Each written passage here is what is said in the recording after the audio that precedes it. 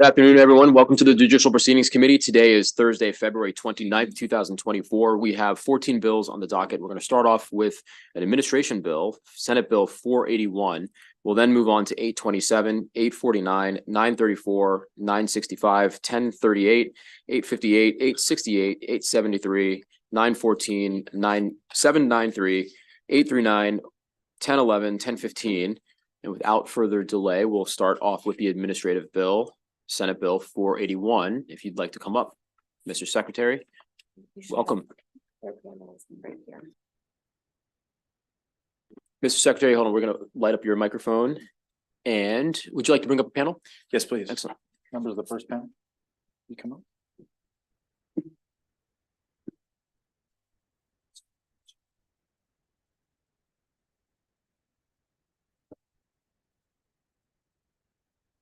Good afternoon, Chairman Smith, Vice Chairman Waldstreicher, esteemed members of the committee. My name is Jake Day. For the record, I'm the Secretary of Housing and Community Development. I'm extremely honored to be here today on behalf of Governor Westmore and this panel of our incredible partners to testify on the Renters' Rights and Stabilization Act of 2024. In a nutshell, this is a bill to increase housing security in Maryland and bolster protections for our renters. It complements our efforts to create sufficient housing in all Maryland communities for all Maryland families. This is a full-scale, ground-up approach that protects the most vulnerable, the unsheltered homeless, tenants subject to a turbulent rental system, and those who have lacked opportunity to build generational wealth. The Renters' Rights and Stabilization Act seeks to address Maryland's uniquely high eviction filing rates, establish a new Office of Tenants' Rights, design and disseminate a Tenants' Bill of Rights, create new pathways to homeownership, reduce barriers to becoming a renter, and keep people housed. For far too long, renters in Maryland have faced exploitation and manipulation due to systemic flaws and a lack of transparency. Perhaps the most striking example of this is Maryland's eviction filing fee, which is the lowest in the nation at just $15, significantly lower than the national average of $109. In the vast majority of eviction filing cases, 95% of all filings, tenants pay the late rent, late fees, and court costs, including that filing fee, before actually being evicted from the unit. The state's existing landlord-tenant law has created a system where landlords are incentivized to file for an eviction as a tool to collect rent, rather than using the eviction process for its intended purpose, as a tool to legally remove a tenant and repossess their property.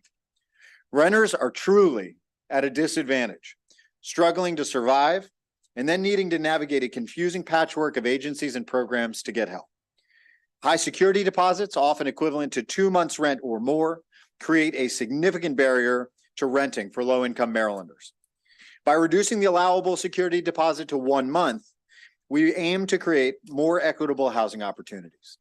Additionally, by creating the Office of Tenants' Rights, housed within the Department of Housing and Community Development, we can serve as the central point of assistance for Maryland renters. It would be the first dedicated statewide office focused exclusively on the needs of renters, providing them with transparent resources on their rights and how to exercise them.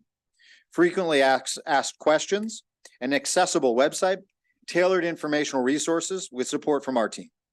By ensuring renters have ready access to their rights in plain language, the pathway to self-advocacy is clear.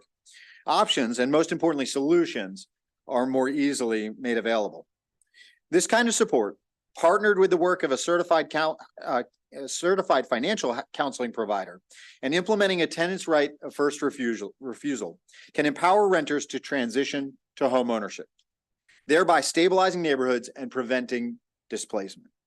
In a recent poll commissioned by the Maryland Association of Realtors, 89% of Marylanders report that even with a full-time job, the ability to afford a home presents a medium or huge obstacle.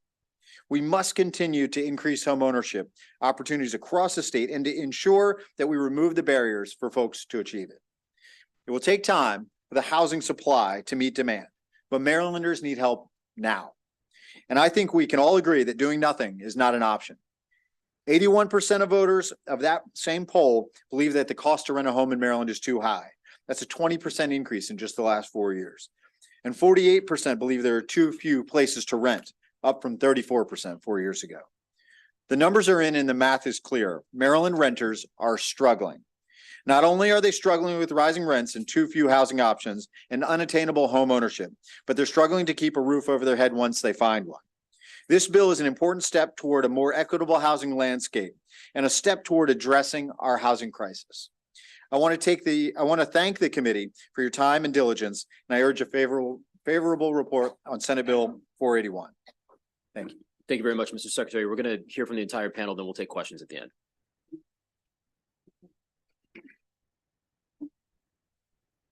Good afternoon, Chair Smith, Vice Chair Waldstreicher, and members of the Judicial Proceedings Committee. I'm Rafael Lopez, and I serve as the Secretary of the Department of Human Services. Our team serves over 1 million people a year in every one of Maryland's 24 jurisdictions. We serve as one of Maryland's leading child welfare and anti-poverty organizations and believe the Renters' Rights and Stabilization Act of 2024 enhances protections for renters and reduces evictions of the families we serve.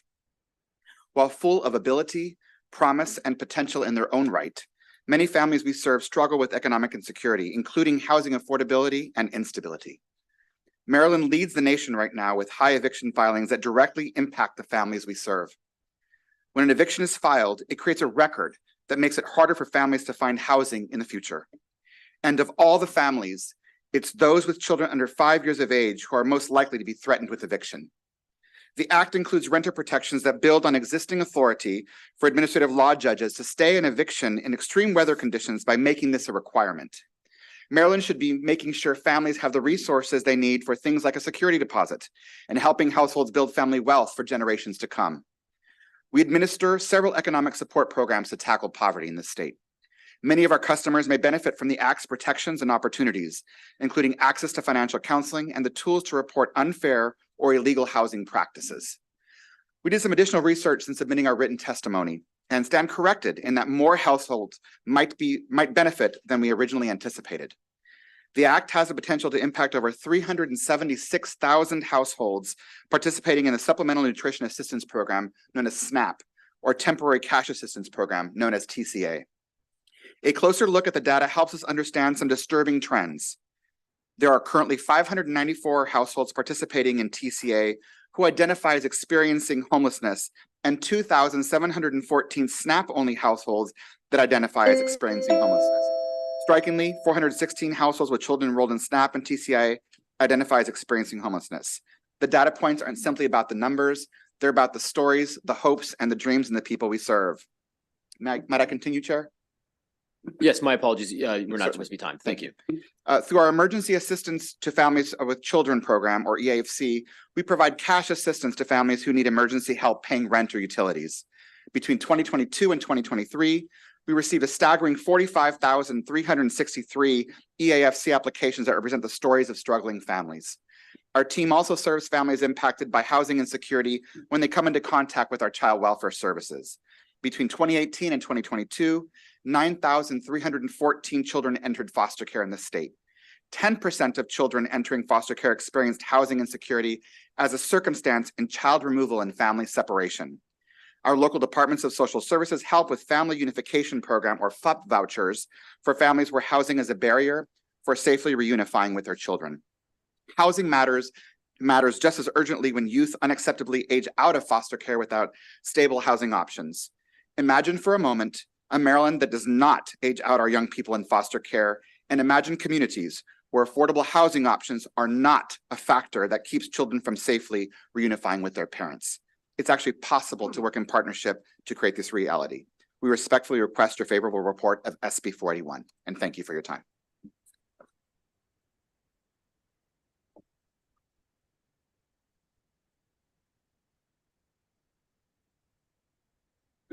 Good afternoon to the chair and to the vice chair and to the committee. Thank you for letting me testify today. My name is Sam Kogan. I'm the sheriff of Baltimore City, and I am the person who will send someone out to your house to evict you.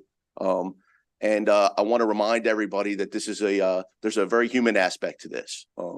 We are forced by court order to go out and do these things, and for our perspective, I wanted to sort of just lay it out the way the sheriff's office operates in Baltimore City and the volume of evictions we're seeing and what our duties are. So one of the things that I'm very proud of is that we started keeping statistics. This is my first year in office, and we started measuring data, and it's the first time this data has really been released in order to affect policy. So one of the things we saw was that in Baltimore City, ending in last January that we just had, going back 5 months, that there was 37,728 eviction filings in Baltimore City, which is about 7,500 filings a month. And of those filings, my office had to process that. I have a staff of 20 deputy sheriffs and 10 designated support staff. That's what they do. It's the second biggest part of my agency. It's bigger than my warrant squad. It's bigger than my domestic violence unit. So those 20 deputies had to take those 7,500 notices and drive out and mail them and put them on each and every door. And of those, only 95% or less resulted in an eviction filing. And so what are my people doing? They're acting as debt collectors is what they're doing. I have law enforcement officers with badges and guns that are going out there and they're debt collecting.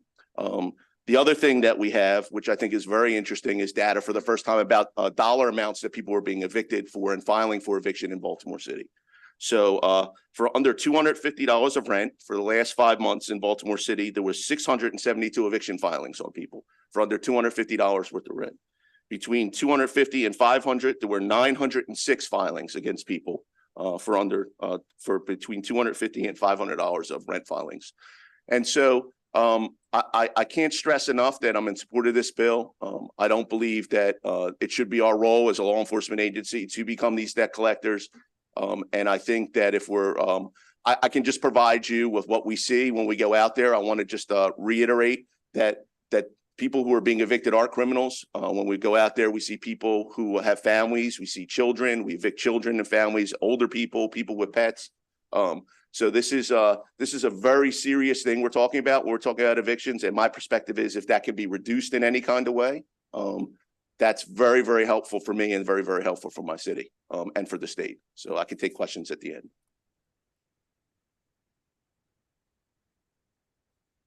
Good afternoon, Mr. Chair, Mr. Vice Chair, members of the committee.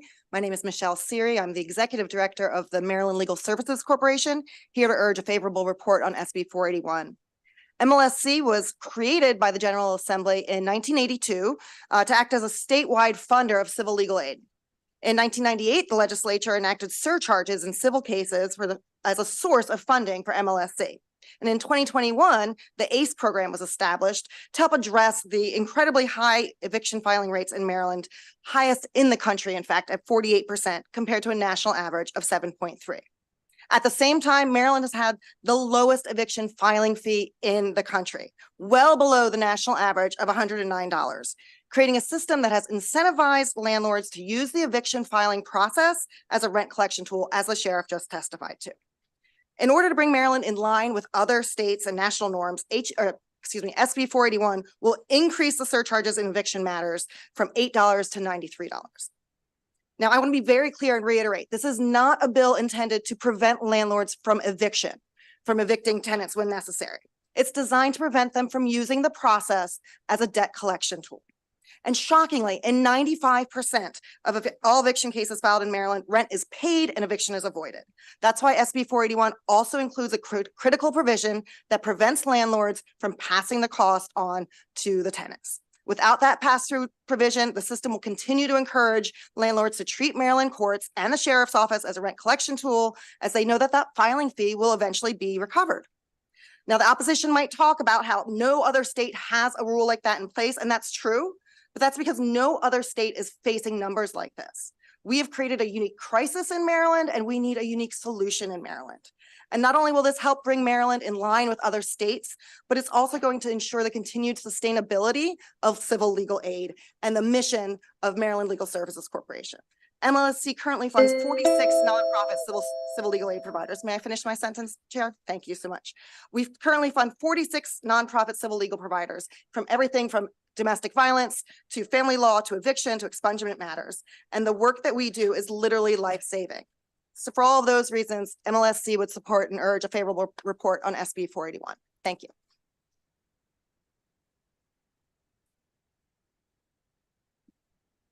Good afternoon, Mr. Chair, Mr. Vice Chair, members of the committee. My name is Odette Ramos. I am the city councilwoman for the 14th district in Baltimore City. Yes, I am on my tiptoes. I'm urging We your actually do have, favorable. We do have, we have a stool if you want. No, well, All right. I'm good. I don't want to use any more of your time, but I'm fine. Thank you. We got you. Whatever you need, Councilwoman, we got you. I appreciate it. All right. Thank you. I didn't bring mine, actually, so. Mr. Chair and members of the committee, I'm urging your favorable report of this bill with some amendments. I am testifying specifically on the tenant right of first refusal part of this bill. In Baltimore City, we do have what we call tenant opportunity to purchase. It was originally introduced by my predecessor back in the 1980s, and I actually bought my first house as I was starting out with being able to purchase the property from the landlord when the landlord was going to sell the property. When my predecessor left office, and one of the rare times that she was out of office, the bill was watered down. She came back, but then retired, and I became the councilwoman, and we just passed the Tenant Opportunity to Purchase Act, which brought it back in line with what it really should be, which is when the landlord is about to sell the property, they have to work with the tenant first. And this is what this bill does with the amendments. Work with the tenant first to try to come up with and negotiate. If that does not occur and cannot happen because the tenant can't manage that price, then the landlord can put that up on the market. But if the price is below 10% or even more than 10%, that landlord has to go back to the tenant and negotiate.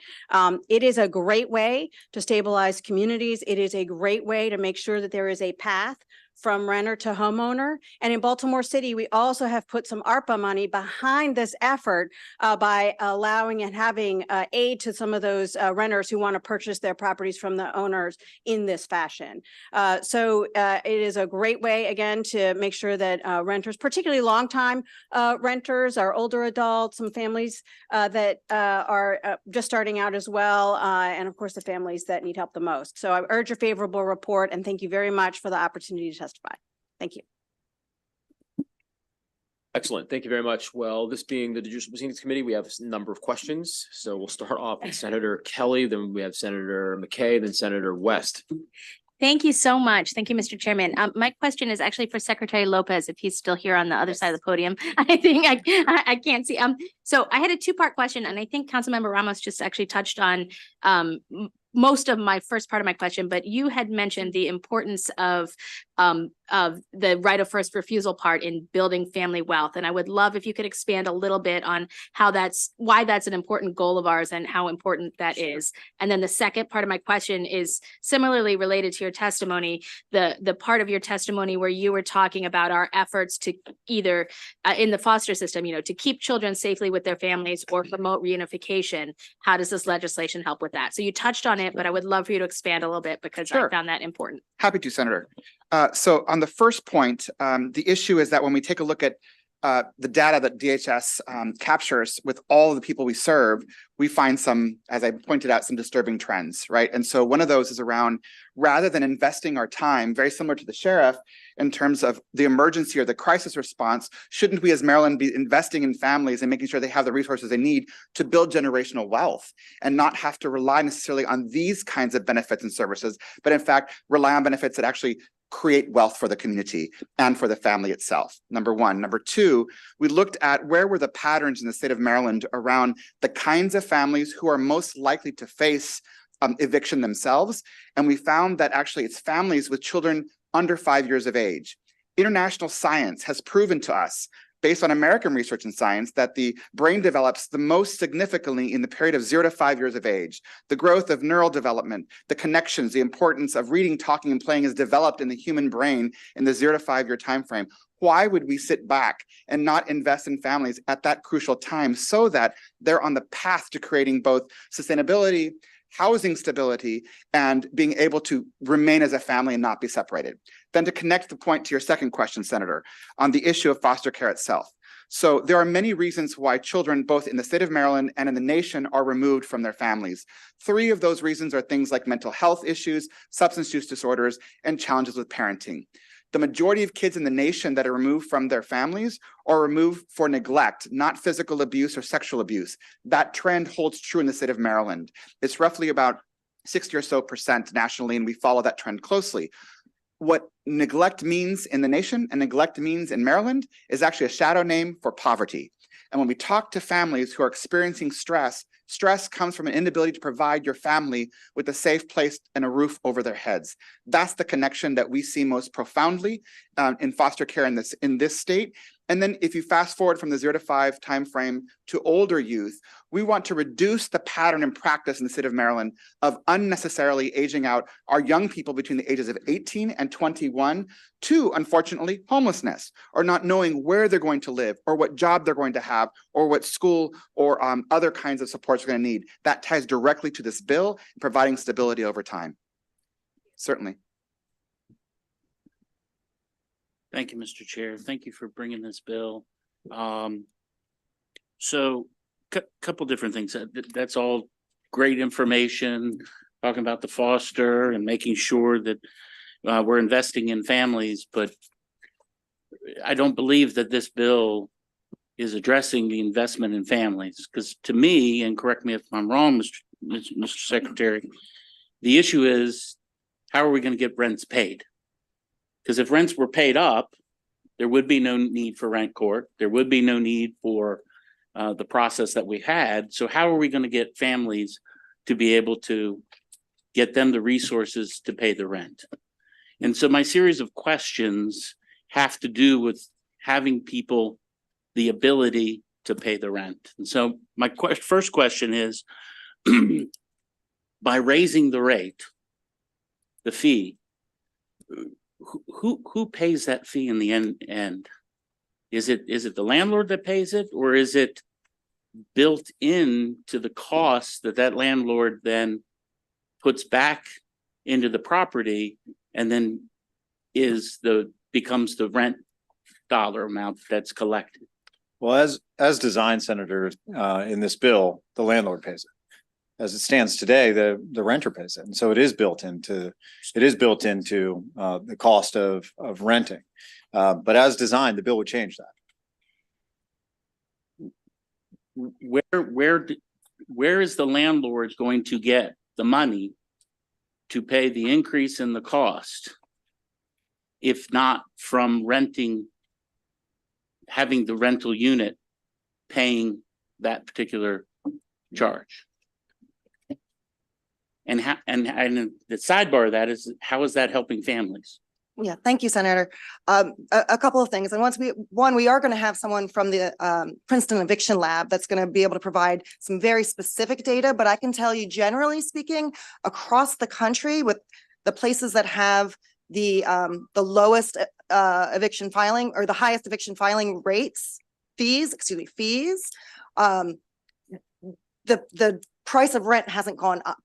We have seen that across the country. When they increase filing fees, the price of rent does not actually go up. But what's more important is, when you're talking about all of these families that where are they going to get the money to pay the rent? 95% of them in all of these cases we're talking about have the money, and they are in fact paying it. They're just not paying it on time. So the actual folks that are being evicted and removed from their property is very small. It's 5%. And those are the cases that we absolutely think, should go forward and be brought to court. But it's this 95% where people have the funds, and not only are they paying those funds, but currently they're paying the late filing fees, the court fees, the surcharges. And we're saying it is not fair when the system is created in such a way that it's easier for the landlords to just go and file an eviction and file those the proceedings and start the process. It's not fair for the tenant then to be carrying that burden financially, when the landlord knows that it's really not the actual intent. And we're going to see that the mom and pop tenant landlords are way less likely, and we'll have someone testify on that as well. They are 3 to 4 times less likely to file for evictions, because they work with their tenants and get the money paid before actually filing. Well, that's what I'd like to talk to you exactly about, that process. I tend to believe that it's this General Assembly that has created the problem. They've created the problem because they have created a rent process that only allows landlords to get collecting of the rent through this process. I believe we have forced this. First of all, the rent is due on whatever day, let's say first of the month. Person doesn't pay, maybe there is a 3-day grace period, maybe there's a 2% or a $20 fee or whatever that may be. We have passed in the General Assembly a 10-day notice for failure to pay rent before you can do anything. So we have passed a law that said we have to tell the tenant about a notice to failure, or that we're going to file for eviction because of failure to rent. The problem with that is the landlord must do that first to be able to get in the queue for 10 days later. The 10-day later has come. You've gone ahead and you've filed for failure to rent. Now, granted, the rent was due on the 1st. Now it's the 10th. In Allegheny County, rent court is Wednesdays and Fridays. So depending on when you go, you'll get one of those 2 days. In Allegheny County, it's fairly low volume, so you'll get it within 3 or 4 days. So now we're about the 15th or 18th of the month. One of the things that our court systems are very good at, regardless if it is rent court, civil court, is that we go to court and the first thing we want to do is, can we mediate an issue? So I tend to believe that the data that you're showing that the rent is paid is because it's the mediation that has happened. It has. I live and breathe this every single day. So I tend to believe that we have created this ourselves. My question goes, how does the landlord get paid? So, and I would suggest, sir, for that, again, you're saying that it's that it's not able to happen, and yet the mom and pops, I think, show that it does. That they're able to. As a mom and pop, I will testify that is not the reason mom and pops don't do it is because of the bureaucracy that the General Assembly has created that makes it not advantageous to do that. What ends up happening is your mom and pops will work with people. It is known, I have said it, I've stood and say, I am a second chance guy. 75% of the people that rent from me have been in jail. 75% of the people that work for me have been in jail. I am a second chance guy. I am that mom and pop that you're talking about, that I did everything I could do to work with people. Yeah. Okay. But what ends up happening is it's not a matter that they're holding out, that they don't have the money and they just don't want to pay. They don't have the money. So if you're going to create a snowball effect, and if the mom and pops who hold on 2-3 months, somebody's paying a little bit, at one point, that mom and pop's has a mortgage that has to be paid. And at some point, they've got to actually draw a line in the sand. And so they end up going to rent court only to find out that because of the services that we have for the safety net, there's only a dollar amount that can be used for that. And you can't collect all the money. So what I'm trying to say is that the dollar amount, to get back to that question, is going to be burdensome to the renter. Yeah. I just don't know where the mom and pops come up with the money to say that that's not going to be an expense that's put on that particular unit. Yeah, and I understand, and I appreciate, I definitely appreciate the approach that you take, and moment of personal privilege. My mother was a property manager for her entire career. She didn't own the buildings, but she managed them, and my mother-in-law is a mom and pop. She has 3 properties. So I definitely understand your perspective. And I think, though, that the data, and we'll hear more about the specifics of the national data, is going to actually show that not only does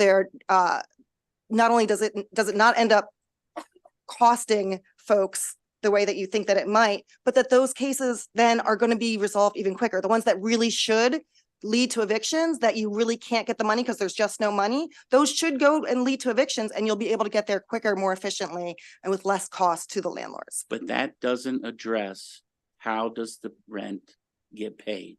Yeah, We and have I'm- set up a system that this is the avenue to get paid.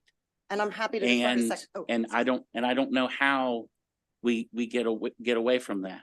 And so, yes, sir. Yeah, Senator, if I may, I want to note a couple of things. First, I wouldn't presume to say that the General Assembly is at fault for establishing anything. From your vantage point, you are certainly able to make that observation. I wouldn't make that observation, but I understand your point that we have made a series of public policy choices.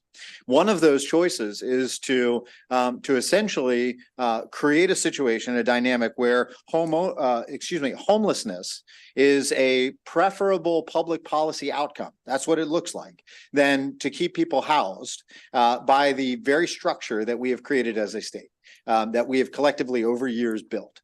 I also want to point out that, I think the evidence suggests, given that 95% of eviction filings result in full payment of all, fees and rent, that this is not a conversation about whether or not eviction should happen. This is also not a conversation about the money not being there. This is a conversation about how we get the money collected.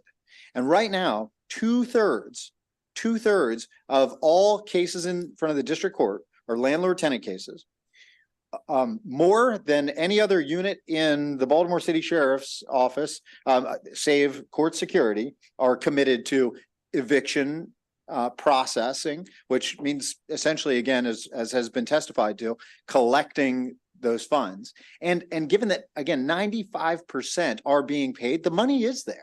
The money's just not there on the first. And so whether it's people who are dependent upon tips, whether it's people who are dependent on receiving their social security check mid-month, we've got all kinds of examples, rent burden grocery store worker who gets paid bi-weekly, they are able to pay. And as has been testified by the sheriff, one of the things that is really stark here is that frequently he has had to evict people who have the cash, have the money to pay their rent, but don't have the money to pay the fees that have piled up as a result of the process that we have created. And I concur, that is the process that we have done. The chance that somebody has the money on day 2 or day 3, it is not advantageous for the landlord to wait till day 2 or day 3 because we have a 10-day notice. No, The rent is due, you know that it's due. We have created a 10-day work. So what I'm telling you is we have built into the system approximately 15 to 18 days that gives the bad actor, which is probably 0.5% of renters are bad actors. 99% of them are people who are just trying to survive, have a family, and do those things. 100%. But you have, because of the 10-day notice, because of the notification, because of all this, if you as a tenant do not file for that 10-day notice and file for that eviction, you will create a system where the tenant cannot get out of the cycle of not being able to pay the rent. Because it's not a case that they don't want to pay the rent. It's a case that they don't have it on day 1 or day 2. Yes, sir. So to tighten that, to move on to another part of this bill, the 2-month security deposit. One of the things in Allegheny County Department of Social Services and HRDC prides itself on how we're able to make sure that people do not fall into homelessness and do not fall into the safety net. I'm proud of our safety net. That makes us better than any other nation in the country, but we need to keep people off the safety net. And doing that in the 2-month security deposit, one of the things that we are able to do through the programs of heating and electricity, the utilities part of it, money that is for evictions or from a homeless standpoint, you only get a certain amount of dollar amount. And that dollar amount normally is not enough money for the landlord who has worked with somebody who now is a month and a half behind in their rent.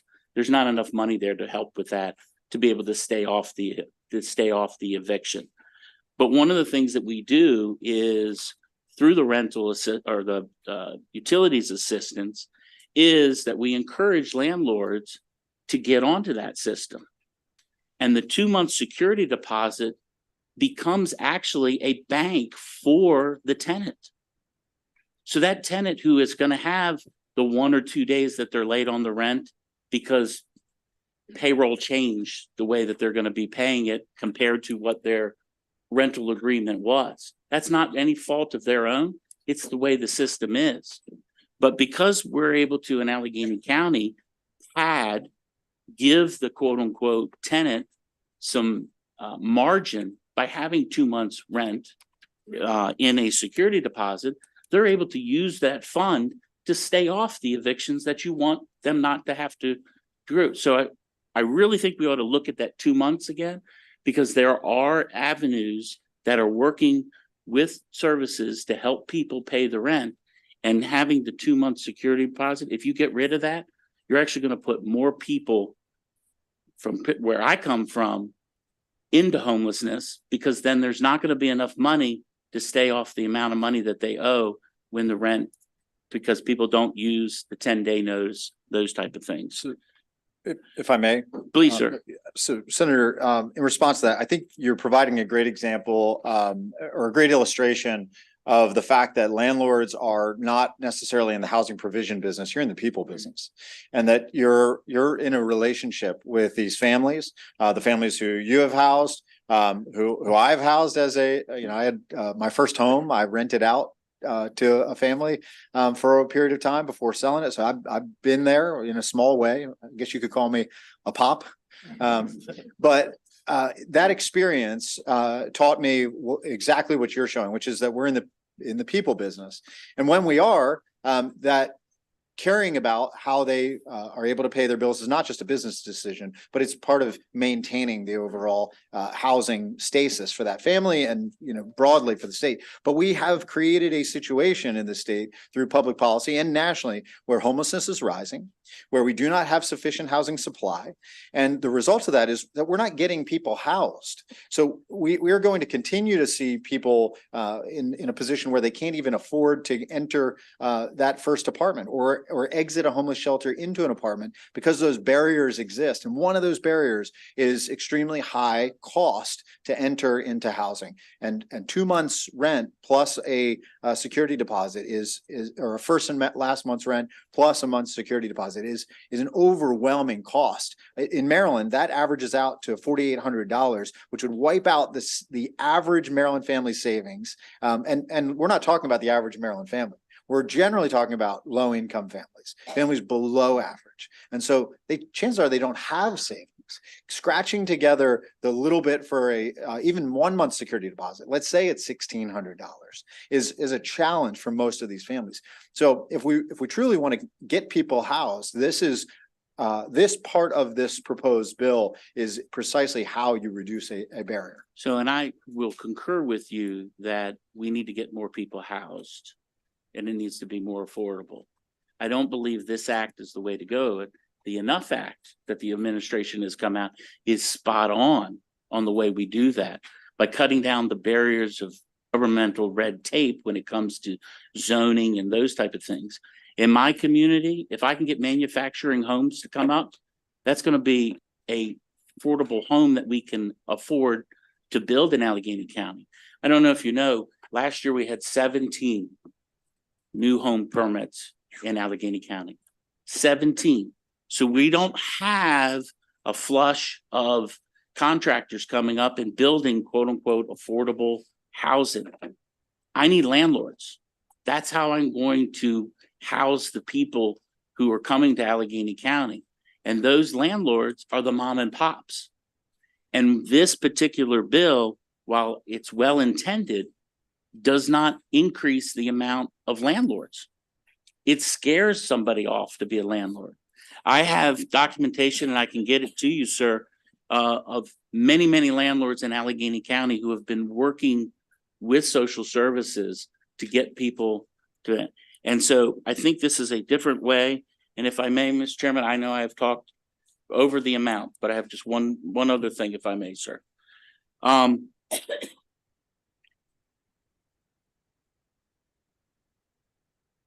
Well, I did cover it, that we need more landlords. If I may, And I need help to get more landlords.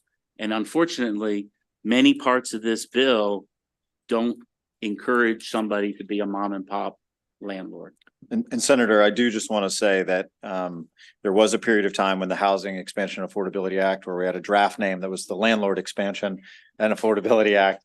I'm kidding, of course, but the intent of that bill is to create additional landlords. Ultimately, that is the intent of the Housing Expansion Affordability Act that you referenced. What this bill acknowledges, however, is that that is not enough. That while that does get us to make the on the path to making progress, to having more housing units in this state, there's a crisis today that's affecting those families with the least means to respond to the crisis. And look, I'll work with you, Mr. Secretary, and work with everybody to figure out the right path for it. Thanks. But I'm telling you, what fits in the 95 corridor is not what necessarily works in the rurals, and you know that better than anybody else. And so we really need to, and as I had talked to the administration already with some concerns here, I had thought, well, maybe there was an issue we could do. It's like a 2-tier. Look, are there bad actor landlords? Absolutely. Do we need to go after them? Absolutely. And they should not be making money off the backs of people who are just trying to pay their rent. But as the famous Abraham Lincoln the saying came, you can't throw the baby out with the bathwater. And that's what I'm afraid, that we're not going to get new landlords to solve the problem of housing in communities like mine. Thank you, sir. Thank you, Mr. Chair. I didn't know that Abraham Lincoln was the source of that. I learned something every day. That's great. Mr. Secretary, I don't remember in the testimony of the sponsor or your testimony, any discussion of the governor's testimony, which has attached to it a proposed amendment to the right of first refusal. Is the governor the proponent of this proposed amendment? I don't know exactly the amendment you're referring to. What can you address the content? It's got on a piece of paper the governor's seal on it. So I was assuming. Yeah, I believe we're looking at the same thing then. So yes, I believe. So that would replace the last half of the bill?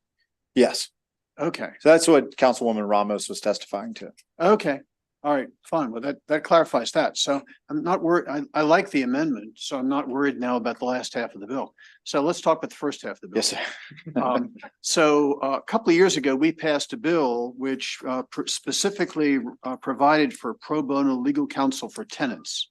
And you're aware of that, and I know Ms. Siri is aware of that because her organization helps to provide counsel for the tenants. At the time, we had money coming from the federal government from the COVID relief. And some of that money was used to help pay for the council. And I assume that money is run out at this point, or is about to run out. Am I correct in that? I think that's it. Michelle. Yeah. Thank you, Senator West. And just to clarify that Maryland Legal Services Corporation does not provide attorneys. We fund civil legal aid organizations such as those that provide attorneys. Such as legal aid. Such as legal aid, such as the Pro Bono Resource Center, all of those, yes. But we do not, we are simply a funder, and that's the whole purpose of Maryland Legal Services Corporation. We were created by the legislature to fund civil legal aid. Great. I stand corrected. Thank you for that. Yes. So, but I am correct that the original money that that paid for the attorneys for tenants came through the COVID relief money that came from the federal government for the most part. No, sir. There was 1 year partial funding that was, and there has been a couple of little small streams, but the primary source of funding for the ACE program, that's the Access to Counsel and Eviction. The primary source of funding for that is the Abandoned Property Act. Okay. When So tell me why isn't the money from the Abandoned Property Act sufficient to continue to fund this program? Fund, I'm sorry, Fund. the property fund, the Fund. abandoned property fund. Why isn't it sufficient to continue to fund this program? So that is one program. So Maryland Legal Services funds 46 different civil legal aids in over 48, I think, different programs, including access to counsel and evictions. But we also provide provide funding for attorneys and programs that do everything from family law, expungements, anything that touches civil legal aid where there is a need, which is very great. As you know, as I'm sure you know more than most, only about 20% of the need of civil legal aid is met. And so this bill and surcharges going back to 1998, when the legislature created those surcharges, funds all of Maryland Legal Services Corporation. It is not just specifically to the ACE program. And also right now, as the civil legal aid community has seen, I'm sure you may have seen some of the op-eds and some of the articles, they are facing the same sort of staffing shortages and just challenges of all the other organizations, partly because civil legal aid attorneys are making about the same amount as maybe an intern, a summer intern. They're making way less, below the lowest level of any other state employee, even for state attorney. So if you look at the public defender's office, civil legal aid attorneys are earning way below that level. And so we as an organization, in order to try and help our grantees maintain the staffing so that they can maintain the work that they do, which is serving over 160,000 Marylanders a year, we've been trying to increase their funding, which means that our resources are being depleted. And so that's why this funding would go to serve all of legal services. All right, so as I traced the money flow that would be set up by this bill, the landlords are going to pay now $93 per filing, and half of that money is going to go to Maryland Legal Services Corporation, correct? That's under this bill. the So surcharge, yes. This bill tries to tap into the state's landlords to pay for the services of Maryland Legal Service Corporation and So its constituent organizations. So that is a decision that this legislative body has been supporting, like I said, since 1998. It is a policy decision, and it's not just the landlords. It's every civil filing surcharge across the state. This just happens to be one of the lowest ones that we're expecting to see a decrease in the number of those filings that aren't actually intended for evictions, intending to see evictions. So we would actually see those numbers go down. Yeah, and I noticed that the filing is going from $8 to $93. Yes, Lots sir. of filings these days are going up. Fees all across the state are going up. This seems like an extraordinary rise. Do you know what percent increase this amounts to? I don't, but I do know that we are the lowest in the country and that the average is 109 throughout the country. And I have a breakdown of what some of those other states are and what makes up those fees. And it's similar to Maryland's. And so they have surcharges, they have the actual court fees, and we are well below the national average. But the difference is that in this bill, the filing fee would be unrecoverable by the landlords. Is there any other state in the country that does not let the landlords recover the filing fees that they have to pay in order to get an eviction action underway? Like I said, Senator, I'm happy to let the secretary jump in, but like I said, no, because we have a unique situation and a unique crisis in Maryland, though. We think it requires this sort of unique. No other country, response. no other state in the country has a crisis where Maryland is. Maryland's eviction filing rate is 7 times higher than the national average. And as we'll learn in a little bit, that is directly correlated to the filing fees. But in Maryland, isn't it not correct that a person can fail to pay their rent and then wait until the eviction action's been filed, until literally the day before the eviction occurs, and then reinstate, and then fail to pay the rent the next month and go through the whole process again, and then fail to pay the rent the next month and go through the whole process again? That kind of permission to reinstate doesn't exist in all the other states in the country, does it? So I will let Secretary Day jump in to talk a little bit more about the right of redemption, if that's okay, Senator West. Yeah, that'd be great. Thank you. So Senator, I think on subsequent panels, you'll have folks who are even more experienced with this topic than I am, but you're right. And I would suggest that that creating that subsequent or having successive rights of redemption has not produced the policy effect that we want it to, but that clearly where Maryland is an outlier, once again, on the cost of filing for eviction is where we are an outlier. But see, what I'm trying to ping on what Senator McKay said, that Maryland has caused the problem itself. So in other states where you can't reinstate, where once the eviction occurs and you're dispossessed of your property and formally evicted, it's over. In Maryland, it's not over. You can reinstate and then reinstate and then reinstate over and over and over again. So of course we have lots of evictions because the same people who don't pay their rent are not paying their rent month after month after month. In other states, once you don't pay your rent and you get evicted, you don't get evicted a second time because you're out. Isn't that right? But we don't, Senator, we don't have a higher eviction rate. We have a higher eviction filing rate. Again, you're right. We have designed a system. That's Right. my So point. right, That's my point. That's his point. Yeah. That's my point. The system almost encourages people not to pay their rent because they know they're not going to be evicted. They're going to put the landlord through all the trouble of giving notice, filing a case, going to court, getting the eviction. More time passes and eventually the sheriff is about to go out and the tenant pays and reinstates and then doesn't pay the rent the next month and the whole process starts all over again. No, they're not actually evicted because they keep reinstating. So of course, the landlord, we have a high rate of evictions because the system encourages the high rate of evictions. Don't you see what I'm saying? Not actual evictions filings. The Filings, system, I'm sorry, filings. So, which is your point. Eviction Can I filings. I want to, I want to make sure you get a chance to keep going on your train of thought, but Yeah. I Go do ahead. have a line of questions I think will streamline this conversation Go ahead. and get us on the road.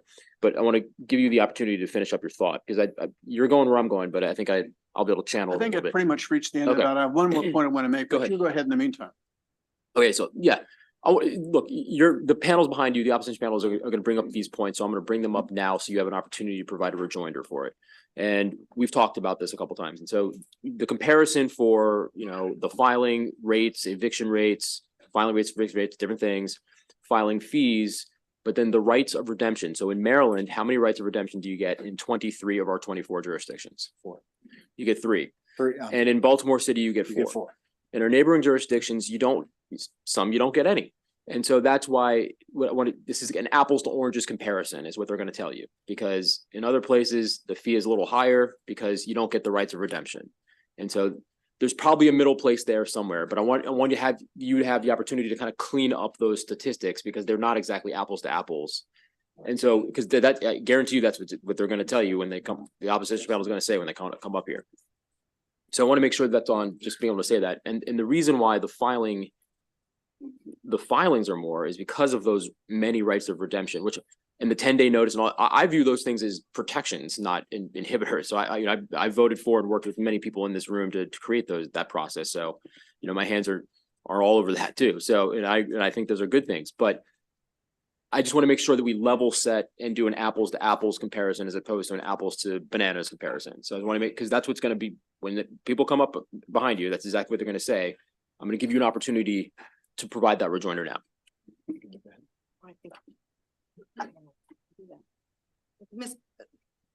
Mr. Chair, I just want to confirm that is the testimony that you're going to get from the second sponsor panel. Excellent. Okay. Excellent. Senator Washington.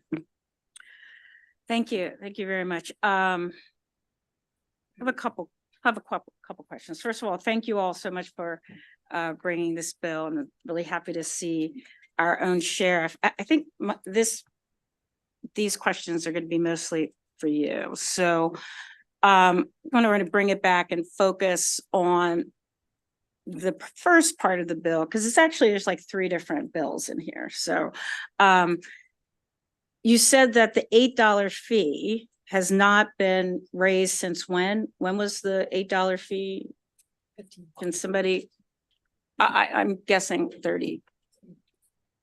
It's a long year. So I think perhaps we could all in fact agree, that the fee should be raised just because what $8 was worth or meant in terms of contemplating whether or not I'm gonna file in 1980 is a little different than it is today, right? So that's one. I think that perhaps we can agree to that.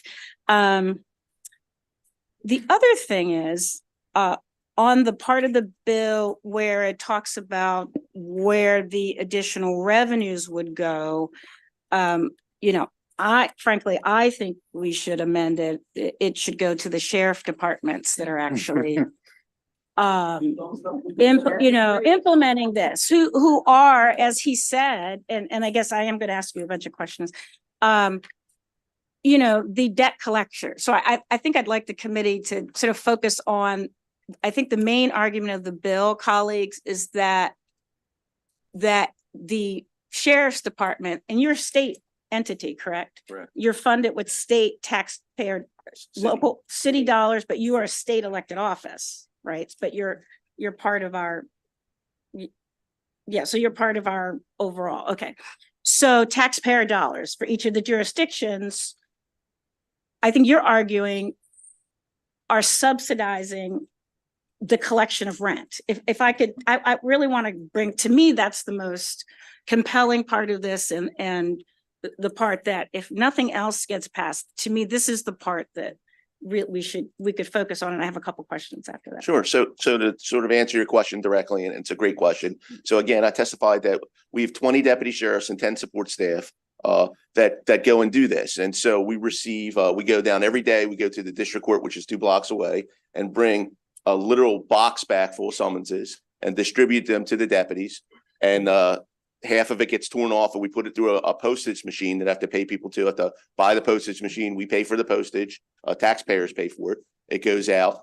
We mail it, and then the deputy has to go to each and every door that we have there. Remember, that's 7,500 plus a month, and walk up to the door and post a notice, and then come back. And we're doing that for I think it's 94 in the city % of the time. That's not going to go to an eviction.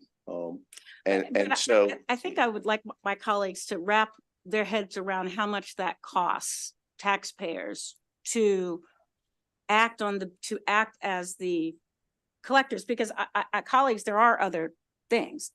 There are management companies that will send a letter of notice out.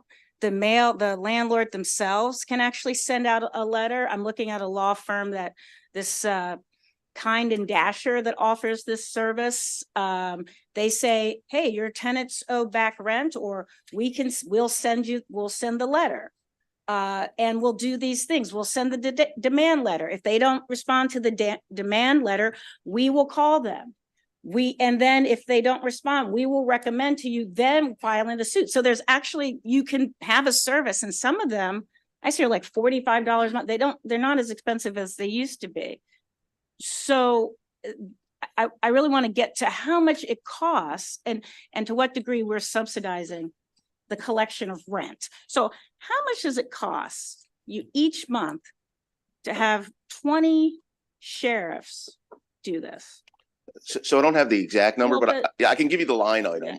I believe, right, we talk about 10 employees is usually $1 million, right, a year, right? Right. So, I would be comfortable to say that our eviction section, probably with the management and everything that goes into it, is probably like a $3.3 million a year thing to do this. So how do local governments recover the cost of providing this service to landlords? So some of it is recovered in the fees that we're talking about, right? The $8, is it enough? I mean, the $8, I mean, not is it enough? Are we generating $3 million a month in revenue? Yeah, so if you're asking, the answer is the fee that we're receiving does not cover the service that's being provided. That's what I'm assuming. So when you take it from that perspective, our local jurisdictions, right, through the sheriffs, are subsidizing this service. A service that it frankly could be provided by any number of Maryland businesses, right? There are management companies, there are law companies, there are people that provide this. Am I correct that other people could do it? Am I wrong, or I really want somebody to affirm that other entities actually collect, because if I'm wrong, I don't believe that you can private process serve any of this. Oh, no, not process. I think the point, so I have constituents where, particularly with some of the large companies, they automatically send a letter of eviction, and they don't send a letter saying that your fee is late. So Colleen, I want you to really hear that. It is part of their plan because it only costs them $8 to, rather than send, hey, your fee is late, pay us late, they just go right to eviction. That is correct, right? So that's the point about, and so when we talk about who's recovering costs, I think the question should be, how do local jurisdictions recover their costs for providing this service, you know, for landlords? And if $93, and I do think the bill should be amended to, and I'm sorry to the other entities, but I do think that some of that cost should actually, if not half of it, go to the sheriff's departments.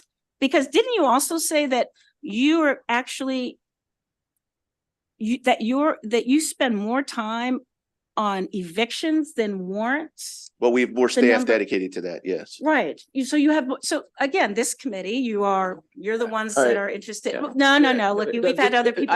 spend Other lots of members of this committee time, first. Second is, you know. please refrain, please Yeah. don't lecture our committee. I'm we're- not we're- lecturing, we're- I'm asking We, questions. yeah, but not that we should, what this committee should consider. Just please ask the question to the witness. This is the Judicial Proceedings Committee. We So- welcome you back. We're proud to have you here, but Oh, please. okay. Okay.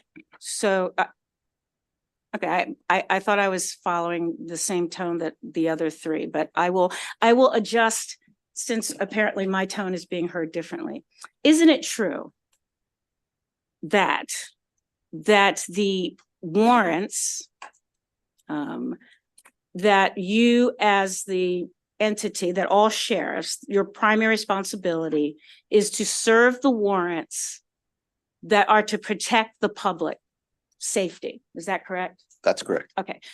And you testify that the time and the costs associated with serving eviction notices are in excess of, in terms of the number of people, your primary role as serving warrants in the interest of public safety. Yes. Yes, To, okay. to a degree, yes. The mandatory debt timeline frames we have and the volume of work causes us to implement that many people to get it done, due to the statutory timeframes. And in order to do that, we have to put more people there than we have, Right. in the agency to do Right. one service. So I think it would be helpful, if you don't mind, Mr. Chair, I would love, I'm not lecturing this committee, so I don't know what kind of information they need to make decisions. But so I would say that it would be good to provide EEE the information about how much actually it costs in taxpayer dollars to participate with the program at the $8 level that's currently being done.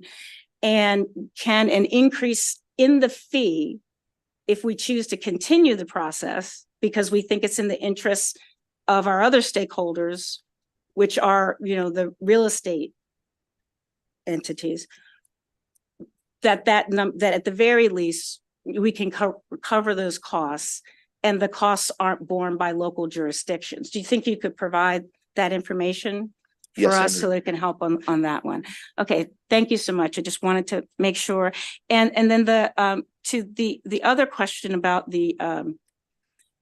so you physically go and knock on doors and post the notice, and that notice results in a 95% recovery. So for every $100 that is owed, that means $95 is returned based on that. So the debt collection agencies get a percentage of how much they recover. Do the sheriff's department, but your participation in this debt collection, do you recover anything? Do you get anything back from the landlord? I mean, you don't, right? No. Oh, okay. So it does seem like that might also be something. Thank you so much. You're welcome. Thank you. Thank you, Mr. Chair. For the sheriff, I just wanted to complete the questions I was going to ask earlier. So we've established now that you're sheriff of Baltimore City. That's correct. In Baltimore City, tenants have up to 4 times Correct. to be delinquent on their rents each year and reinstate. and still maintain control of their apartment, correct? I think it's in a 12-month period. In not 12 within a year. months, yeah, that's a year. Last I checked, 12 Gotcha. months is a year. And so for the most delinquent tenants, you'd have to go out conceivably 4 times to their apartment and effectuate an eviction, correct? And get involved in the eviction proceedings and posting notices and perhaps actually going out to evict, et cetera. That's 4 times. And you said earlier you were upset that you had to engage in this kind of quote debt collection work. Wouldn't it be better for you if in Maryland, we repealed the opportunity to reinstate 4 times and just let a person reinstate once or maybe not at all? So you would only have to go out once, not 4 times. Wouldn't that be better for you? Would you be happier with that? I don't think I should. That's a policy decision. I think that you should be deciding. I'm just providing the numbers for that. But I will say that we do go out, just like you said, that does occur at times. And lastly, when people get judgments and they ask the sheriff's office to go out and levy on personal property, you handle those levies, do you not? We do. And those are collection matters. Are you as upset that you have to go out and levy on personal property in aid of executing a judgment? Well, I would say like for the levies that we do, we probably do 4 or 5 a month instead of the 7,500 plus eviction summonses that we serve. So it's a different volume. And finally, when you ran for the office of sheriff, you were aware of what the responsibilities of the sheriff Absolutely. Absolutely. are. Okay, thank you. All right. Thank you all very much. No more questions. All right. Thanks a lot. Thank you, Mr. All right. We'll now move on to the second sponsor panel. Erica Palmisano, Kevin Landamud. Is Miss Schultz here? There you go. Hey, there you are. Hey. And we're going to be joined by Henry Gomery virtually. Whoever would like to take the panel first.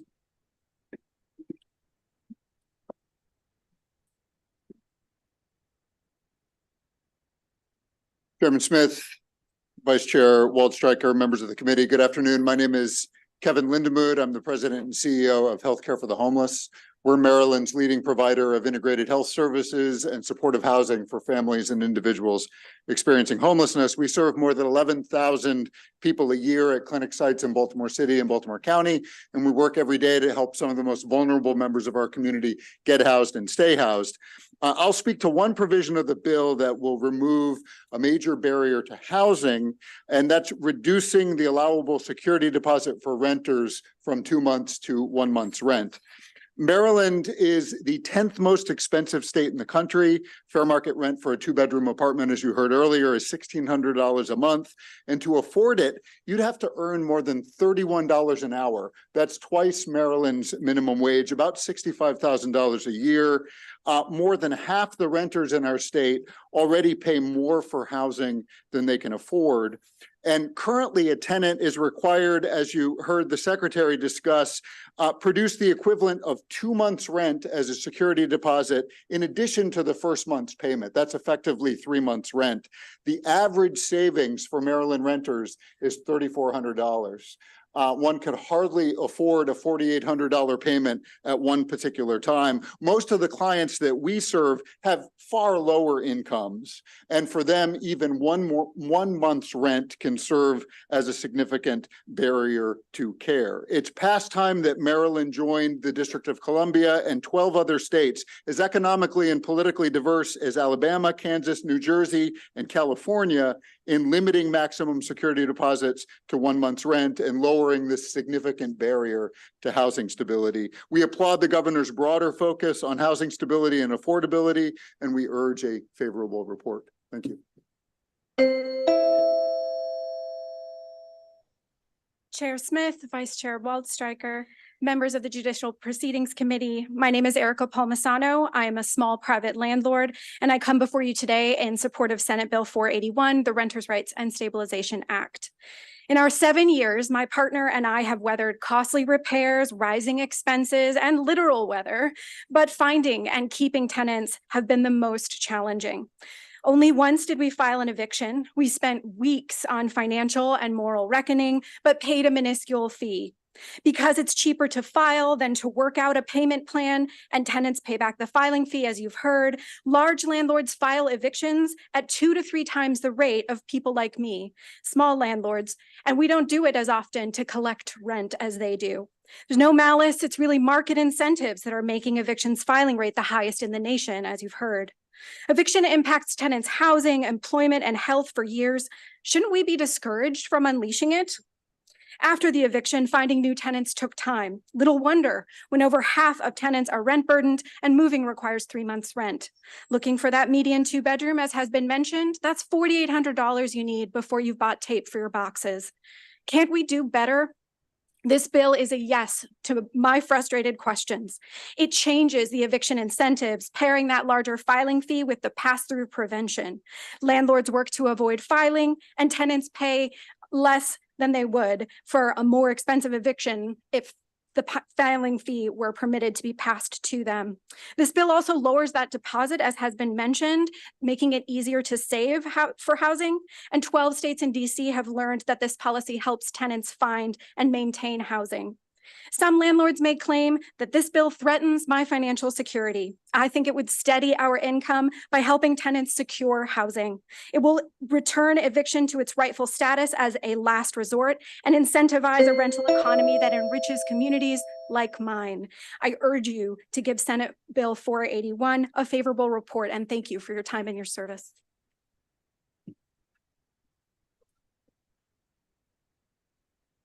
Good afternoon. Thank you, Mr. Chairman and committee members. I'm Vicki Schultz, Executive Director of Maryland Legal Aid, the largest provider of free civil legal services to low-income and vulnerable Marylanders, representing more than 16,000 clients, meeting their fundamental needs, including eviction prevention.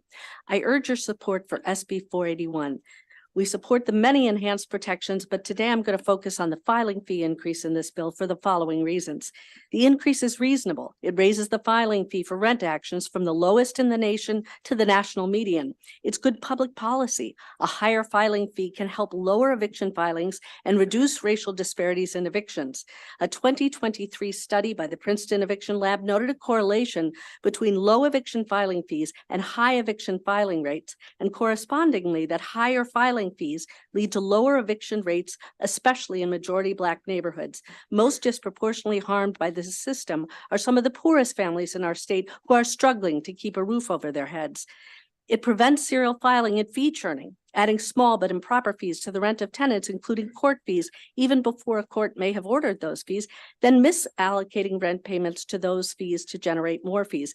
It's a situation that impacts working families and keeps the tenants behind on next month's rent, resulting in another eviction filing. Most tenants cannot appear in court, resulting in a high volume of default judgments, but really it's often due to the very tight time frame of this process, and tenants too often get notice right before a court hearing. That makes it almost impossible to rearrange work and family obligations to come to court, especially if it happens repeatedly. That's why any increase in the filing fee, however, should not be paid for by tenants. The governor's bill prohibits the pass-through of the filing fee to tenants. This prohibition is critical. Without it, it could thwart the purpose of the bill, which is housing stability and the prevention of childhood poverty. A 5% late fee helps defray the cost of this filing fee. I have some more things to say, but I understand my time's done and we urge a favorable report. Excellent, excellent. Thank you. We'll switch over to our virtual panelists and then we'll open it up for questions. Henry, welcome. Thank you, everyone. I appreciate the opportunity to speak here. My name is Henry Gomri. I'm a doctoral student of sociology at Princeton University and a researcher at the Eviction Lab, and I'll be describing academic research to bring a national perspective.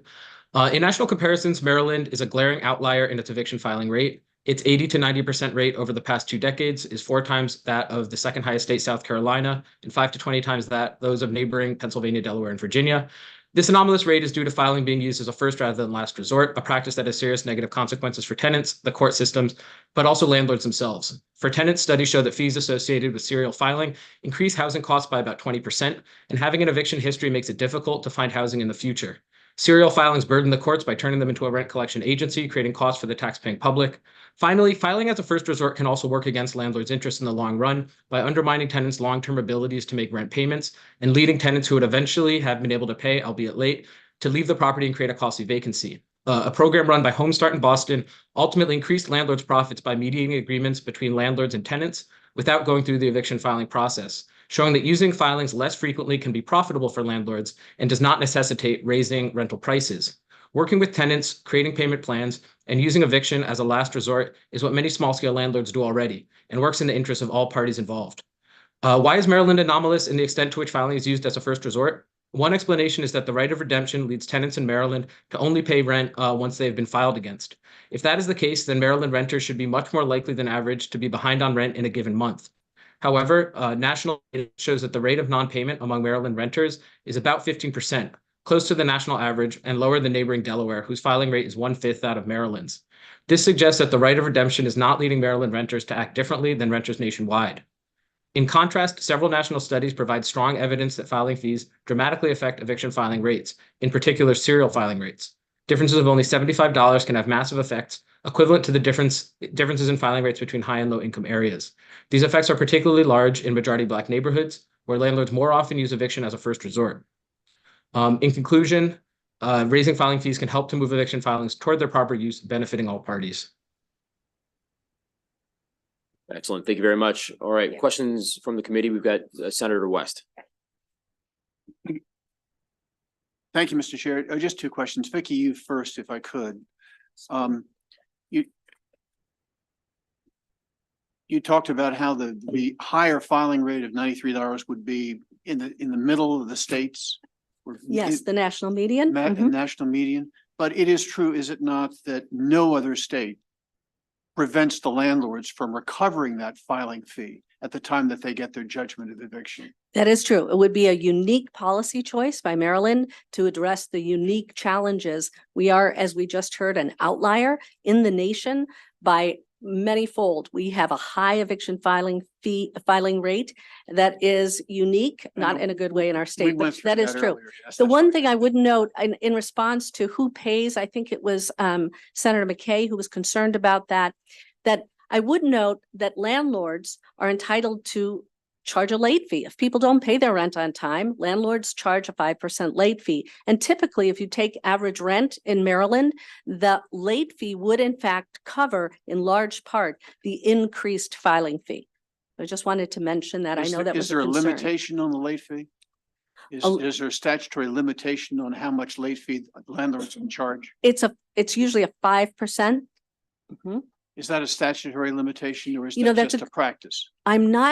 It is contractual, and I'm not sure. So I don't want to answer that question if I'm not. I'll find that out for you, Senator. So maybe that's a way around it. If the landlords have to pay $93 as a filing fee, they could increase their late fee. We wouldn't encourage that. We really are looking at this bill as an opportunity to really change the landscape in Maryland to promote housing stability. Right now, it's a very threatening atmosphere in the housing space with such high eviction filing fees. And that isn't really good as a policy matter for low-income Marylanders particularly. And those are the most likely to be threatened with eviction on a regular basis. Because if you are paid bi-weekly, if you're a low-wage worker, it's very difficult. Sometimes you have to figure out how you're going to cover things to meet all your obligations. So it's very difficult to be able to do that. And we would say that an increased fee, increasing those fees, isn't counterproductive and thwarts the purpose of the bill. You understand? I'm trying to just figure if a landlord is worried about how they're going to cost everything out, that if a landlord would have to assume a $93 filing fee every time a serial tenant who doesn't pay month after month, every time they'd file an eviction proceeding, the landlord might be able to figure out a way around that by increasing the late fee to make up for the additional cost. I'm just surmising that. Different landlords will make different decisions, of course. So I got another question for the gentleman. And you talked about limiting the security deposits. Correct. So I've always assumed that the reason for a security deposit is to protect the landlord in case the tenant breaks up the property, fails to pay the rent. He's got a cushion there to protect himself. If you reduce the security deposit to 1 month, is it not more likely that landlords are going to pay much closer attention to their prospective tenants and to decline to rent to people who they expect might be irresponsible and might not pay their rents because they wouldn't have that 2-month cushion anymore. All they'd have is a 1-month cushion. So inadvertently, as a collateral consequence of this bill, is it not possible that fewer people would be rented to by landlords? That's a great question, Senator. Thank you. Under this bill, tenants would still provide 1-month security deposit and the first month's rent, would no longer be required to provide effectively 3 months rent. There is absolutely no data in the 12 states and the District of Columbia that have adopted this provision that it has in any way narrowed the range of people that are rented to.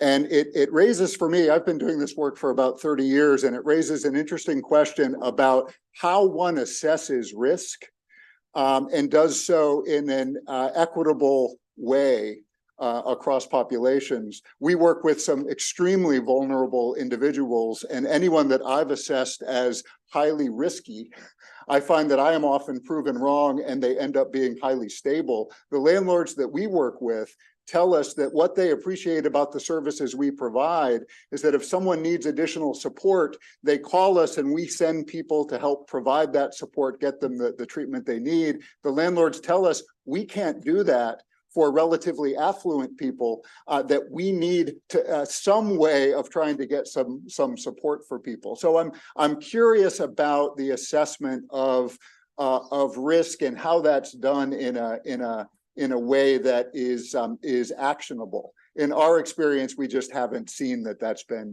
much of a problem. And in the 12 states that have done this, they haven't either. Okay, thank you for your answers. Thank you. Further questions from the committee? So, Ms. Palmisano, I just want to say thank you for your testimony. We don't hear enough from, I think, some of the smaller operations, and your perspective was really, I think, helpful. I would like to, I'm looking at your testimony, but we may call upon you again during our further deliberations, just to get your perspective and how this bill will impact your operations. Further questions? Awesome. Thank you. Excellent. Thank you very much. All right, we'll now move on to, I think, Brad, is that the sponsor panel? All right, there we go. So we'll move on to the rest of the panelists. Steve Murdoch. Is Steve still here? Lisa Kirby.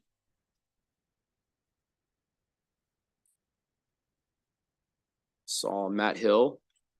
And Madam Mayor, you want to come on up? Okay.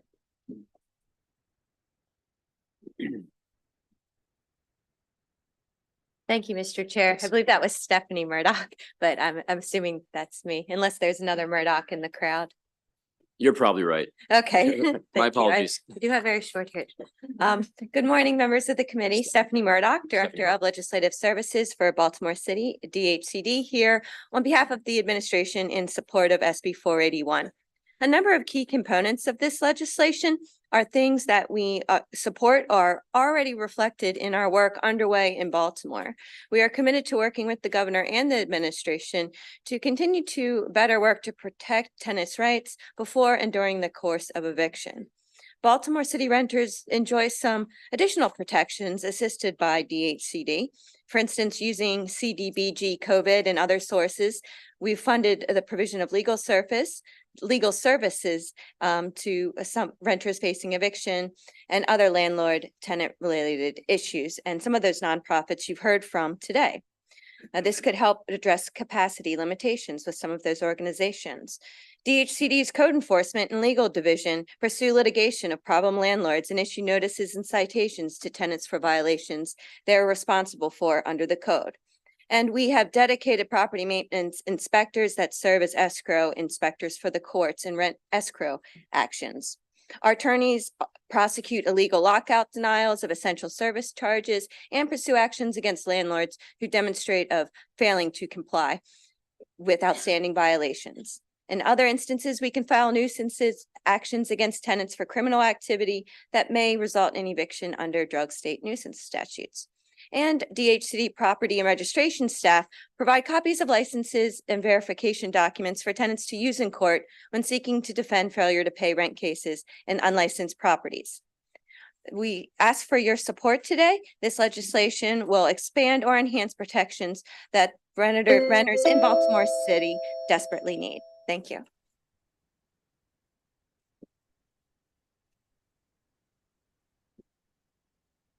Good afternoon, everyone. My name is Lisa Kirby, and I am here to give a testimony of what I'm going through as a tenant of a property.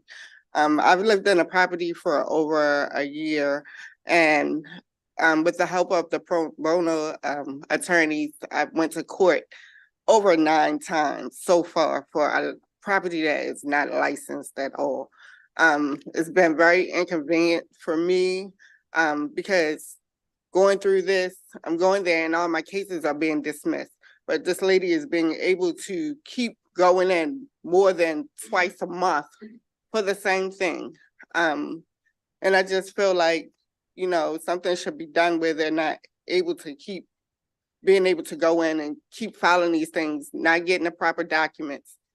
I'm actually moved from my property and she's still coming after me for these things. And I just feel like something needs to be done with this.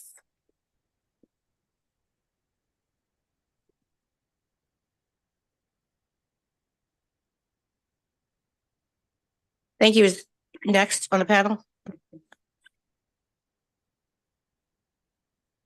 Good afternoon, Chairman Smith. I know he just left, as well as Vice Chair and members of the Senate Judicial Proceedings Committee. My name is Monique Ashton, and I'm the mayor of the city of Rockville in Montgomery County. Our mayor and council unanimously agreed to support SB 481 to come before you today to create the Office of Tenants' Rights, increase the filing fee, and also creating a Tenants' Bill of Rights. We also support reducing the maximum security deposit and establishing the right of first refusal as other renter supports. 45% of Rockville households are renters, and this number is continuing to grow. Our residents would greatly benefit from this. A state office of tenants' rights would also create another resource for Rockville tenants to go and seeking guidance and support. We have received 441 inquiries since July 2023, and we only have 1 staff member. I also just want to ensure that as the filing fees increase, we want to ensure that this is not passed on to the tenant. And as you consider the right of first refusal and the amendments, to ensure that there could be an exception so that the property can transfer to a title of a family member. I also want to step aside and speak personally. I'm someone who grew up in a low-income community. I needed a lot of supports growing up, and here I am today. People need a chance. People need advocates. I'll also note that when I first went to get my first apartment with my husband, we could not afford the security deposit that was required. We had to borrow that from a family member. We couldn't borrow from mine because we didn't have that money. We borrowed from my mother-in-law. And that means we're limiting where people can live, what schools they can access. And so I just want to think about that aspect as well in terms of equity. We also believe in transparency, so renters have access to understand what fees and increases there are. We need to do better by renters. I hope that you will support this bill. Thanks, Mr. Hill. Thank you. Madam Chair, members of the committee, my name is Matt Hill. I'm an attorney at the Public Justice Center, which is part of Renters United Maryland. And we are in strong support of every provision of this bill as important to the housing stability of renting families in Maryland. We're particularly excited about the decreasing the maximum security deposit to 1 month and the new Office of Tenants' Rights to increase outreach and education.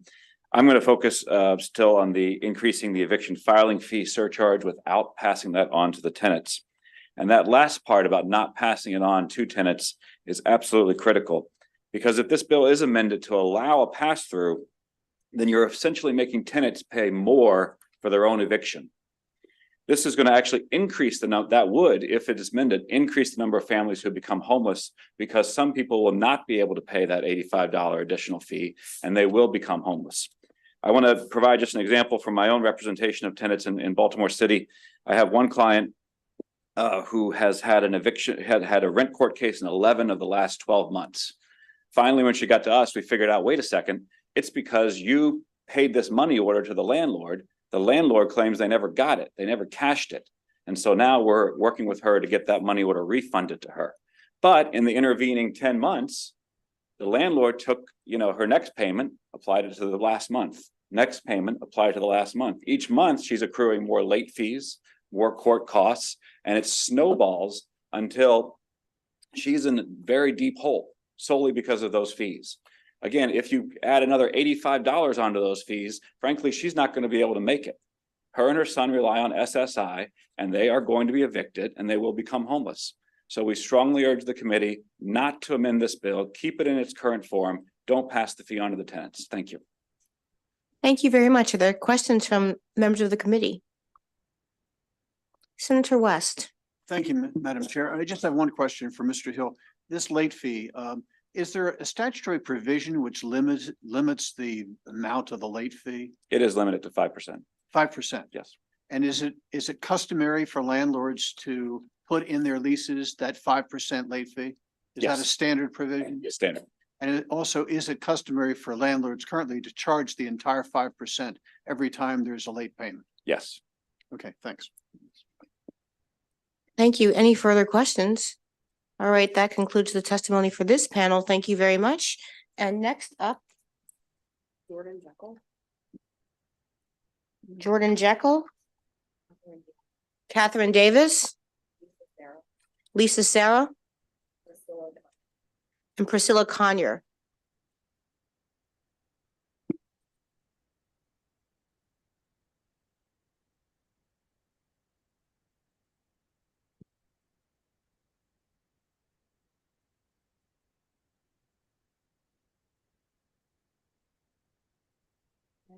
Madam Chair, members of the committee, my name is Jordan Jekyll, and I'm a law student representing the Public Health Law Clinic. We urge a favorable report of Senate Bill 481 because the bill will protect tenants from excessive fees that create barriers to rent payment and disincentivize landlords from filing successive cases against the same tenant month after month. Particularly, we endorse the provision in the bill that would prohibit a landlord from passing eviction filing fees onto the tenant. While this may seem inconsequential for many tenants, this is a difference maker in whether or not they're able to get back on track with their rent payments each month. For example, a tenant may be brought into rent court multiple months in a row for eviction filings. While the first filing is due to a missed rent payment, the latter filings are due to missed fee payments that are tacked onto the debt that the tenant owes, essentially meaning a tenant is going to face eviction based on filing fees. This will bury a tenant more and more over time to the point where fees owed in debt are more than rent owed. By prohibiting a landlord from passing on these eviction filing fees to tenants, we're going to create a way for tenants to get back on track with their rent payments, and we're going to dissuade landlords from serial filing against tenants month after month. For these reasons, we urge a favorable report. Thank you. Next, please come up to the podium. Good afternoon, Madam Chair, members of the committee. My name is Lisa Sorrow. I'm General Counsel for Arundel Community Development Services. ACDS is Anne Arundel County's nonprofit housing and community development agency. Anne Arundel County and ACDS are in full support of Maryland's Renters' Rights and Stabilization Act of 2024. We commend the governor for recognizing that ensuring housing stability for Maryland's renters requires a multifaceted approach, which is what this bill provides. Each element of the bill addresses a critical need facing Maryland renters. We especially commend the inclusion of a funding mechanism through a filing fee surcharge for the Access to Counsel and Evictions programs. Anne Arundel County has one of the fastest, if not the fastest, filing to hearing date pipeline in the state. So we rely heavily every day on Anne Arundel County's ACE Legal Services providers to help level the playing field for Anne Arundel County renters and prevent unjust displacements. ACE attorneys are in our 2 courthouses every single day, providing same-day representation. And I think pretty much every social services provider in Anne Arundel County has at least community legal services on their speed dial. We also really appreciate that the bill prohibits passing the filing fee surcharge on to tenants. Most households facing eviction are families with children, and every single dollar they have to come up with to pay and stay is a challenge. The government agencies, nonprofits, and charity groups that might be able to help them avoid eviction by paying what's due face similar economic challenges. In a time when every dollar counts for struggling families and those who might be able to help them, imposing additional financial burdens only exacerbates the financial hardship for everyone. It could make preventing eviction financially impossible, which in turn results in crises for both the family and the community. We urge your support for this bill. Thank you.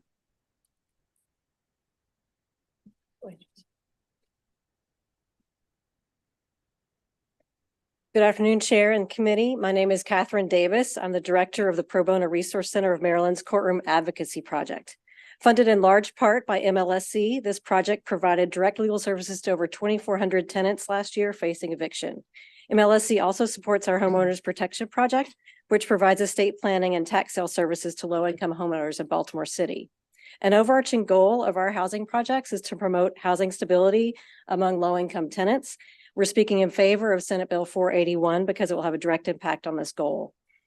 This is a funding bill as well, as you've heard, and it's hard to underestimate the change that the presence of Tenants Council, funded in large part by MLSC, has brought to rent court. And that's what I'd like to focus on with my time. Because I joined PBRC just before we expanded our services to Baltimore County, I had the benefit of observing rent court without Tenants Council. I saw landlords setting up shop in front of the courtroom to speak to tenants before court. I saw tenants routinely entering into consent judgments without an understanding of their rights. The most important one being that the landlord, as the plaintiff, must at least demonstrate through a valid ledger that the amount alleged is accurate. But that has now changed. Now I see tenants standing in front of a judge next to counsel. The court no longer has the burden of explaining rights to tenants and can rest assured that a negotiated consent judgment, usually with a stay of execution of the warrant, is in fact in the best interests of both parties. I see landlords getting properly licensed and engaging in honest negotiations with our attorneys to settle cases in a way that makes sense. Last year, approximately a third of our cases resulted in dismissals for issues such as lack of licensure, insufficient notice, incomplete summons, or a judgment after trial based on insufficiency of the ledger or another deficiency. Another third of our cases were resolved with a consent order with a stay of execution. You should be commended for putting this in place by passing access to counsel and evictions law, and I'm here today to ask for a favorable report on 481 to help ensure continued funding for this and other legal services going forward. Thank you. Good afternoon, Chair Smith, and members of the committee. My name is Priscilla Kania, volunteer lead advocate for AARP. We thank you for the opportunity to speak in support of SB 481. We thank Governor Moore for initiating this important legislation. AARP Maryland advocates on behalf of over 2 million Marylanders age 50 and over. It is in their interest that we submitted written testimony for your review. Today, I just want to comment on two aspects of the bill for your consideration. Over 70% of older adults hope to age in place, meaning that they want to live out their lives in a familiar setting near their family and friends, stores, churches, etc.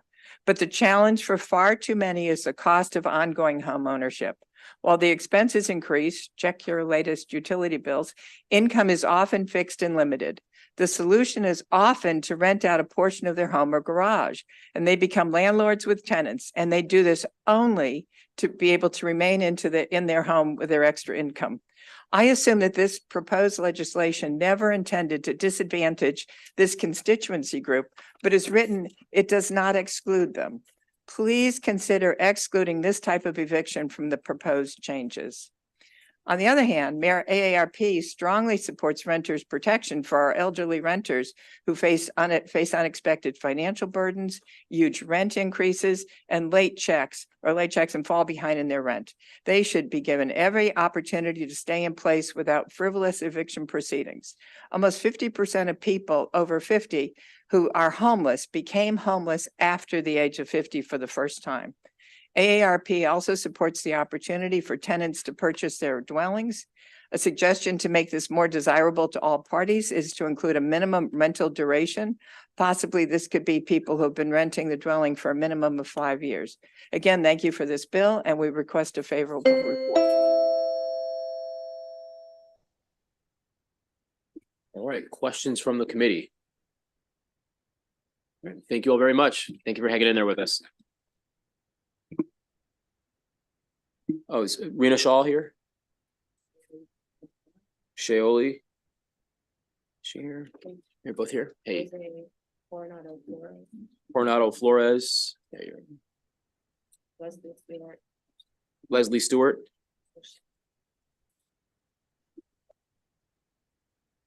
And Miss Cass, Shauna Cass. Is she here? I thought I saw her. There. Good afternoon, Chair Smith, members of the committee. My name is Jose Coronado Flores. I'm a policy analyst with the organization CASA, Maryland's largest immigrant advocacy and services organization.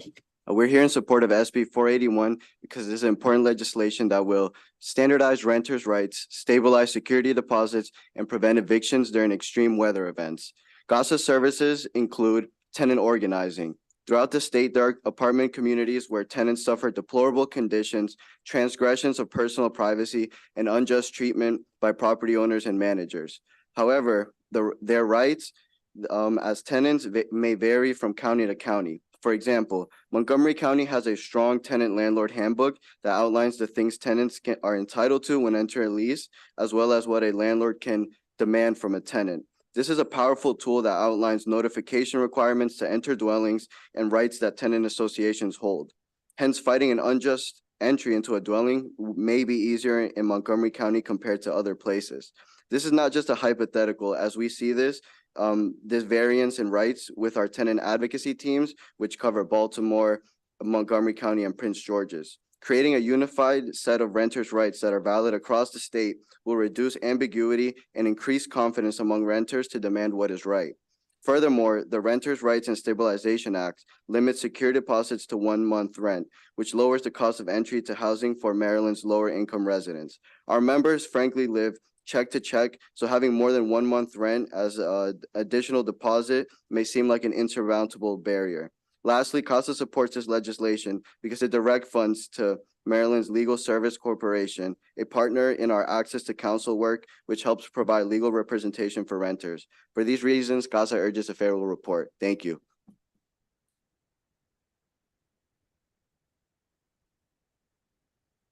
Good afternoon, Chair Smith and members of the committee. My name is Shali Katana, and I serve as Advocacy Director for the Maryland State Bar Association, representing thousands of attorneys across the state. MSBA strongly supports SB 481 specifically for the purpose of increasing funds for civil legal aid through MLSC, as well as for new tenant protections through the establishment of the Office of Tenant Rights and the new Tenant Bill of Rights. Continued funding for legal services for all Marylanders is one of the highest priorities for our association, and the increased filing fee would allow high-quality legal services of our attorneys to reach the state's most vulnerable populations, including those facing evictions as well as those with threats to their safety and their health. Having representation in these matters, as you've heard, can lead to quicker case timelines, more equitable settlements and judgments, ongoing case support, and connection to related community services. Funding will also support greater technical innovation, training, salaries, and a broad range of services from aid providers. Investments in civil legal aid now will provide overall cost savings to the state through reduced fees for emergency healthcare, counseling, and shelter costs. MSBA also supports the new tenant protections included in the bill, including the office and their new Bill of Rights to provide education and support to this population and earlier access to resources and legal remedies. The MSBA is proud to join our partner, the Access to Justice Commission, in support of this bill, and we ask for a favorable report. Thank you.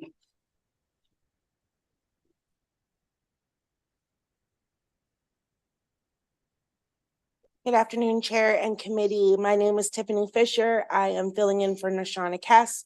I'm the third Vice President of the Maryland State Conference and AACP and the President of Allegheny County NAACP. My intention today was to speak about the racial equity issues that have to do with housing and eviction. However, I heard my senator speak about his experience living in Mountain, Maryland and Allegheny County. And as a renter that lives in a rental community, I thought it was important that I spoke about what it is to be a tenant in a rural area such as Allegheny County. Although I appreciate the senator's experience, as a tenant and as someone that advocates for housing rights, my experience is different. Actually, most of the people that rent work at jobs such as Sheetz, Martin's, Walmart, making around $15 to $17 an hour. They are literally living paycheck to paycheck. So having to come up with that additional expense when being evicted is a huge task for them. The other issue is in Allegheny County, there is no mediation. When you receive the notice, you go to court, you're in the court, and I sit with those tenants while they go in front of a judge. And so now they have the late fee that almost always comes after only being late on the rent 10 to 15 days because of a loss of job, change in income, their paycheck came late, or the fact that we live in rural Maryland and our mail goes all the way down to Baltimore and then comes all the way back up before it gets to those property management places. So it is something that does cause homelessness in rural areas like mine, a place where we only have the Union Rescue Mission and some crisis centers. We don't have a local homeless shelter and we are limited in resources. So as much as you feel like this will offend the landlords, I apologize, it would offend the landlords and take up their time, it actually puts a task on the entire community. Those small mom and pop shops of landlords, like Senator said that he was, don't have those good tenants to rely on, while those bigger property managements take over and push people out into homelessness. And now we have our working class citizens in homeless situations. So please thank you. support this bill. What was your name, ma'am? My name is Tiffany Fisher. Mr. Fisher, did you come down from Allegheny County today? I have been here all week from Allegheny County. Yes, sir. Hey, that's the best part of this job is that folks come from all across Maryland to come down and testify and provide good testimony like you just did. And lend your perspective to the committee members. I just want to say thanks. Thank you for that. Thank you. Yeah. I appreciate it. And I appreciate your That's time. really great. Thank you. See, you got some constituents coming down, you know? Oh, you all were in church together on Sunday? Yes, at our Black History program. Yes, sir. That's so cool. All right. Hey, all right. All right, next witness. We have one more.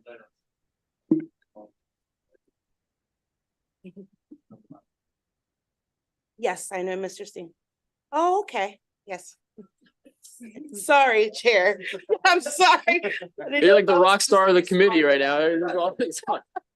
That's good stuff. That's really cool. All right. Sorry. Welcome. How are you, Rena? Well, thank you. Good afternoon, Chair Smith and members of the committee. I am newly a rural Marylander, have moved to a rural county. But I'm the executive director of the Maryland Access to Justice Commission and the chair of the Access to Counsel and Evictions Task Force. You've heard a little bit about this. We want to urge a favorable report because this bill really supports funding for the Access to Counsel and Evictions law, which this body passed in 2021. We are very much in mid-construction of that law and we cannot stop now.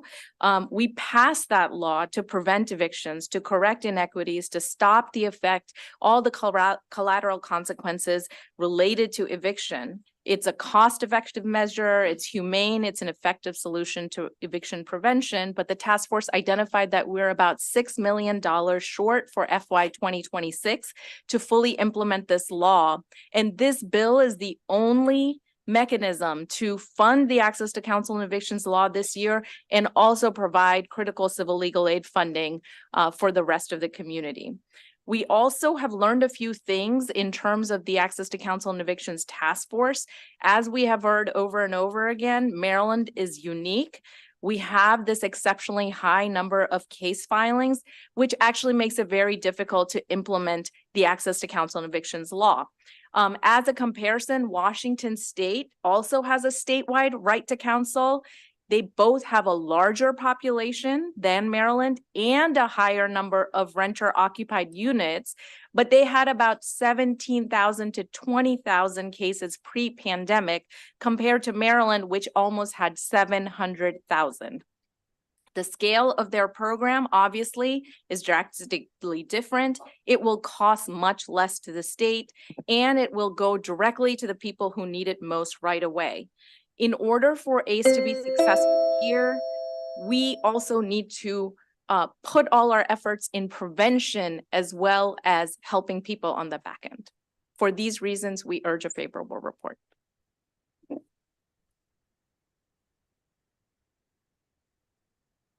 Mr. Chairman, members of the committee, Wes Stewart from Green Healthy Homes Initiative. We're a nonprofit organization that provides tenants' rights assistance and property owner compliance assistance throughout the state. We're here in support today of Senate Bill 481.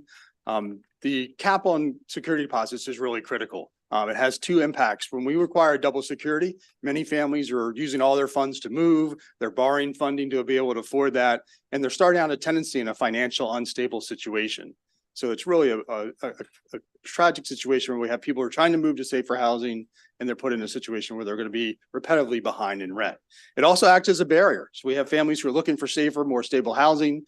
They're essentially priced out of that market. Low and moderate incomes are not able to really come up with that double security, so it acts as a barrier. Regarding the court filing fees, we support the increase. One of the key provisions there is actually to increase funding for relocation assistance, housing choice vouchers. That's the most common call we get all around the state is, I need help moving to safer or better housing. So we're really a critical piece to increase the funding there. Those COVID funds are gone. All the bonus funds that Senator described, those are really gone. So really important to fund that. If we allow the fees to be transferred to the tenant, there is no deterrent from owners from continuing to use the district court as a collection agency, but it also contributes again to that cycle of tenants falling behind, not able to afford the fees and contributing to evictions. So those are really important reasons not to allow the transfer of fees. In terms of the right of first refusal, not every tenant will take advantage of that, but it's an important right to give people the ability for first-time homeowners, but also to allow tenants to remain in a home and not have to continue to move and have some instability. So Baltimore has that. It's not been a burden. Again, not every tenant will take advantage of that, but an important right. We also, again, thank the governor and thank Secretary Day for putting in this important legislation and also creating the Office of Tenants' Rights will be important for providing additional educational resources for tenants. So for those reasons, we ask this committee for a favorable report on SB 481. Thank you, Mr. Chair. Excellent. So I have one question. Did you go to church with Senator McKay last night? He came to our church. There. Let's get the record straight. All right. Well, I will follow up with this on offline. Just want to hear more about how the housing vouchers are working and what the backlog looks like. I know you deal a lot with that, but that's an ancillary issue to this, but I'd love to hear more. I'll reach out offline though. Seeing no further questions, thank you all very much.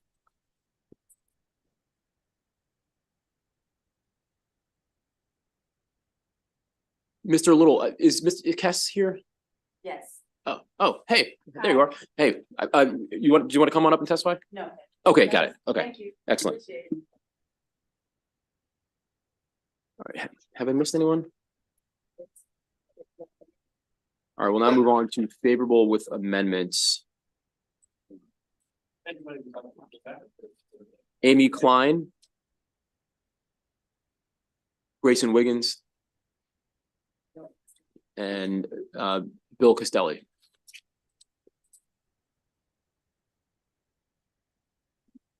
And then just one.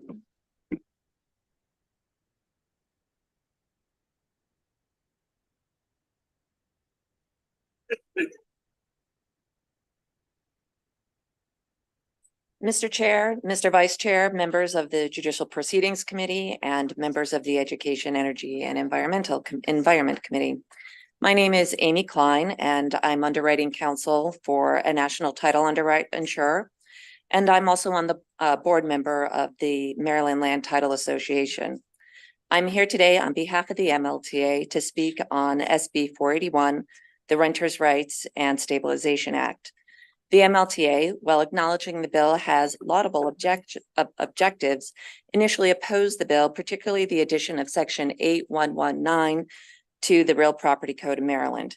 This section, referred to as the tenant's right of first refusal, in its present form could adversely affect title held by owners of real estate, cause delays in the settlement process, and increase risks to title insurers, leading to increased premiums for title insurance. I direct you to my written testimony for a more detailed explanation. The MLTA has met with the governor's office, and we would like to thank him and the sponsors of the bill for addressing our concerns through amendments to the original bill. The proposed amendments shared with the MLTA by the governor's office are attached to the MLTA's written testimony as Exhibit 1. I direct your attention to the final paragraphs of the proposed amendments. These allow an aggrieved tenant up until the time of closing to stop a settlement due to a landlord's failure to comply with Section 8119. Once the settlement has taken place, however, the statute will now provide for an orderly and insurable transfer of title while still preserving an aggrieved tenant's right to pursue a non-compliant landlord in a manner that does not disturb title. These amendments allow the MLTA to change its stance on SB 481, and we respectfully request that you return a favorable with amendments recommendation for Senate Bill 481.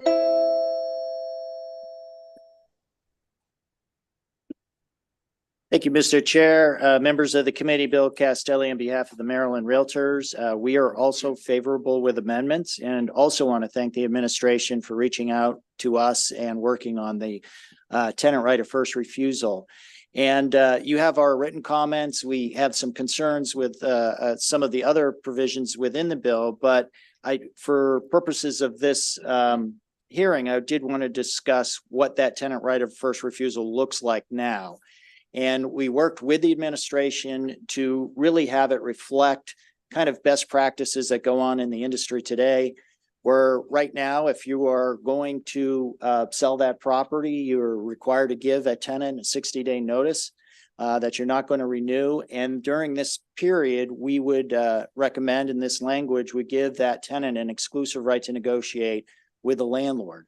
And many landlords, especially single-family landlords, and that's what this amendment would apply to, already do that with tenants. So if they're getting ready to sell, they'll oftentimes reach out to the tenant, see if that tenant is capable, interested, and then they can move forward that way. So this sets up that exclusive negotiation period, and then it reserves that tenant right of first refusal for two situations. In instances where there's an unsolicited offer given to that landlord, so the landlord may not be anticipating selling the property, they get an unsolicited offer. At that point, that tenant would have the ability to match that offer. And then in other instances where perhaps that landlord and the tenant have tried to negotiate during that 60-day period, weren't able to come to an agreement, but then the landlord is considering an offer once it is publicly on the market, and it is 10% less than the last price they negotiated. So then the tenant would be able to step in then. So with those changes, we would encourage a favorable report.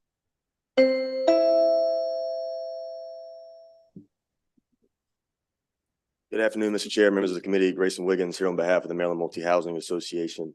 A consistent refrain in this committee has been that access to the courts are a fundamental right and a critical component in pursuit of justice. And for that reason, my clients are significantly concerned with the provisions in this bill that seek to price people out of access to the courthouse. That's a policy that will have significant negative ramifications, not only for housing providers, but for tenants as well.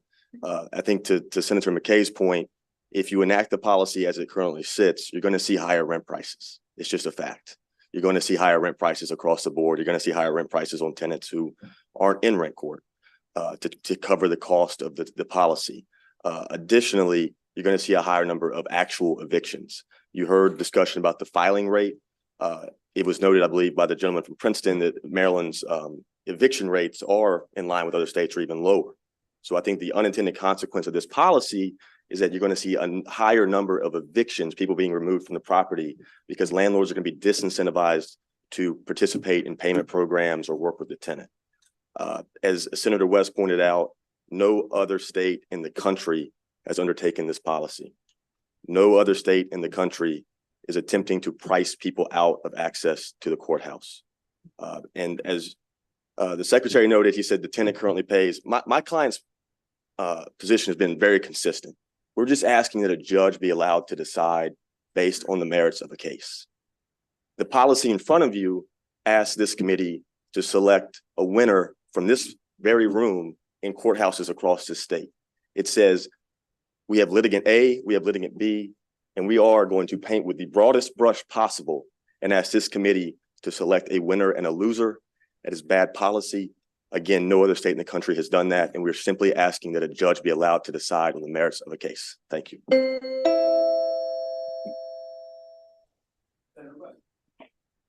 Thank you, Mr. Chair. First, a question for Mr. Castelli. So I'm looking at your testimony about the eviction filing fee, and we heard testimony earlier that the higher fee, one of the advantages of this higher filing fee was it will encourage landlords to work with delinquent tenants because they won't want to go to court and file the file. Don't landlords already have a substantial incentive to work with existing tenants? Yeah, look, most of our members work in the single family rental space. I can tell you that there is a significant incentive already, especially with eviction. It can be costly. You're usually out at least 1 month, but probably 2 months of rent. Some counties require you, at least in the single family space, to have a 25-person moving crew. So and you got to repaint the apartment and do all sorts of other work that you wouldn't have to do if the tenant stayed in the apartment, correct? yes, oftentimes, you know, it depends. It depends on the condition of the property, but yes, oftentimes. I mean, my working hypothesis, if I were a landlord, the last thing I would want to do would be to have a tenant leave because it would cost me time with a vacant apartment, a lot of expense to put the apartment back looking new again, and then having to find a new tenant. I'd rather keep the existing tenant if I possibly could. Yeah, and I can tell you, I mean, anecdotally speaking, many of our property managers and the owners they represent do work with tenants often to avoid those situations. Thank you. And then Mr. Wiggins, if I could ask you a question. You didn't talk about the part of your testimony that deals with the reduction of the deposit from 2 months to 1 month. But isn't it likely that if landlords are only permitted to take 1 month rent, they're going to be far more discriminating about the people who they decide to rent to because they don't have much of a buffer anymore in case the tenant doesn't pay the rent or other things go wrong. Am I right on that? No, I think you've hit the nail on the head.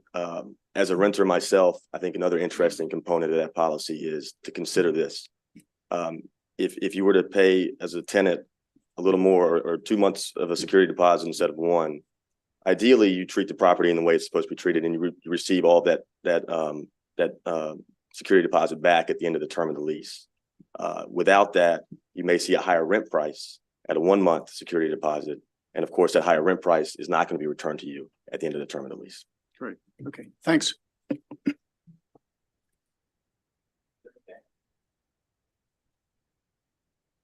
So either Mr. Castelli or Mr. Grayson,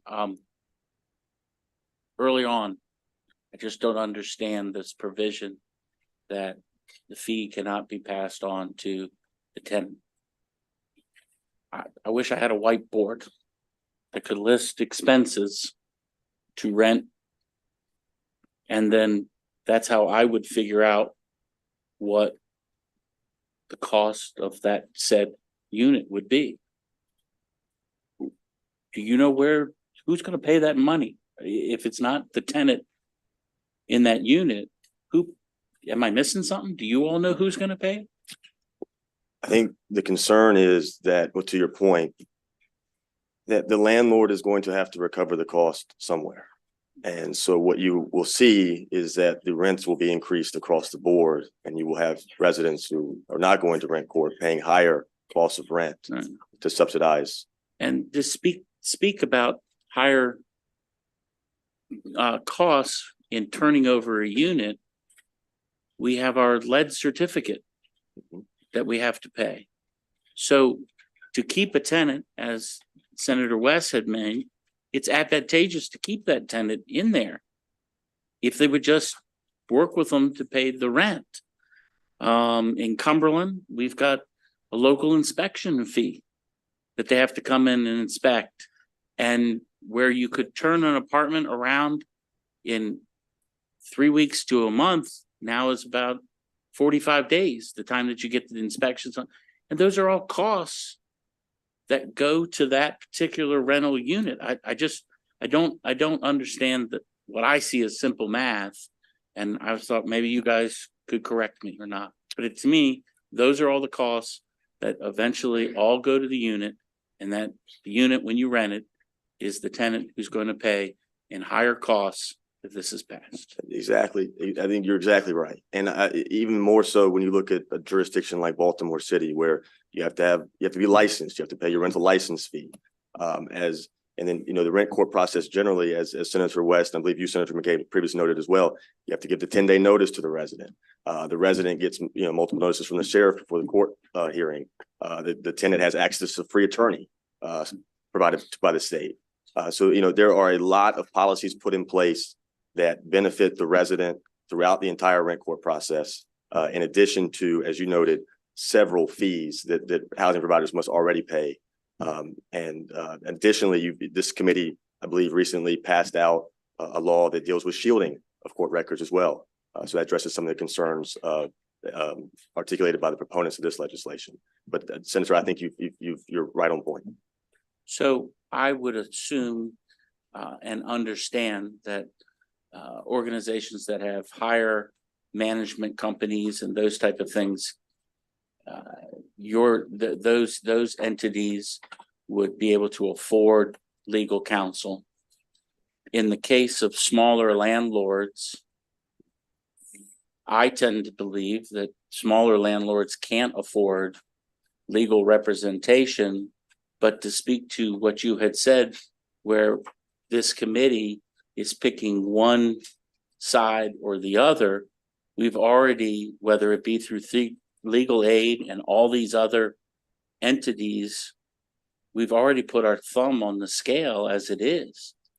And to say that the renters don't have any rights and they don't, I have never seen something so one-sided. Now, don't get me wrong, there are bad landlords, but it just seems to me it is one-sided. Would you concur? I would concur. I say this bill takes it even a step further.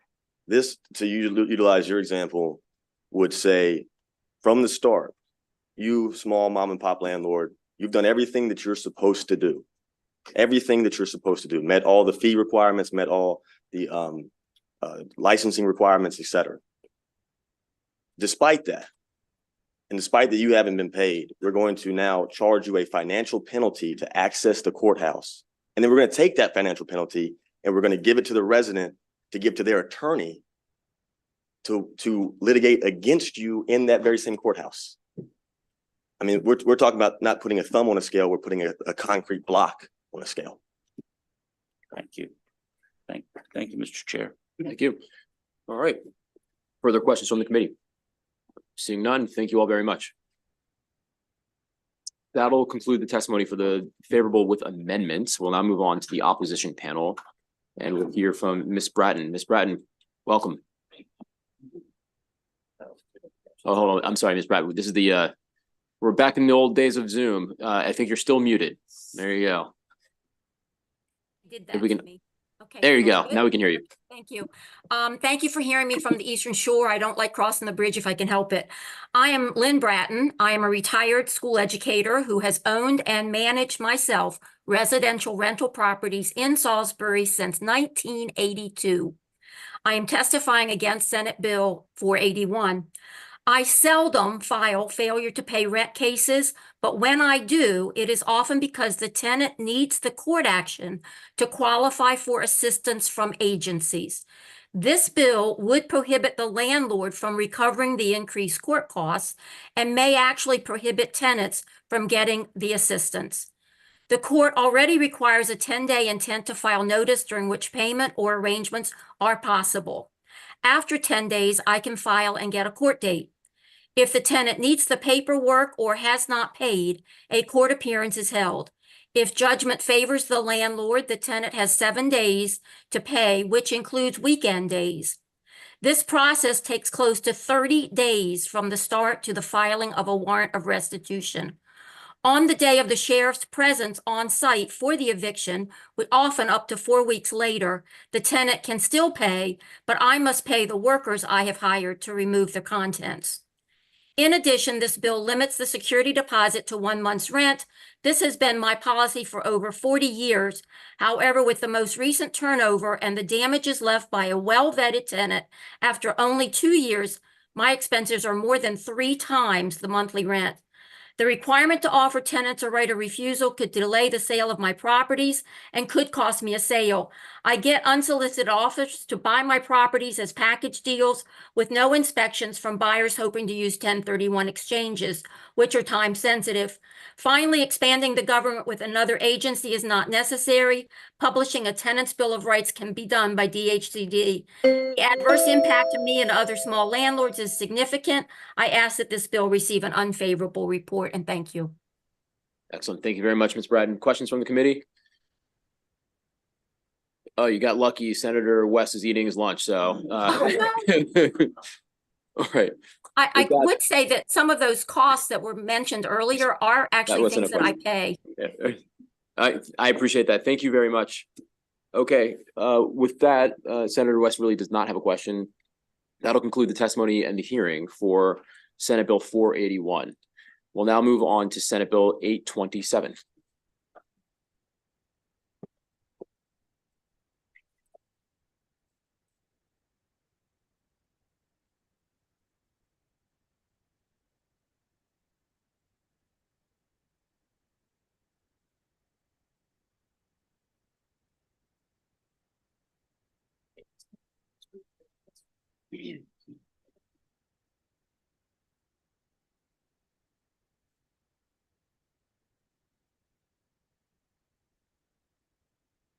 All right, good afternoon, everyone. Senator Smith here to introduce Senate Bill 827's courts, jury selection, and expanded voir dire. I got really excited about this idea when I had a discussion over the interim with some of the folks that you see here on the panel, because it offers us a unique opportunity to make a small change that will have a dynamic and large impacts on how our juries are functioning and how they provide better access and equitable juries throughout our criminal and civil justice systems. Now, voir dire, and correct me if I'm wrong, is French for speak the truth. You would know this because you're like the scholar here. But so the process through which potential jurors for the panel are questioned by either a judge or a lawyer to determine the suitability for jury service. The requirement that jurors must be fair and impartial, free from conscious or implicit bias, for or against any party, is essential to the right to a jury trial. And voir dire is that process of questioning potential jurors to determine whether they hold any biases or prejudices that would inhibit their ability to render a fair and impartial verdict. Now, how does voir dire work?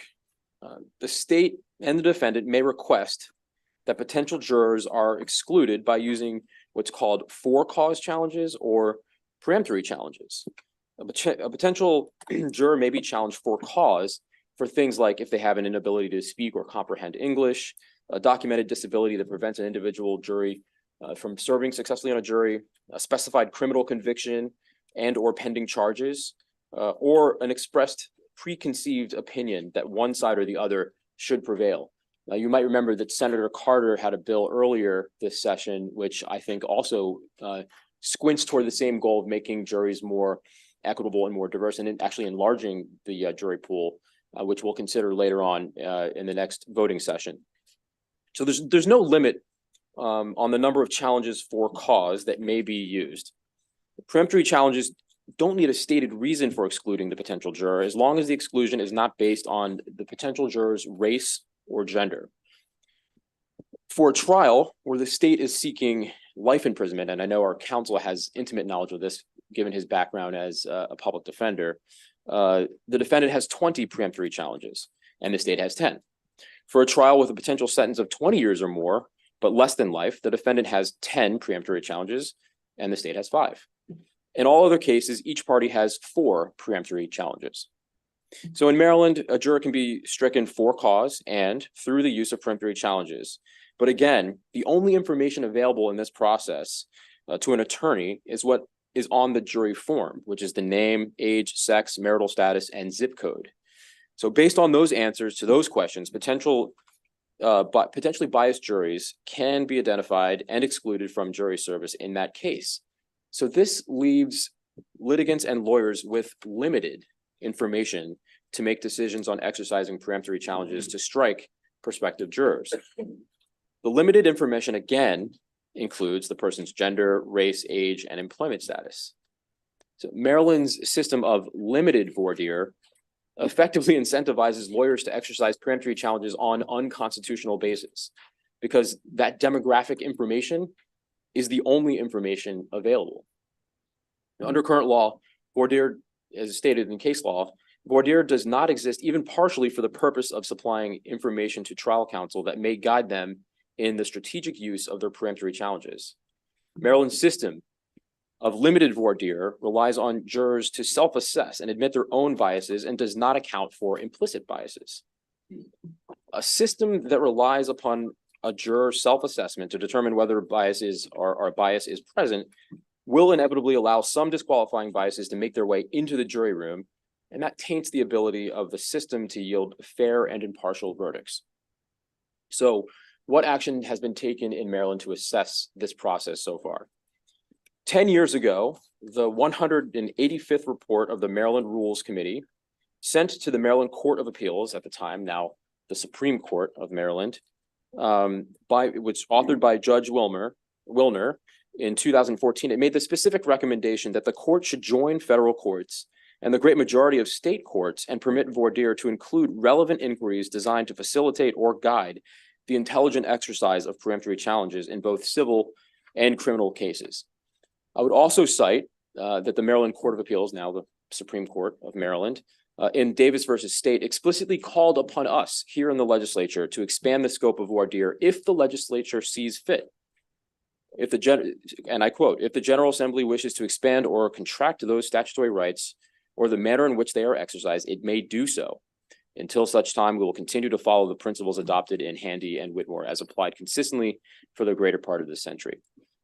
So the decision is ours. And I hope that the panel that comes behind me will make the case through their practical experience as to why this legislation before you is a good idea to ensure that we have a more just legal, criminal, and civil justice system.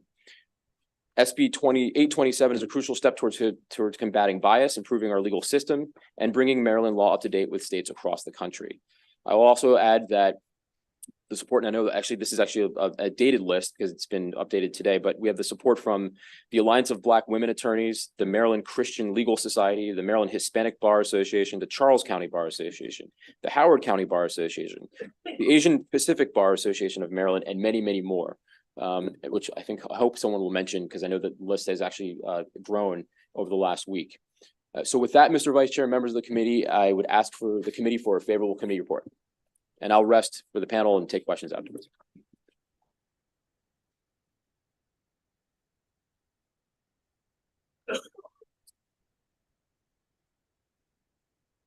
Good afternoon, members of the committee. My name is Patrice Meredith Clark. This is a bill about the constitutionally guaranteed right to fair juries. This is a legislative issue that needs legislative action. In 1905, Maryland's High Court consisted of 7 white men. That court decided in the Handy case the chairman just mentioned that Maryland should have limited voir dire. Maryland was very different in 1905. Women couldn't vote. The case of Brown versus Board of Education didn't make school segregation unconstitutional until 1954. What we know about discriminatory practices and bias has changed enormously since 1905. Maryland's practice of limited voir dire has not. Fast forward to 1993. Again, the chairman mentioned the case of Davis versus State. Maryland's High Court declined to revisit this issue, stating the future of preemptory challenges is a legislative question. If the General Assembly wishes to expand or contract those statutory rights or the manner in which they are exercised, it may do so. It's worth noting that Chief Judge Bell, at the time the only African-American member of the High Court, filed a dissent that was joined by Judge Eldridge. And Chief Judge Bell said that unless voir dire includes questions that will produce such factual information as may be relevant to the veneer person's bias, the voir dire process will be rendered all but entirely useless. Fast forward another 20 years to 2014. In Pearson versus State, the High Court again declined to revisit this issue, but this time they wrote a footnote. And the footnote said that they were going to recommend that the Rules Committee undertake to make recommendations about whether or not to expand voir dire. As you heard, the Rules Committee did make those recommendations. Judge Wilner issued the recommendations, and Judge Wilner and the Rules Committee said in the very first recommendation that Maryland should join the federal courts and the great majority of state courts and permit voir dire to include relevant inquiries designed to facilitate or guide the intelligent exercise of preemptory challenges in both civil and criminal cases. That was 10 years ago. Maryland is one of the only states in our country that has limited voir dire, a system it adopted almost 120 years ago. This is a legislative issue that needs legislative action. Any opposition to this bill is motivated by one of two things: fear of change or the desire to continue discriminatory practices. We cannot allow fear to limit progress. Thank you for your testimony. Thank you. Appreciate it.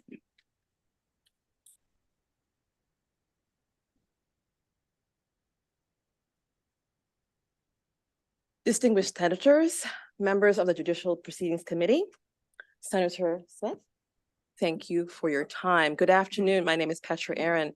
I am a proud plaintiff's attorney.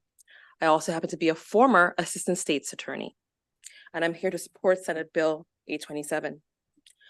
There's a reason why we are here.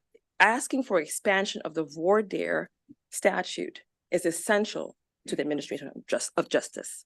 As a trial attorney, one of the most important jobs that I have is to ensure that a fair and unbiased jury decides my client's case. And the law as it stands right now prevents me from doing so. I have little to no information on which to guide me in the use of my peremptory strikes. And so we are asking that you support and give a favorable report for Senate Bill 827. Additionally, the Maryland Association for Justice doesn't stand alone in support of this bill. I will note that specialty bars, the Alliance of Black Women Attorneys, the Asian Pacific Bar Association, the Southern Asian Bar Association from Maryland, the Maryland Hispanic Bar, as well as the J. Franklin Bourne Bar Associations, to name a few, also stand in support of this bill. I will note that the membership of these specialty bars have a special and intimate knowledge of the benefits of the negative occurrences of implicit bias, and they stand with us on this particular bill. I urge a favorable report. Thank you. Good afternoon, committee chair, committee members. My name is Ronald Jaroshow. I'm testifying on behalf of the Maryland Association for Justice. I am a former circuit court judge in Anne Arundel County, and I've been practicing and litigating for almost 50 years now. I'm testifying in favor of this bill from my experience in those 50 years of trying cases. Let's look at the practical matter. About 25% of the average jury doesn't respond to any questions. That means in a panel of 30 people, about 5 to 7 people, and therefore you know nothing about them in which to exercise peremptory challenges.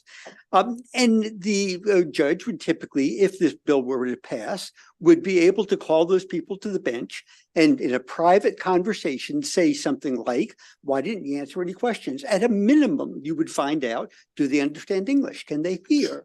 And therefore, you would have some basis that's non-discriminatory on which to judge whether to exercise a peremptory challenge or not. Under current practice, under current law, the only basis for striking somebody or asking questions is to elicit bias, which wouldn't be evident if you didn't have this bill passed. So any opposition that says that this would add too long to the jury selection, you're talking about maybe 5 minutes per person for 5 to 7 people, maybe 30 minutes involved. And the goal is to select, as has been said, a fair and impartial jury and to keep the constitutional mandate not to discriminate in selecting a jury.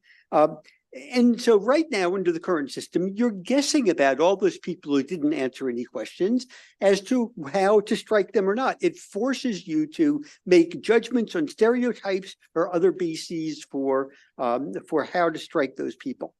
So we support this bill. We ask for a favorable report. Thank you.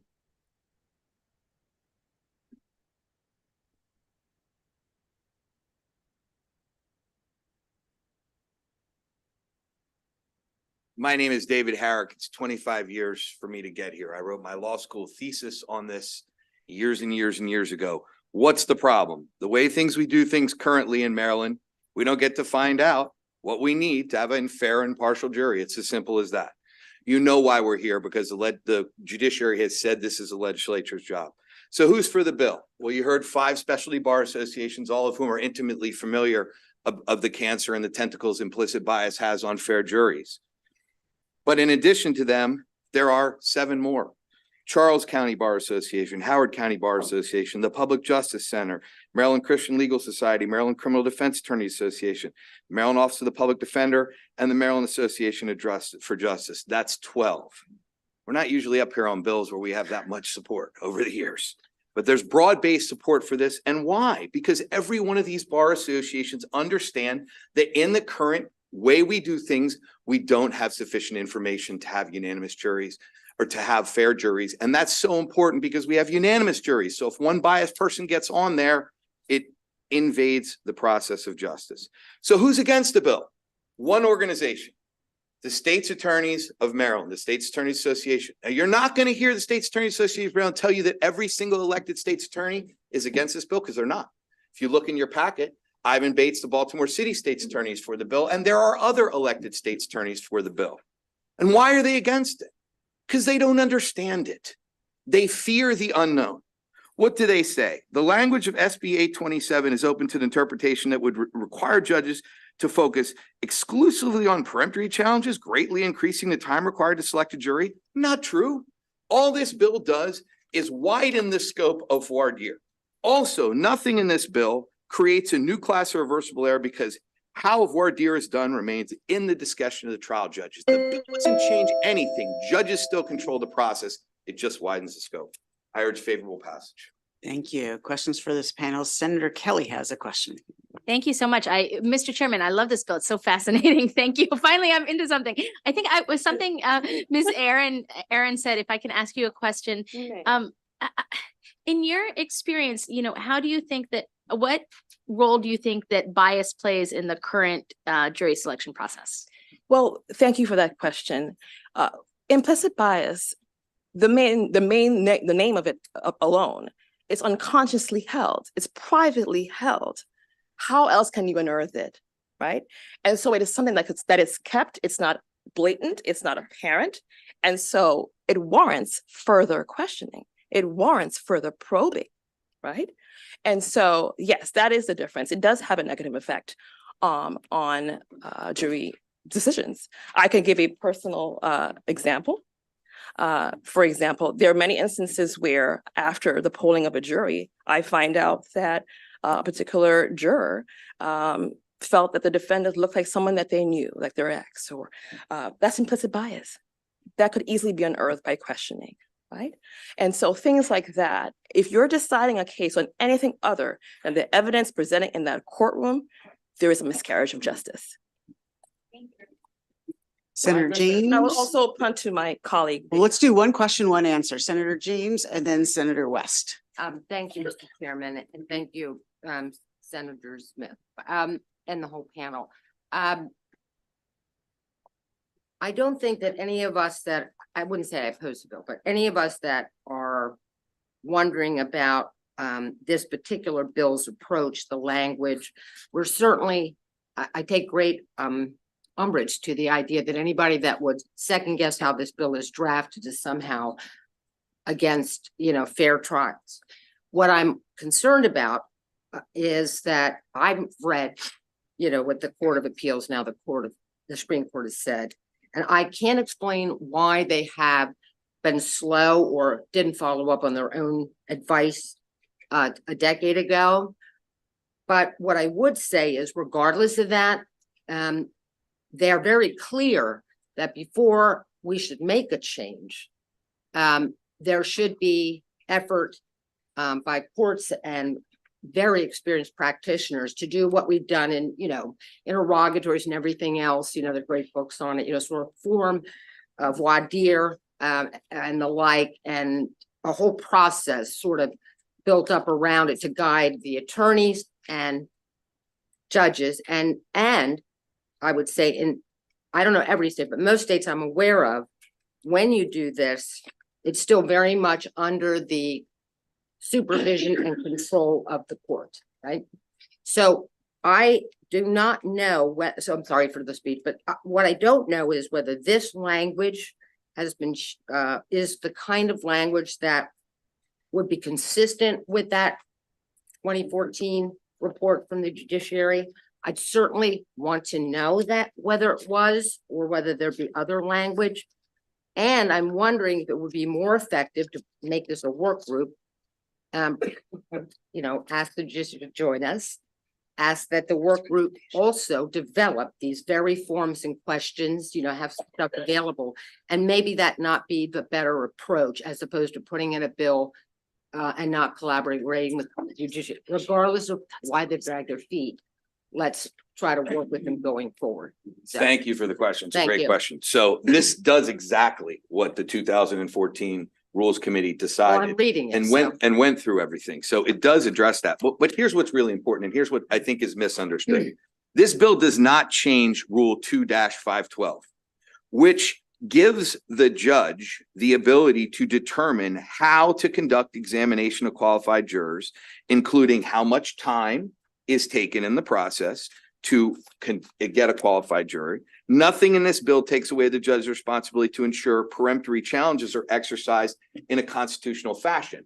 This is a very limited bill. We welcome having a work group with the judiciary after this necessary legislative change is made, because repeatedly they have said they are not going to make this change. It is the legislature's job to make the change. So we're just simply going to widen the focus and widen the scope of voir dire. And once that is done, we can certainly sit down and talk about the best way to do it. We welcome that. They I'm haven't gonna done ask, anything. I'm gonna to write change. to the judiciary and ask them if that's what they told you, and maybe they did. Do you have that in writing? What, that they want to work with us? No, that despite their own letter recommendation, which does not indicate they need us to go first. It's right in the case law. Senator. I'm reading the report, sir. Well, not a case. I understand. The report was done in 2014. There have been 7-8 cases, and since that period in time, that if directly they've had the opportunity to do this, and they've continually said, we're going to continue to follow the precedents, which is what they've said in about 30 cases that date back to when this No, case you was. just in said that there are court cases that say that the legislature has to do this.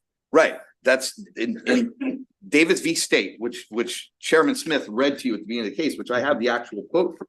And I'm happy to share. I can look it up, sir. Yeah, it specifically says, if the General Assembly wishes to expand or contract those statutory rights or the manner in which they're exercised, it may do so. Until such time, and this is important, we will continue to follow the principles adopted in Handy. There have been 7 or 8 other cases and since then that cite that same case saying we're not going to do anything. We welcome how, and that's what's so important about this bill, is that the bill says we're not the best people to figure out how to do this. The judiciary is. It doesn't change how the judiciary does this. The judge has absolute discretion over anything. What it does is it widens the scope. So if we say to somebody, for instance, look, I have a case-specific question, Judge, that you may not think goes to cause. You may not think it's a cause issue, but it's really important for me. Like, for instance, my client, English isn't her first language. She thinks to have a fair trial, she wants to ask a question. Does anyone have a problem with that? A judge may say, I don't think that goes to cause. And I say, but it's really important in this case because whatever the verdict is, if I don't get to ask just that one question or consider that one question, then she's going to feel like she's gotten a bad shake. Win, lose, or draw, right? Judge doesn't have to ask the question, but it gives us a basis to be able to ask the question or to ask the judge to ask the question. And we can say, look, I'm asking one more question. It's peremptory challenge, voir dire. I want that information. Judge can say, I don't agree. That doesn't change that. It just gives us lawyers a chance to articulate an argument for why we want a question. Thanks for the question. Thank you. Now I have the opinion. I think I could be wrong about Davis. I'm not suggesting that the court didn't make some reference, but I may be reading that wrong. I'm reading it as if the Maryland General Assembly wanted to expand the purpose of voir dire beyond getting people that are not biased. We would do something. That's this bill. This bill says the purpose of voir dire is not only for challenges for cause, but it's for also to give information to juries to give peremptory challenges. Let me give you the best example. No, sir, I'm sorry. It says, I'm not going to get into an argument, but I'm not going to get into it. Okay, so I can read the bill and I don't think Davis stands for the proposition that we shouldn't work with the judiciary or develop a work group and do other things to urge this along. They're not mutually exclusive. We can do both. Well, Correct. I'm Let's move to Senator whatever, West. combative. Thank you, Mr. Chair. I have a question for the bill sponsor.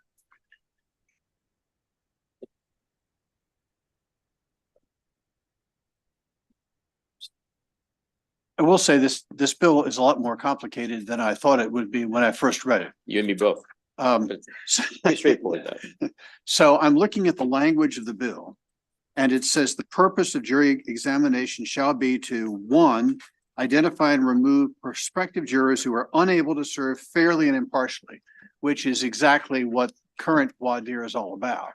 And two, of equal importance, because there's no order of importance indicated in the bill, allow the parties to obtain information that may provide guidance for the use of peremptory challenges and challenges for cause. So let me give you a hypothetical. We have a dog bite case, and we're going to select 12 jurors to sit in the jury of a dog bite case. Under the second prong, I would think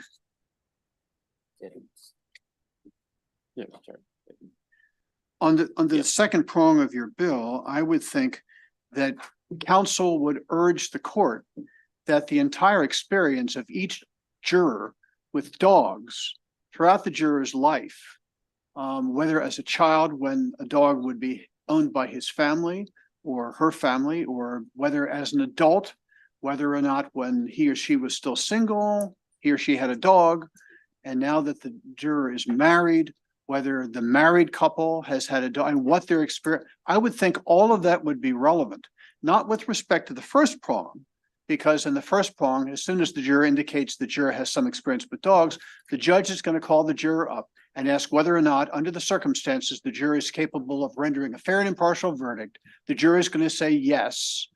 The juror will be reseated, and that would be the end of the inquiry. Under this bill, the counsel is going to start to ask jurors lots of questions about the juror's entire experience with dogs. And here's my concern.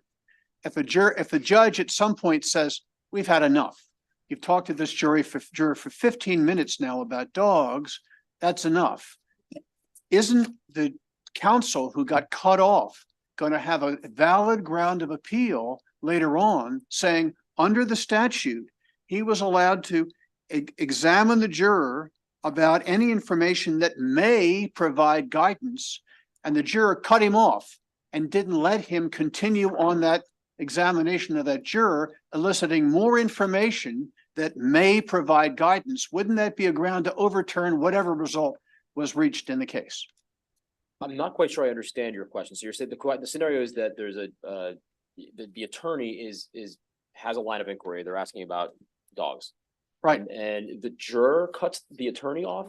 No. The judge cuts the attorney off and says, we've spent 15 minutes examining this one juror on the juror's lifetime experience with dogs. That's enough. No more questions. Go on to you now can ask questions of a separate juror, and then the attorney starts in on the second juror on the voir dire panel with extended examination about their experience with dogs. And in each case, the judge cuts the attorney off after a period of time and says, that's enough. No more questions of this juror, prospective juror, about dogs. And if each attorney engages in that kind of examination and gets cut off, haven't we now allowed whichever attorney loses the case to take an appeal on the grounds that the juror had the right to continue that examination because the information may have provided guidance for use of peremptory challenges? I'll let you do this, but I mean, it's a may, not a must in that sense. But so I'll go ahead. I'll let you go to that. The key point here is that Rule 2-512 is not overrode by this bill, not in the analysis, in anything, not in the language of the bill. My understanding has always been that statutes or take prominence over rules. But the statute sets all the statute does is set the scope. Under your example, a lawyer could ask incessant questions forever about challenges for cause and a judge wouldn't be able to cut them off. No, But because under the juror has been asked whether or not, under the circumstances, the juror can render a fair and impartial verdict, and the juror has said yes, and that's the end of it. That's right. In this case, you can go on and on for a long period of time trying to find out whether or not, for peremptory challenge reasons, there's something in that juror's background that could be influential. Well, first of all, I think you have a slight misunderstanding how it works. Lawyers don't get to ask questions of the jurors. The judge does. At the judge's discretion, a judge may allow a lawyer to ask a follow-up question or ask some questions, but the judge always has the discretion under the current rules to say that's enough. Nothing in this bill says that a lawyer has a right to ask a question. All it says is a lawyer has the ability to offer a question to a judge, and in the judge's discretion, the judge can say yes or no. The difference in this bill is, in the past, we've only been able to ask questions that go directly to cause.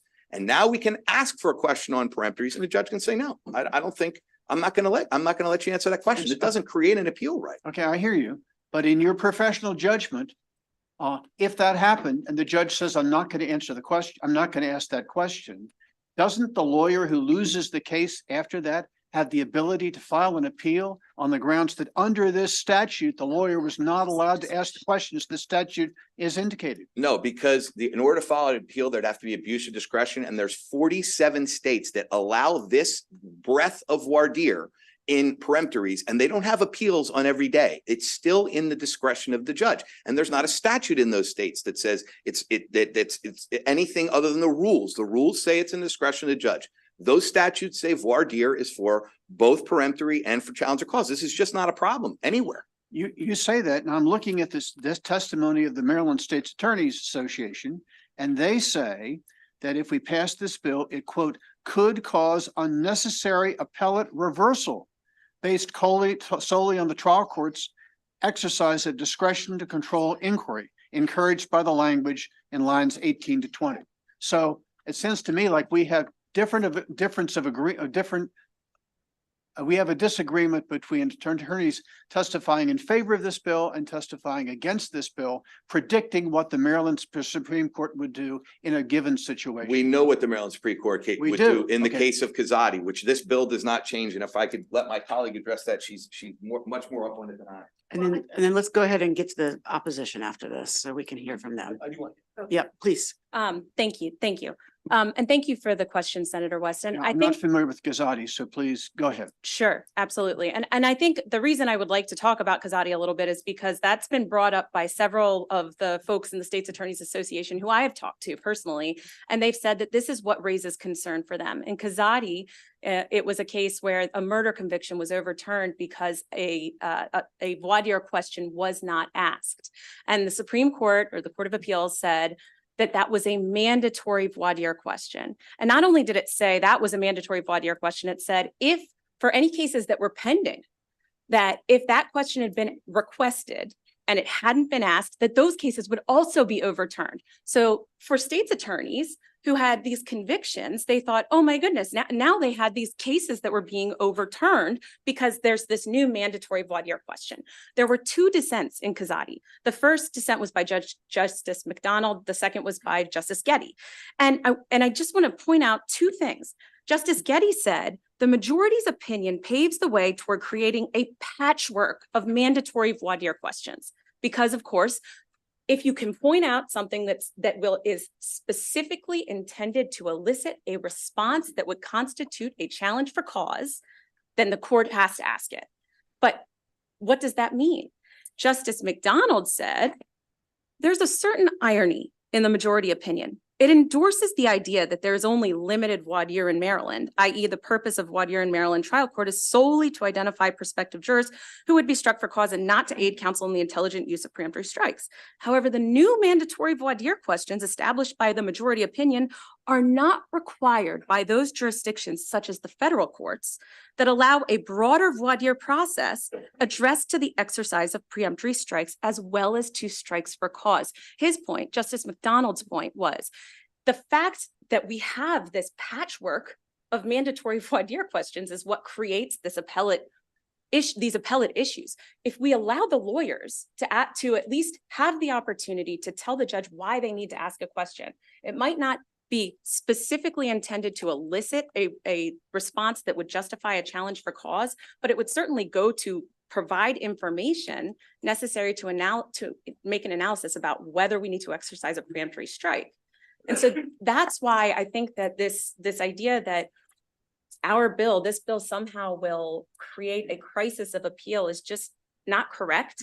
And in fact, I think it addresses the crisis of appeal that the state's attorneys are concerned about that happened in Kazadi. And as Justice McDonald pointed out in his dissent, was part of the problem. Great. Thank you so much. Thank you, Senator. Thank you all. Now, Senator Fulton. I'm sorry. I just wanted to make sure that, I guess my question is, can you give us an example of what this bill would allow a lawyer to do during a jury selection that they can't do now? I can give you a really good example. Okay, I'm picking a jury. There's 16 people on the panel. We know that the panel is going to come out of those 16, but I haven't heard from 3 of those jurors. They haven't said anything. I don't know. They didn't answer any questions. So I say to a trial judge, I just want you to bring them forward and ask one question. And this would be the question. Now, you've heard a lot of the facts of this case. You know about who the parties are. You've heard of what's going on. You've heard all of this. Is there anything that makes you feel like maybe this isn't the best case for you to sit on? Is there anything that gives you some pause? Like maybe there'd be another case in this courthouse today that you'd be a better juror for? That's a really good question because it goes to what I would say is inherent bias. Because a person doesn't have to say, yes, because I'm biased, I don't like truck drivers, or I don't like, this person or that person. A person can simply say yes. They don't feel social stigma based by saying they're some kind of biased person. And it reveals an implicit bias that's there. Now, if I made a motion to a trial judge that said that and said, strike this juror for the cause, judge would say, no, it's not for strike. He just doesn't feel comfortable sitting on the case, but he didn't say he couldn't be fair. And those are the magic words. So I asked for that question, and I can't get a challenge for cause, but I can get a peremptory challenge. And at that point, I have heard from a juror who's never spoken, and that juror can reveal the fact that there's inherent bias there that may not level the cause. So that's what this does. And a judge doesn't have to. I can ask that question. A judge can say, no, I'm not going to answer. But I think most judges would say, I get it. I see how that goes to peremptory. Thanks. Okay. I appreciate your answer. Thank you. Thank you so much. Now let's hear from the opposition, Mr. Kroll from the State's Attorney's Office. While we're transitioning here, I should note that I almost got on a jury for a statute that I wrote.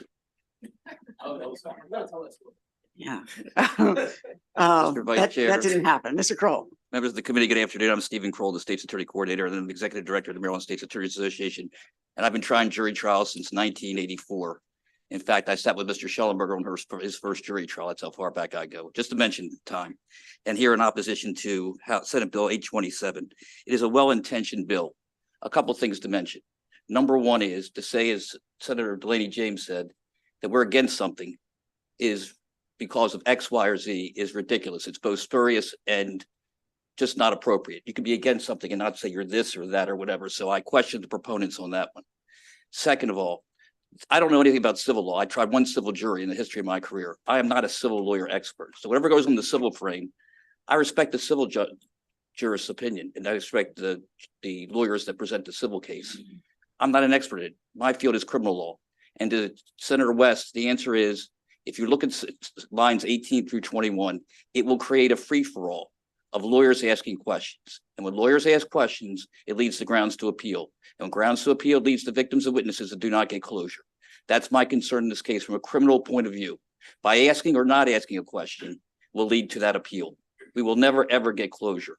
I've seen in other states, lawyers that take days for a simple theft case. Simple theft case, I could pick a jury in an hour or 2 hours. Is there implicit bias in courts? I will admit there is. But this bill will not address that from the criminal point of view by either asking or not asking a question. It is a concern of mine at all times. Second of which, will it lead to longer trials and less justice? Probably so. For a simple theft case, as I said, it'll take days to pick a jury. The civil lawyers could have their stretch their bite of the apple when it comes to this bill. But the criminal lawyers that I represent, and I know that we all don't agree upon it, one or two may say they don't, but a majority of the state's attorneys and the assistant state attorneys say this bill will lead to groundless appeals. It will not solve implicit bias. It will be a problem for us in the future. Zadi established the framework. We're finally filing it for lack of appeals. I'm happy to answer any questions. Thank you. The order in which I saw it was Senator James, Senator Sidnor, Senator West. Thank you for testifying. Are you familiar with the Davis v. State case? I've read it. Okay. So would you agree with me that it's not so much that the court is insisting that we have to act for them to modify in any way they conduct trials or allow voir dire? It's just that this case happens to say, absent any statutory guidance from the General Assembly, this court has consistently looked to Maryland's common law for guidance.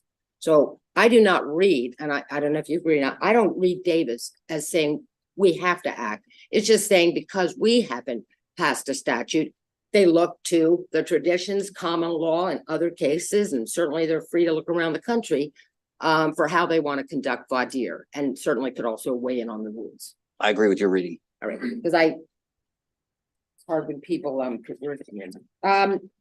and I also read Davis as saying that there is a great deal of alarm if a statute we were to weigh in on, as opposed to collaborating with them or doing rules or workshop, they're very alarmed. And I've read this across the country. This happens. Questions not directed to a specific grounds for, I'm quoting from Davis, specific grounds for jurors to determine whether any, I'm sorry, let me get this in. Questions not directed to a specific ground for disqualification for which are speculative, fishing expeditions, and so on, asked in the aid of deciding on peremptory challenges may be refused or at the discretion of the court. And I think what I've read going around the country is that this is sort of the grass is always greener idea. So we're not doing this and other states are, but there are potential for abuses when we do it this way. So I'm just getting back to my earlier question to the first panel. With that in mind, anything we should do should be in collaboration with the judiciary, states attorneys, bar associations, and the like. Wouldn't you agree? Absolutely. Thank you. Senator Sidnor. The question that I had and I'm struggling as to why you all would oppose this is, generally speaking, wouldn't it be more helpful to have information to determine whether or not you want to strike a juror than rely on your gut as to why you want somebody on a jury or not?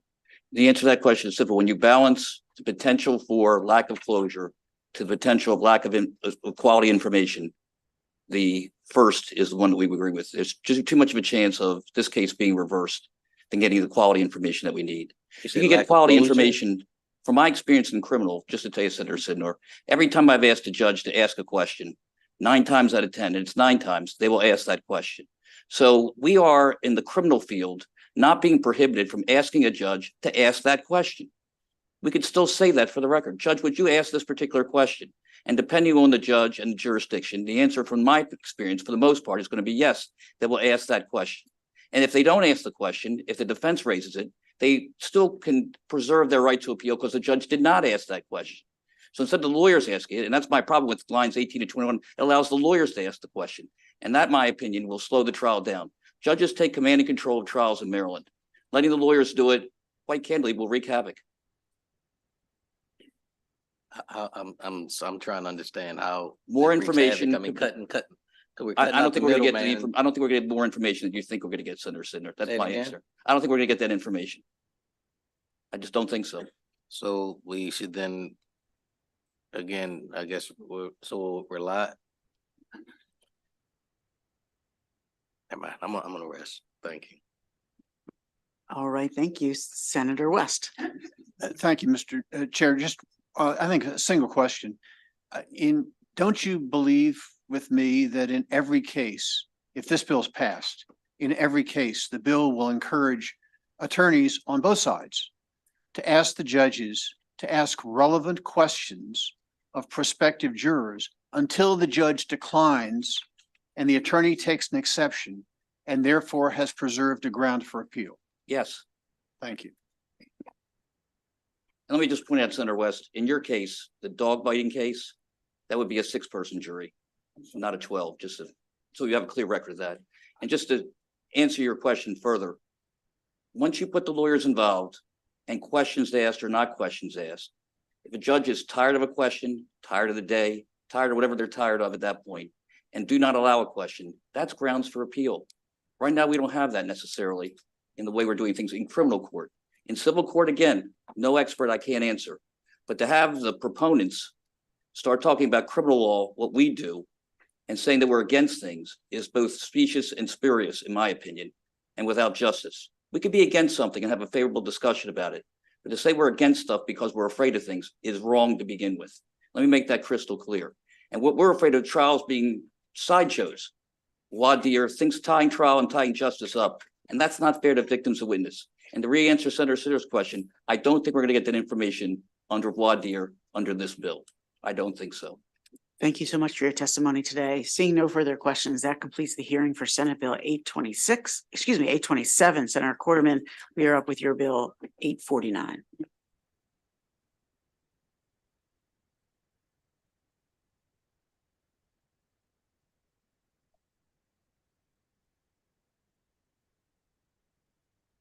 Ready? All right. Thank you, Mr. Chairman. Members of the committee, for the record, I'm Senator Paul Quarterman, District 2, Washington and Frederick counties. Thank you for the opportunity to present Senate Bill 849, Local Government Tort Claims Act, the Hagerstown Multi-Use Sports and Events Facility. So this bill would simply add the Hagerstown Multi-Use Sports and Event Facility in Washington County to quote local government definition under the Local Government Tort Claims Acts. So think about all those stadiums in our state: Frederick, Delmarva, Bowie, Baltimore, et cetera. They are all owned by some sort of local government, i.e. local, county, state, et cetera. The physical note raises some questions about the ownership of the facility that's currently being constructed in Hagerstown. It appears that the drafter may have reached out to the city and the county, rightfully so, and have documented that it will not be owned by the city or the county. It's actually going to be owned by a nonprofit. And I think that's where it kind of gets interesting here. So it's going to be owned by a nonprofit. However, the state of Maryland is constructing it. The state of Maryland will continue to pay the debt service for the next 20 to 30 years. But again, a nonprofit will run it, and it will have many, obviously, community uses. So, there is a nexus here in between. The state may not be the exact owner of it. However, they will be paying the debt service here over the next, like I said, 20 to 30 years. And you would think that in the best interest of the state, you would have some sort of liability protections the same way that we have in all our other facilities across the state. So basically, what the bill does, if passed, it would create equity amongst all these facilities of the same nature throughout the state of Maryland, treating them all in the same way. So with that, we would ask for a favorable report. Thank you. Thank you. Questions for the sponsor, Senator Sidden? So at the Hagerstown Multi-Use Sports and Events Facility, you're talking about athletic events and. So what it is, 3 years ago, we passed a bill here authorizing the state authority to issue bonds. And basically it's a minor league baseball stadium. We'll have all kinds of other events in there as well. That's the multi-use of it. It'll have soccer, football. The anchor tenant will be a minor league baseball team, but there'll be a variety of community amenities that are held there as well. And that's why a nonprofit is going to be the owner of it, and we'll manage and run it. And the only reason that I ask, because as I look at the list of the 29 other entities that fall under here, none of them are sports facilities where people are going to be injured. Correct. Or likely to be injured. We have a library, possibly a public market, I guess you could be injured there. Yeah, and I think to that point, Senator, because all the other facilities I said, they're all owned by local government or state government, some sort of government. So they're already included under those protections because they're owned by some sort of various form of level of government. That's what makes this facility kind of unique in that nature, where government has issued the bonds and we're paying for them, but they won't actually be the owner of the facility once it's constructed. So that's how this kind of, I will say, issue or situation came up. And we would give essentially the protections of local government to this nonprofit that will be running, or I guess owning this facility. Correct. You'd be given the same protection that we give to the Frederick Stadium, the Bowie Stadium, the Delmarva Stadium, the Baltimore stadiums. Is that under a different? No, because they're the code, because they're under Because municipalities. it's owned by the government. Correct. You're saying. So government's already included in anything that the government owns is already included in it. That's where this kind of, I won't say weird issue, but that's the issue that came up here. Because does that make sense? Yes, sir. Thank you. Yep, thank you. Senator West.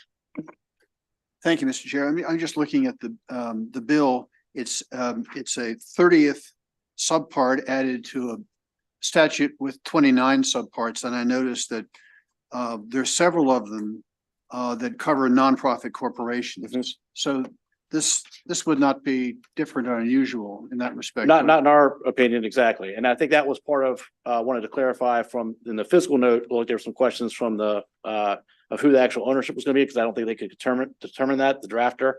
It's like they reached out to the city and the county, but it is a nonprofit that is owning it. So I want to make sure that information was on the record and relevant, because I think there was some ambiguity with that in the fiscal note about who would be the actual owner. Okay, thank you. Thank you, Senator Quarterman, for presenting the bill. We'll now move to the opponents of the bill. Yep. James McAllister.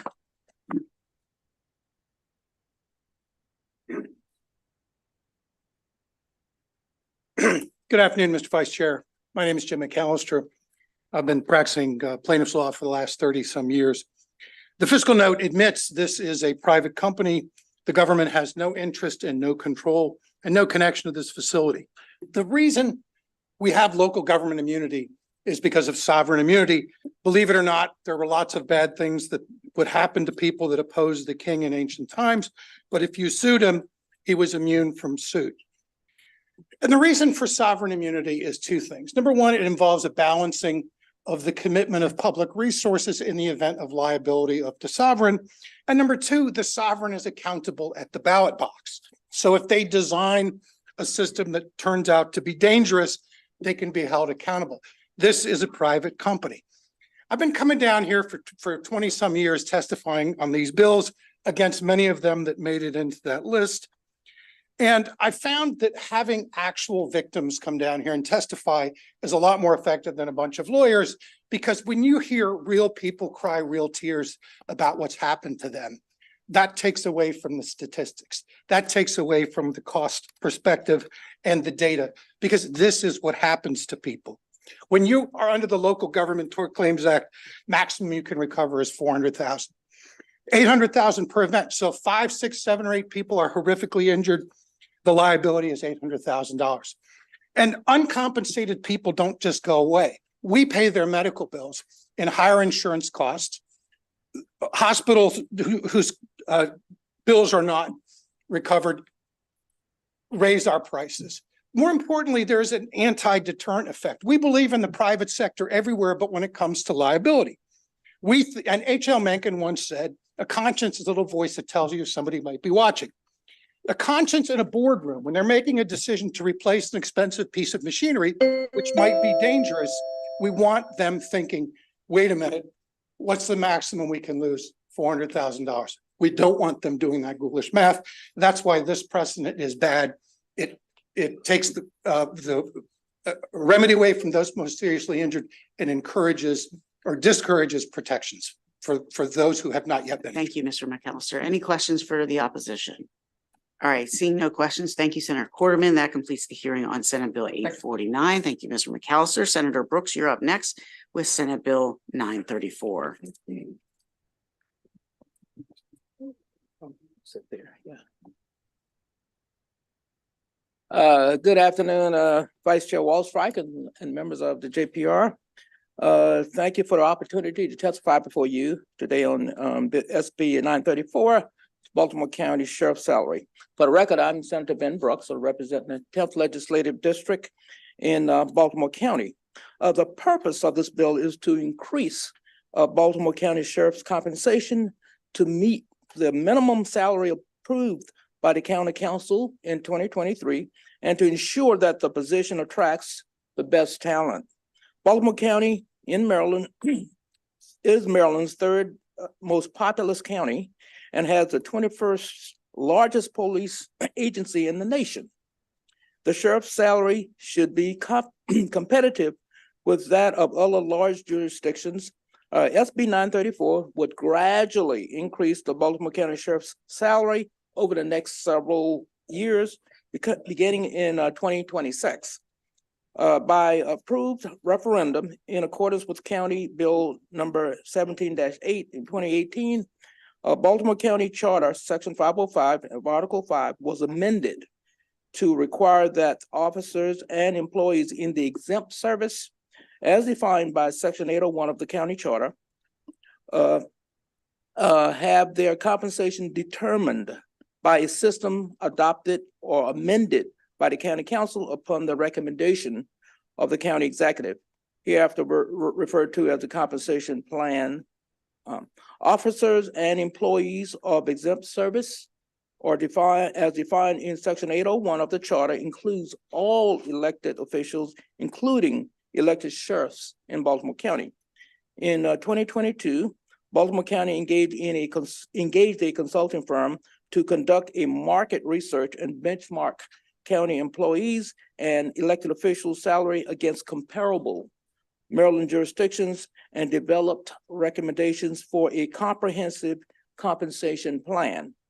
The consultant analysis revealed that state law, which dictates the sheriff's salary, has not been updated in 15 years. This has resulted in Baltimore County Sheriff's salary remaining extremely low compared to other large jurisdictions and unchanged for at least the last 12 years. The Baltimore County Sheriff's compensation is the lowest among all comparative jurisdictions in the region. This legislation would increase the sheriff's compensation to meet the minimum salary approved by the County Council in 2023 and provide for incremental increases in future years. Baltimore County Sheriff is the principal conservator of peace within the county and plays an important role in the county's judicial system. Coordinating these services in the third most populous county in the state is the responsibility not reflected in the sheriff's current salary, which is why County Council approved raising it. This legislation is merely confirming what the County Council passed. For that reason, I am requesting a favorable report. Thank you, Senator Brooks. And I do have a panelist here, Mr. Vice Chair. Gotcha. So it looks like it's just you, Senator Brooks, signed up to testify. I think we have a sense, unless there was anything in particular you needed to add, ma'am. No, I think the senator covered it. Indeed. Any questions for the senator? Senator Sidner? No question for the senator, but just to let you know that it was a local bill and you should have a letter of support from the county delegation. So noted. Any further questions? All right, thank you, Senator Sidner. Thank you, Mr. Vice Chair. That completes the hearing for Senate Bill 934. Senator Guile will now move on to Senate Bill 1038, Anne Arundel County Senators.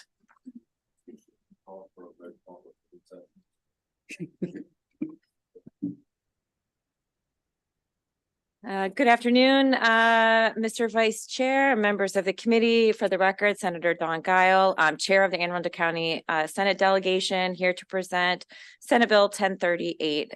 This bill is a local bill sponsored by the Anne Arundel County Senators and requested by County Executive Stuart Pittman. The bill will grant the Human Relations Committee of Anne Arundel County subpoena authority, the same authority already granted to the State Human Relations Commission. The county's Human Relations Commission is currently empowered to receive, mediate, and adjudicate complaints of discrimination in housing and to initiate and investigate matters related to discrimination in housing. As amended, the bill would allow the Human Relations Commission to seek enforcement of a subpoena at the circuit court in the same manner as the State Commission. I am joined at the table today by County Executive Pittman's Director of Government Relations, Ethan Hunt, as well as County Attorney Greg Swain. I would just keep it short, would respectfully request a favorable report on Senate Bill 1038. Thank you. Oh, come up here.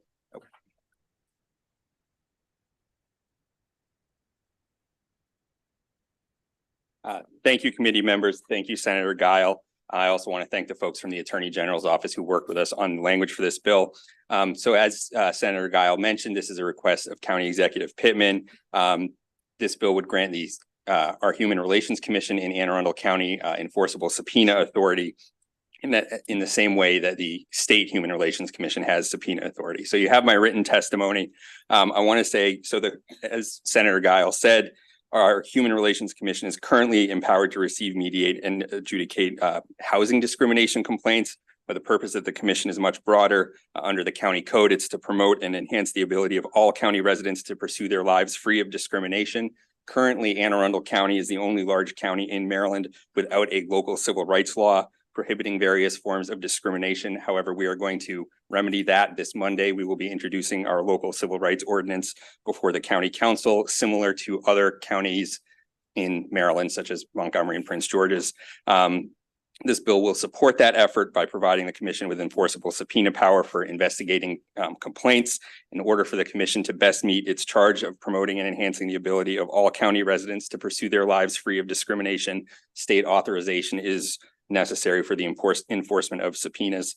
I do have our county attorney, Greg Swain, here to answer questions. And I believe on Zoom, our director of our Office of Equity and Human Rights, Asha Smith, is also available to answer questions. Thank you.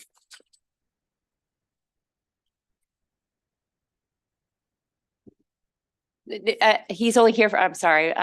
He's only here to answer any questions. The county attorney is here to answer anything, any questions that maybe have from the committee, but has no other oral testimony. So we'll go, she's in.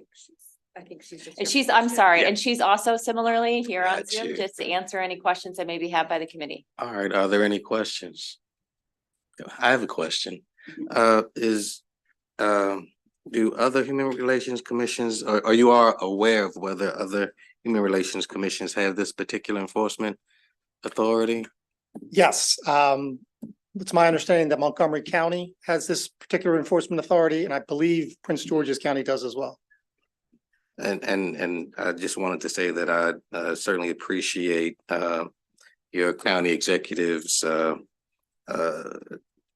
champion of these types of laws and do appreciate what they're trying to do in Anne Arundel County.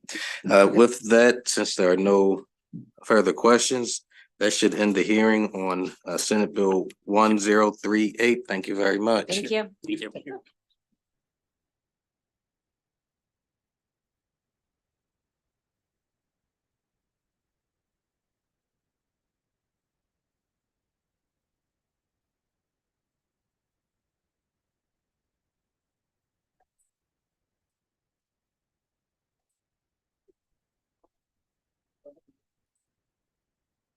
There we go.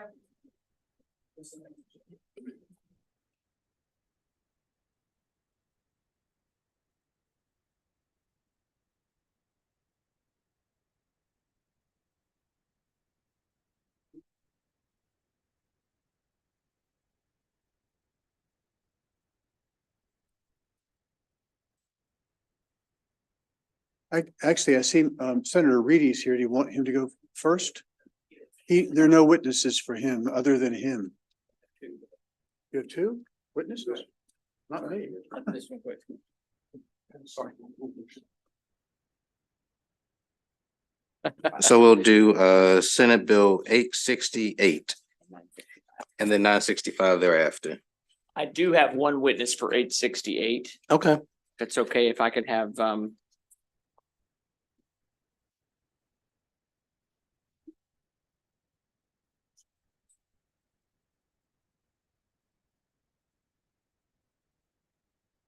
so I think. She here? Yeah. Oh, come on up. Yeah, come on up. Yeah. I have a witness coming up to sit. I'll go ahead and get started while she approaches though. Thank you. Please do. Thank you. Wonderful, wonderful. That'd be fine. Yes, that'd be fine. Yes. Okay. Thank you. Acting Chair Sidnor and members of the Judicial Proceedings Committee. I know we're all in various stages of moving around the committees. Our committee has people in and out a lot too, and everybody's very busy today. But I'm here to present Senate Bill 868, which is civil actions, injury to or death of a pet damages. And I'm going to say what the bill does quickly, and then I want to kind of give a quick overview as to why I think it's important and give some context. The bill seeks to repeal the cap on economic or compensatory damages, which is currently $10,000 for the tortious injury to or death of a pet. Under current law, a person who causes injury or death to someone's pet is liable to the owner of the pet for up to $10,000 in damages. However, there have been cases where $10,000 does not cover the full economic damages when a pet is either lost, either killed or hurt. And Senate Bill 868 would ensure that pet owners receive the proper amount of economic compensation when another individual injures or kills their pet. Now, let me give a little context here. Maryland law is very interesting, and I was actually talking, and I don't think he's going to be able to make it onto the call. Former chairman of this committee, Bobby Zirkin, had this bill before, and he was going to try to be on to testify virtually. I don't know that he was able to make it, but one of the most interesting things about the way Maryland law works is we treat pets. We don't treat them the same as people, and I'm certainly not here to advocate that we should, but we treat them like property, which makes some sense in that it's an animal, it's a dog or it's a cat or some sort of animal. But we cap the economic damages in the case of a death or injury to a pet. If I were to negligently, maybe I was drunk driving and I, plowed into your driveway and damaged your car, or if I were to accidentally,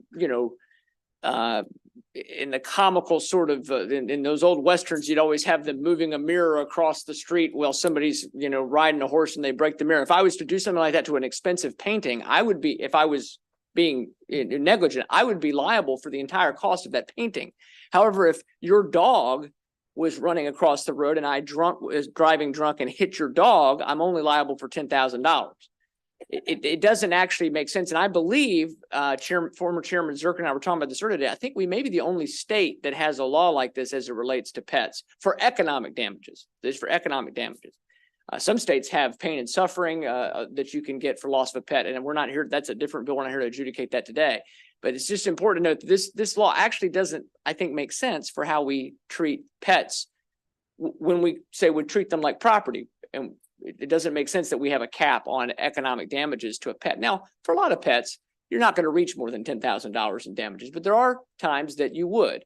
And so what we're seeking to do with this bill, with Senate Bill 868, is simply to change it to where you get the full economic damages for the loss of or for the bills and associated with a loss or an injury to a pet. So, Mr. Chairman, with that, I'd be happy to take questions when we're done. I have, I think, two witnesses here. I'd like to maybe start with Ms. Sterla, and you can go ahead and give testimony. They'd like for you to stand up here. There you go. Thank you. Yes.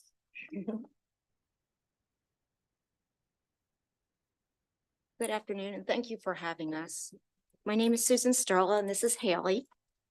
And I'm one of many that's been impacted by this cap on 868 bill, one of which needs to be repealed. I always remembered that wrong is wrong, and this repeal will make offenders responsible for their wrongful actions and bring fairness to the innocent victim. By law, people who cause harm or death to a beloved pet must be held accountable and not limited to a cap. Our pets are not household items. They're not property. They're a living, breathing creature made from God, just like you and me. Prior to Haley, I had a pom named Sophia. We were always together. She was my furry child, man's best friend. You know the saying. Well, she was my best friend. And they were the best 12 years, 9 months, and 9 days of my life. And that was taken away from me on January 1st, 2021 at 7 a.m. on New Year's Day. We were supposed to be celebrating the new year, but instead, my world crumbled and it was the worst day of my life. Sophie was attacked by a pit bull. The dog had no collar, no leash, no vet records, and no human controlling it. That dog was also stated by the Humane Society as being unfriendly. Sophie was yelping. I tried to help her. I tried to save her. The pit bull owner did nothing. He knew exactly what his dog was all about, and I thank God for the good Samaritans that came by and helped stop the attack. Being that it was New Year's Eve, the vet ER was closed, and I rushed Sophie to Carroll County Hospital. But it was too late, and she died in my arms. The hospital ended up examining me. I was covered in blood. I had multiple bites and bruises. I was required to take physical therapy, and I had 4 rounds of rabies shots. For Sophie's and my sake, I keep moving forward, which is why I'm here with you today. You do not ever want to go through something like this, but if you do, you will then fully understand why repealing this cap means so much to the innocent victim. I did nothing wrong. Their negligence, their stupidity killed my best friend and destroyed me. All I can do now is just keep fighting the fight for the innocent. This is why I need you. I need you to hear our story. I need you to help us bring fair justice for all Marylanders. Thank you.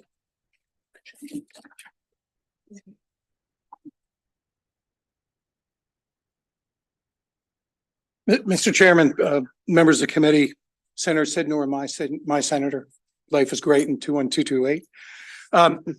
We're here in support of this bill. I testified the last time it was in to increase the cap. We didn't get the cap then, we don't get it now. And a friend of mine, Bob Zarbin, used to say Annapolis can be an evidence-free zone because people get to say stuff here that you wonder where'd that come from. Number one, the myth was, well, this will open the door to people getting emotional damages for pain and suffering and the loss of the pet. Not so, Bill says, economic damages. Yeah. Number two, it's liability without fault. Something happens to your pet, you just go out and somebody has to write you a check. Wrong. Tortious, what that means is it has to be negligence-based, or worse, reckless or intentional, but it has to be fault-based. And the third is it's up to $10,000. This was portrayed last time as, oh, every time somebody bites my dog, I get a check for 10 grand. Because it's economic damages, it's even better protected because you got to bring in the receipt. And for anybody that says, how can you spend $10,000 on a pet? One of the foster children that we ultimately adopted came with a chinchilla. And I didn't know when I built this pet for the chinchilla to play in the backyard in the summertime, that they're subject to having sunstroke or heat exhaustion. It is wearing a fur coat, I should have known. So we wound up taking the chinchilla to a pet intensive care facility. So the vet's on the phone with me telling we've intubated the chinchilla and we're doing transfusions, and I have a hysterical 6-year-old who's been in my house for 8 months. What am I going to do? Thank God she doesn't know what I told the vet to do, but that's how these bills add up. You know, when I was a kid, you went to the vet and the vet acted like Nero and did this or this. Now you go to a pet dermatologist, blood doctors, cancer doctors, it gets expensive. So let's take care of the people whose property was damaged. If your car is damaged, they're responsible. It should be the same with your pet. There's a lot to unpack there. Evidence-free zone, Nero, chinchillas. No, I appreciate it. Yeah, there you go. This committee would never operate as an evidence-free zone, Mr. Chairman. I have complete confidence in your ability to judge this bill fairly. I appreciate that. So you want to ask? Sorry, Senator Muse has a question. Actually, it's a good question. At 10 now, what does this raise it to? This would get rid of the cap. Okay, and but again, it's not pain and suffering or any of that. Okay. It's just economic damages. Thank you. Whatever you have a receipt for that. Yeah, you have to prove it. Yeah. Got you. Thank you. All right. So we have a virtual witness joining us. Ms. Fullerton, welcome. Good afternoon. Thank you for having me. My name's Kim Fullerton. I am here on behalf of the Maryland State Bar Association, and I also teach animal law at the University of Maryland School of Law. So I teach my students about this specific issue because it is an area of law that we absolutely need to address, and it's also an irregularity in Maryland law. So animals are the only type of property in Maryland that we put this statutory cap on. And going back to that painting analogy as well, you can have a painting of your dog right next to your dog. And if someone walks in and shoots both, if it's $1 million painting, you're going to get the $1 million. Regardless, if you have $1 million dog, you're capped at that 10,000. And so I also want to highlight just within our own system of laws already in Maryland, how further irregular this is. So we've created a specific criminal statute So if a service animal is injured, in criminal cases, the restitution is whatever those actual damages are. And yet, if they brought a civil case, they would be limited by this 10,000. And so that's just another area where Maryland law makes absolutely no sense. And so I fully support this bill. We absolutely need to do away with this cap. There's no other property in Maryland that has a similar cap. And Maryland itself is unique, like, among other states as well, in that other states just don't do this. So we support this bill, and I urge your support.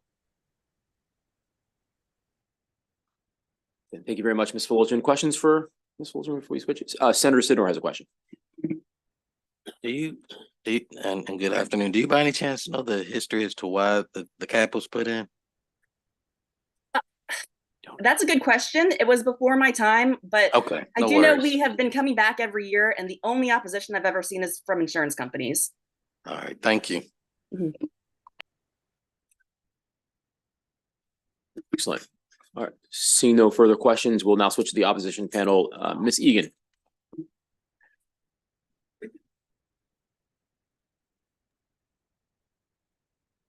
Hi, can you hear me?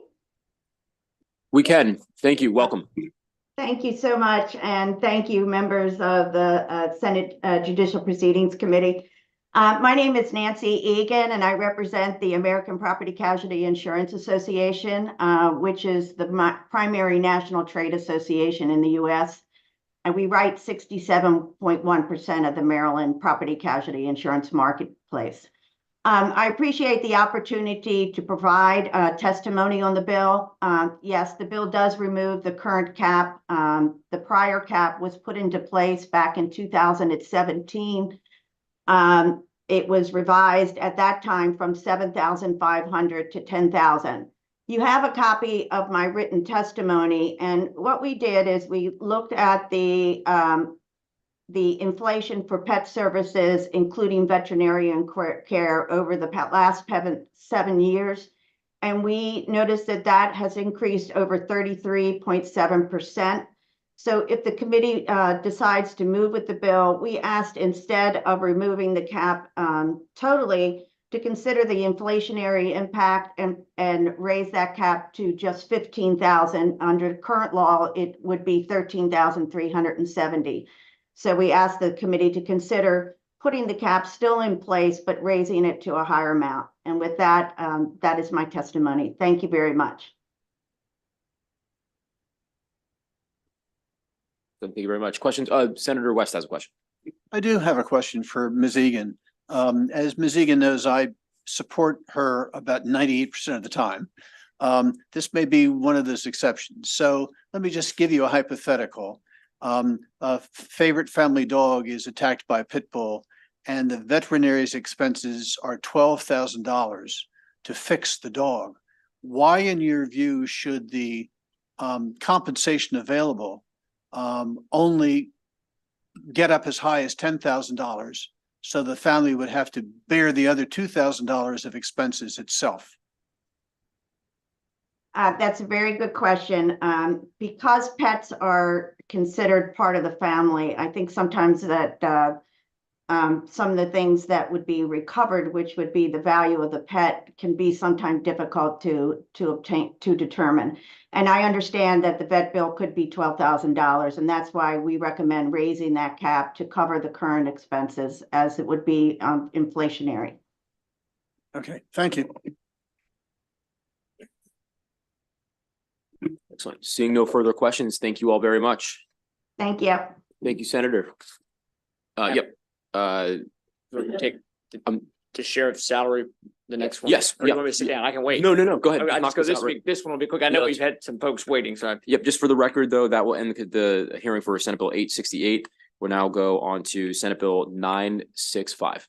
Thank you, Mr. Chairman. Senator Justin Reedy here to present Carroll County Senators Senate Bill 965. As amended, this bill would raise the Carroll County Sheriff's salary following the next election, beginning on the day the next sheriff takes the oath of office. The Carroll County Sheriff's Office is the primary law enforcement department for the entire county, significant responsibilities coordinating with our small towns. And they're also a major collaborator with our municipal police departments. Charles, Harford, Frederick, and Carroll counties fall into a little bit of a donut hole where our sheriff departments are the primary law enforcement officers that are responsible for securing the courts, serving warrants, transporting prisoners, and managing a county jail, but growing in population. So in this kind of donut hole. So the salary actually has not been increased since 2018.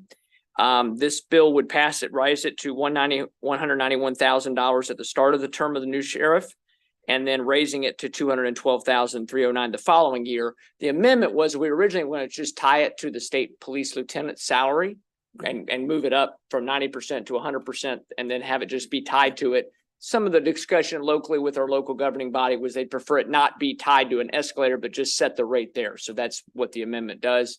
I would ask for the favorable support of the committee, and thank you very much. Any questions? Excellent. Seeing no further questions. Thank you very much, Senator. Thank you very much. Thank you. All right, we'll now move on to, let's see. Senator McKay, are you ready for yours or? Always ready. Okay, well, we can knock yours out too, and we'll go next. I'm just going down the list. So Senator McKay will go with whichever one you want to go with first. Excellent. All right, Senate Bill 873, Senator McKay.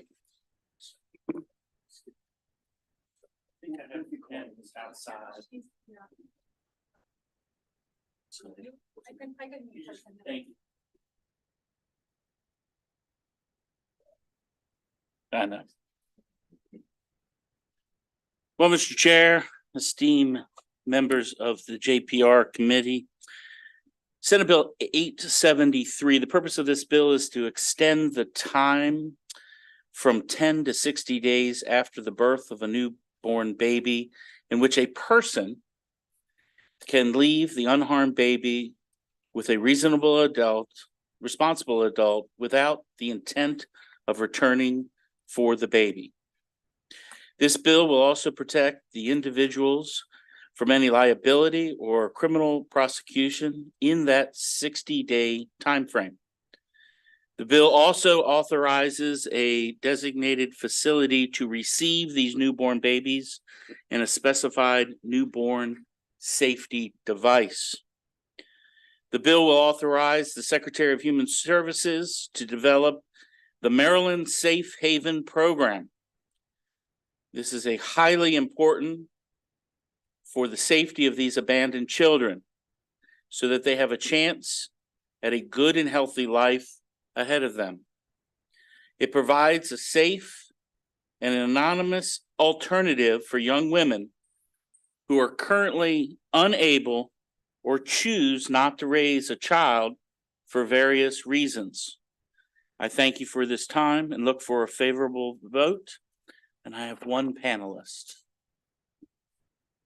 You're going to want to come over here. Okay. Yeah. We like to put the cameras right on you. Thank you, Senator McKay. Thank you, Senator Smith, Mr. Chairman, and members of the committee. I'm Laura Bogley, Executive Director of Maryland Right to Life. I thank you for your time and consideration tonight. We thank Senator McKay for bringing this important bill to modernize Maryland's safe haven law and enable the state to better serve the needs of vulnerable infants and mothers in need. Safe haven laws have bipartisan support and have been enacted by all 50 states, including Maryland in 2002. Unfortunately, our law has not been updated since 2008. Safe haven laws have proven to be an effective solution for preventing the wrongful and illegal harm or death of newborn infants. Since 1999, 4,718 newborn babies have been saved through safe haven laws.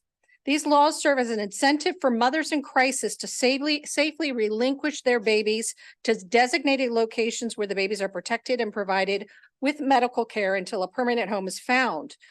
Safe haven laws generally allow the parent or an agent of the parent to remain anonymous and to be shielded from prosecution for abandonment or neglect in exchange for surrendering the baby to a safe haven. Safe haven laws also provide legal protections for providers who participate in the Maryland Safe Haven program. According to reports from the Maryland Department of Human Services, the Safe Haven program is currently underutilized with no newborns saved in the last few years. Tragically, babies continue to be abandoned in Maryland illegally, and their mothers prosecuted for the neglect or death of their child. We believe that if Maryland's Safe Haven program was more accessible, that these mothers most likely would have safely relinquished their children to responsible adults without harm. For this reason, we strongly support this bill and ask your favorable report. Please give women and infants a fighting chance in Maryland. Thank you. Thank you. We're gonna hear from Ms. Shylock first, and then we'll open it up for questions. Welcome. Hello, can you hear me? We can. All right, perfect. I'm not good at Zoom. All right, well, greetings, everyone. Thank you for allowing me to be a witness today. My name is Olivia Shylock. I'm 29 years old, from Western Maryland, born and raised in Cumberland. I am a wife, a mother of two, and a firefighter paramedic in our great state. As a volunteer and paid public servant of our state, I see firsthand the struggles and obstacles families face. My heart goes out to anyone who may feel abandoning their newborn is their only option. While safe haven laws are currently present in all 50 states, District of Columbia, and Puerto Rico, Maryland currently requires a face-to-face surrender to take place. Several states, 20 in fact, have already adjusted their safe haven laws to include anonymous box surrenders. As previously stated in the last witness, the NSHA has unofficially recorded 1,610 babies that have been illegally abandoned since 1999. 915 of those babies have been found deceased. In 2022 alone, 31 babies were placed in dumpsters, found in backpacks, and discarded in other dangerous locations. 22 of those infants were found deceased. These statistics underscore the need for a safe and anonymous option for desperate mothers. Anonymous surrenders are not a new concept, having been around for centuries in other countries, and are quickly spreading across the United States to give women in crisis a safe and legal option. Once the safe haven law is adjusted to include box placement, there are nonprofit organizations present and ready to assist our cities with implementing these boxes, providing 24-hour crisis hotlines, a complete breakdown of cost, annual fees, education programs for our schools, and training for our first responders. It's been alarming communicating with these organizations and researching how often these resources are being used but aren't available in all states. So I urge you today to favor this positive change for our state, to give our women and infants another option. At no cost to our state or need for funding, this seems like a golden opportunity for our people. Thank you. Excellent. Thank you very much for your testimony. Thanks for joining us. And you're better at Zoom than I am because you got through it. So. All right. We have a couple of questions from the committee. We'll start off with Senator West. Thank you, Mr. Chair. I guess it's a question for the bill sponsor. This bill's the first time I've ever heard of safe baby boxes. And my question is there any evidence at all that this so-called safe baby boxes are not safe? So to answer your question on that, it all depends on how the boxes are being used. If I may, I can turn it over to Laura, who might be able to answer that more clearly than I have. The boxes do need to be monitored. They need to have video on them. They do need to have somebody access to be able to have an alarm that says, hey, there is a baby in the box now. Those are all things that have been proven to go through, but the actual statistics, I'll turn it over to her, please. Yeah, thank you, Senator West, for the question. Still not on. Yeah, Okay. come on up. Thank you, Senator West, for the question. So there are a couple different organizations in the United States that are currently using baby boxes. They're not necessarily affiliated with one another. The organization that we work with, Safe Haven Baby Boxes, has 206 boxes across the 18 states where they have implemented this. And they've had 43 safe surrenders. So the important thing to understand is these boxes are not medical devices. They don't need FDA approval. They are located in the designated facilities that are already approved through the state safe haven laws. So it's the same police stations, the same fire stations, the same hospitals where women now are being asked to hand their baby over face to face. And we're really afraid in Maryland, the reason the program is underutilized is because women are concerned about privacy, anonymity, and they're afraid to go into a local police station and hand their baby over. So we're finding that in the states where they're putting these boxes into those designated facilities. So they're physically in the external wall of the police department or the hospital, that women are utilizing these. And we're saving babies. And in most cases, they're finding these babies are healthy. One of the reasons why Senator McKay wanted to bring this bill to you on his constituents' behalf was because we have women that are abandoning their babies and leaving them to die because they're afraid of losing the anonymity. And really in the state of Maryland with our safe haven law, there's no need to do that. So there's really there's no extra level of risk here. These boxes are monitored. They're put in locations that are manned 24/7. The nonprofit associations we work with provide free training to these providers that are already authorized under the Maryland Safe Haven program. Great. Thank you for answering my question. Thank you.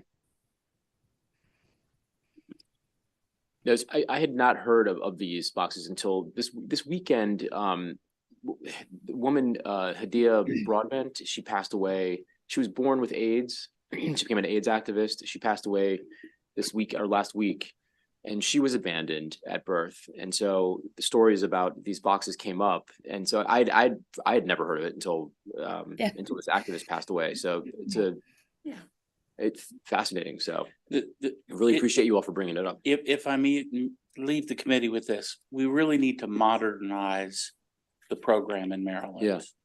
Yeah. You will find from some of the opposition, there's some different things that we believe we can work around.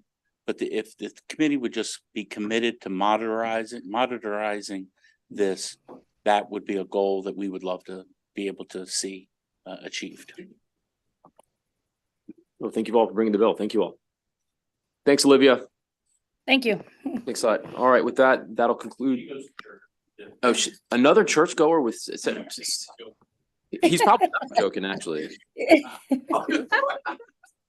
My dad was also born in Cumberland, so cool. Yeah, he's got a soft spot in my heart.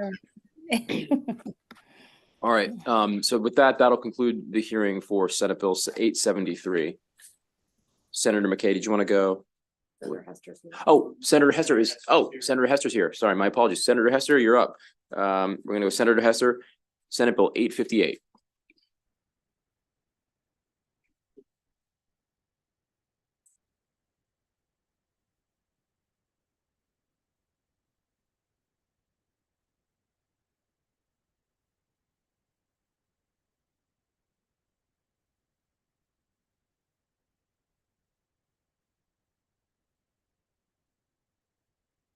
We've been practicing.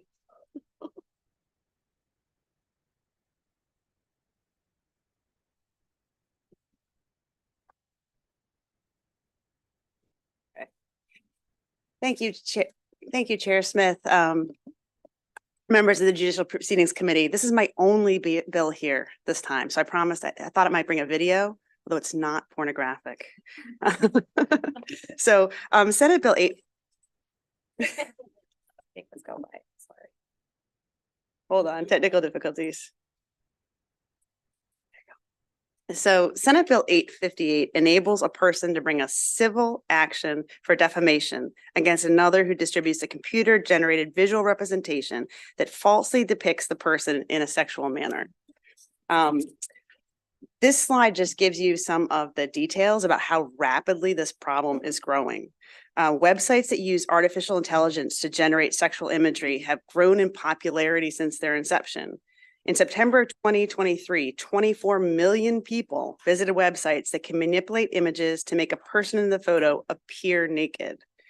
Furthermore, from 2018 to 2020, the number of pornographic computer-generated sexual images online doubled every 6 months. So this is a really growing problem, and it could affect, folks in our family, people that we know. It's It's something that I think that we can address with this bill. I just wanted to point out a couple things here. The non-consensual sharing of computer-generated pornography is a gendered form of sexual abuse, with women comprising 99% of the victims. The purveyors of this material target women in the United States at a higher rate than all other countries but South Korea. There has been a steep increase in non-consensual pornography in the last few years, especially impacting minors. The FBI has said it has seen a rise in the number of open cases involving crimes against children. There were more than 4,800 cases in 2022, which had grown from more than 4,100 the year before. So the first thing I wanted to point out is just how easy it is to use this technology. AI generated technology is too easy to use. It's easily accessible on the internet, and it allows for it allows users to easily create computer generated pornography based on one image of an individual. And so we've just got a demo here of how this could work. So this video was created using a computer with an Intel Core i5 processor, 16 gigabytes of RAM, NVIDIA GeForce 2070 graphics card. And such a computer is not difficult or particularly costly to attain. So what this means is the average person can access this AI generated image technology quite easily. So there's a couple other examples I'd like to show. So this one is, and obviously we're not talking about elections here, but this one's safe to show. This is a AI generated video that depicts a Hillary Clinton. It's been around for about a year, and it's kind of funny, but it's also kind of realistic. So we'll just show a brief clip and hopefully it works. People might be surprised to hear me say this, but I actually like Ron DeSantis a lot. Yeah, I know. I'd say he's just the kind of guy this country needs, and I really mean that. If Ron DeSantis got installed as president, I'd be fine with that. I mean, the one thing I know about Ron is that when push comes to shove. Okay, so obviously that Hillary never really said that, but at first blush, you can't tell that it's not Hillary. The next video I'm going to show you relates to Sarah, which OpenAI developed recently. And this can create realistic videos like the example I'm just going to show you with a simple prompt. So what the user put in to create the video you're just going to see was a mere sentence.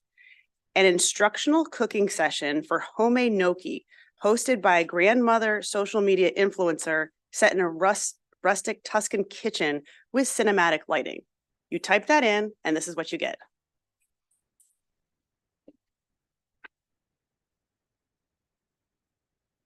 So I guess the sound isn't working, but you guys get the idea. And if it's this easy to create the grandmother, you can imagine how easy it is to create other things.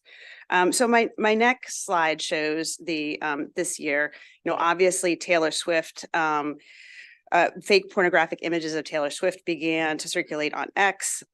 There's also been non-consensual sexual imagery of other well-known celebrities, including Kristen Bell, Gal Gadot, Emmett Watson, and many more.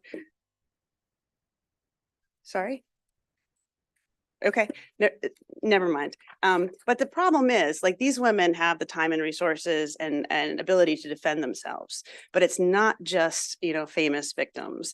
I was particularly appalled by a recent criminal case heard in Long Island, New York, which I saw featured on Bloomberg. It centered around a young man who had used AI to alter publicly posted pictures of 11 different girls into sexually explicit images. The perpetrator then revealed the victim's personally identifiable information, including full names, phone numbers, and home addresses. Although the perpetrator clearly violated the privacy, dignity, and security of these girls, the state of New York at that point lacked the legislative framework to hold him accountable for the fabrication of these images. These women were receiving private Facebook, Instagram, and Snapchat messages with their photos beside male genitalia and covered in semen. They got calls late at night from foreign numbers with heavy breathing at the end of the line. And these are the cases that we know about.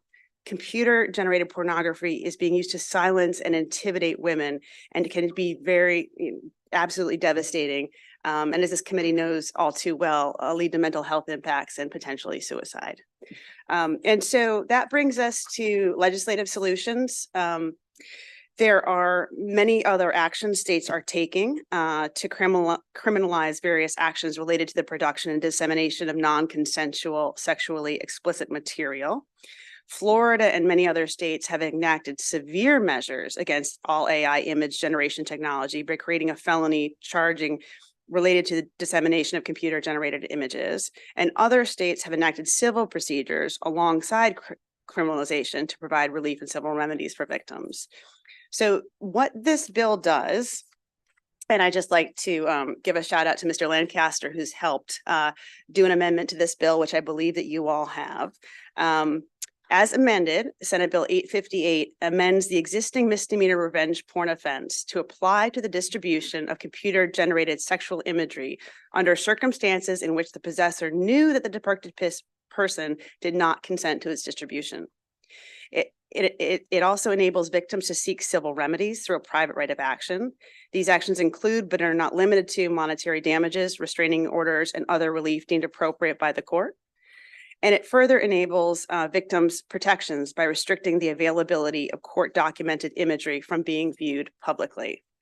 And so with that, Mr. Chair, I would love to turn it over to an all-star panel, including Katie O'Malley, Executive Director of the Women's Law Center, and Melanie Shapiro, Maryland Network Against Domestic Violence.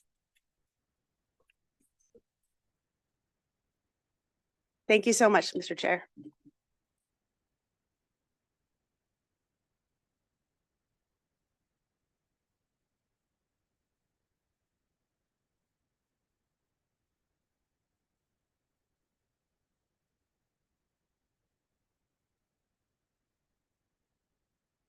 Good evening, Mr. Chair and members of the committee. Again, I'm here this week. Katie O'Malley, I know you guys are probably getting sick of me. This is my favorite committee, though, I have to tell you. I come here as often as I can. I think you heard a lot about what this bill will do, and it's certainly from the Women's Law Center perspective, and Melanie Shapiro from the Maryland Network Against Domestic Violence will add on in how this really affects our clients. As I've told you many times before the committee, that everyone that we represent at the Women's Law Center has been a victim of intimate partner violence. There's a case right now that doesn't involve deep fake pornography, but does involve revenge porn with one of the clients that we're seeking, and the effects that that has on an individual, not only mentally, the mental health, but how it's affected. In this case, this young woman had broken up with her boyfriend, and he was sending images of her to her family members. And so the embarrassment, the humiliation, but in some cases where these deep fakes that the senator was talking about are not only causing embarrassment, humiliation, intimidation and coercion perhaps, but oftentimes in some cases suicide. I know the senator had a case, a young girl back in 2013, Grace McComas, who took her own life after being cyberbullied. So this is now, that was 2014, and a law was passed in the Maryland General Assembly to address that type of online harassment. But this online harassment now is really bumped up because of the technology that we're seeing, where you can take an image of an individual and have them doing things, non-consensual sexual activity, and having it distributed, and it can last for a lifetime. So this bill would then define what that is, because right now, even in the criminal statute, revenge porn doesn't have a definition for AI generated images. And so this will allow for that definition so that there can be legislation and regulation of this type of activity. And the civil aspect of this is wonderful because it allows for a civil claim of defamation. And then you'll hear from Melanie, who might talk about some amendments to this that would allow other types of relief. So clearly we urge a favorable report on this bill, and commend Senator Hester for bringing this topic up, because it is something that affects the clients that we see, and it's going to be affecting more and more people, as this is such an easy skill for anyone to learn and can be used for such malicious purposes. So thank you so much.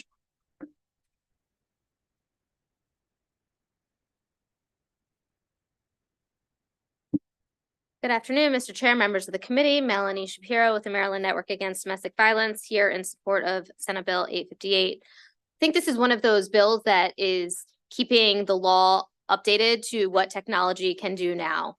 It is incredibly frightening to think that somebody can take a picture of you and make all sorts of images and put it out there. And once it's out there, even if they try and take it down, quite frankly, it's never really gone away. I've been in trainings where law enforcement has shown all these unbelievable websites that are, the deep dark web is a scary place. And so what this bill is really doing is updating the revenge porn law to the kinds of abuse and power and control tactics that abusers are doing to their victims. Oftentimes in an intimate partner situation, you might share an image of yourself, nude or not. And that is then subsequent to the ending of the relationship being used by abusers in this type of situation in revenge porn, which is already illegal in Maryland. This is just updating the definition to include the type of technology we're seeing now. The civil cause of action is also incredibly important. Not every victim wants to pursue criminal charges. So this is really about victim autonomy and the ability for them to pursue whichever action. Some might choose to pursue both. I do want to make sure that in the definition, I did just receive the reprint, and thank you for your work on the amendment, that it includes the injunctive relief, because the ability to have that image stop and be taken down to the extent that you can actually take something down and not be reshared, that is incredibly important. Most victims, everybody wants something different, but they want the violence to stop. They want the abuse to stop. And the civil cause of action is a mechanism to make the abuse stop. So for all of those reasons, we support Senate Bill 858 and urge a favorable report. Well, thank you all. Thank you for the senator for bringing this. Obviously, when the technology gets more democratized every year, and our statute has to catch up to that. So a number of requests for us to deal with this issue over the interim. And so I appreciate your efforts. Questions from the committee? I have one question after Senator West, because I don't have access to the interlineated copy with the the interlineated copy with the amendment. So I have a question, but Senator West.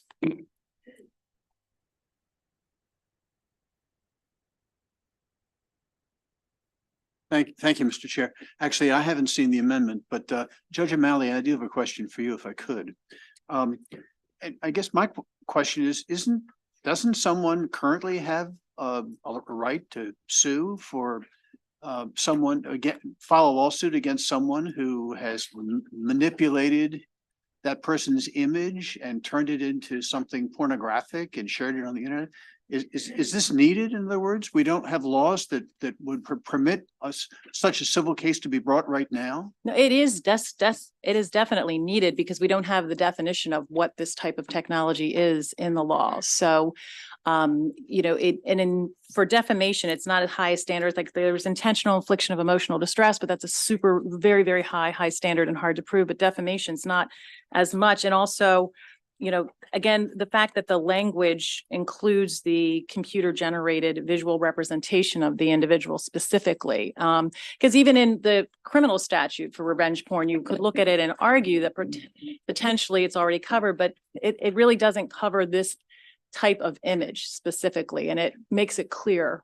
So that's why I think it's a. Okay. So that's my follow-on question. If we need this statute, Senator, if you want to answer, you need to go up to the podium. Our committee is the only committee in the entire General Assembly that has this podium requirement.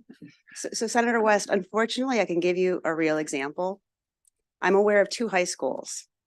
The one high school, a gentleman in one high school, or not a gentleman, a boy in one high school took an image of a girl in another high school who was in a bathing suit. He uploaded her photo to a website that says, "Undress me with AI." Now there are multiple people undressing this poor child so that she appears naked, and it's all over the internet. The police contacted the parents to let the parents know that the girl's image was floating naked all over the place, and the parents can't get the image taken down. That is a current case in my district. And the parents or the girl in question have no ability under current Maryland law to file a lawsuit against the boy who did that. No. Okay. I don't know their ages. Well, let me ask then the companion question. If we need this bill in order to establish the right to file such a civil suit, what about a criminal case? Do we need a companion criminal statute to establish this as a matter of criminal law, or do the criminal laws already cover this? So criminal law, there's already a statute, it's a misdemeanor for revenge porn, and it's used in a criminal context. It's also used in the civil context for protective orders and peace orders. But it doesn't specifically, it doesn't cover, the criminal law statute doesn't cover AI generated sexual images. So That this was my will, question. Do we right. need to update our criminal statutes in order to cover I think AI images? there's in here, it is addressed under distribute, Was that in the amendment? I haven't seen the amendment. yes, it is in here. And it's, the specific statute is 3809 of the criminal law article. And there is an amendment that would allow that to then be part of the criminal statute. Okay, great. I don't have a copy of the amendment, so that's terrific. Thank you.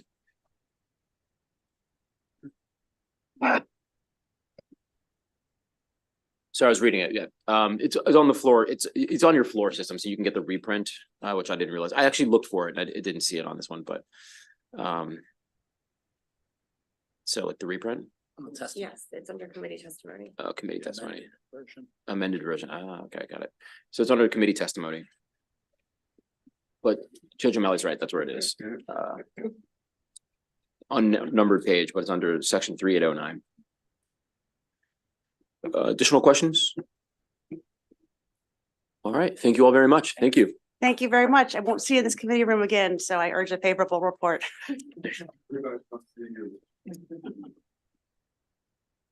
All right, with that, that'll conclude the hearing for Senate Bill 858. We'll now move on to Senator McKay, Senate Bill 914. I bring my in-person panel.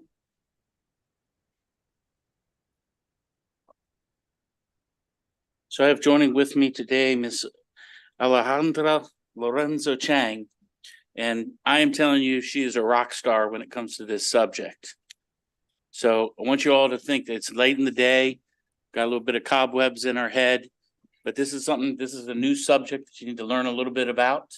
And between her and the 3 or 4 people I have in the virtual panel, we're going to discuss Senate Bill 914.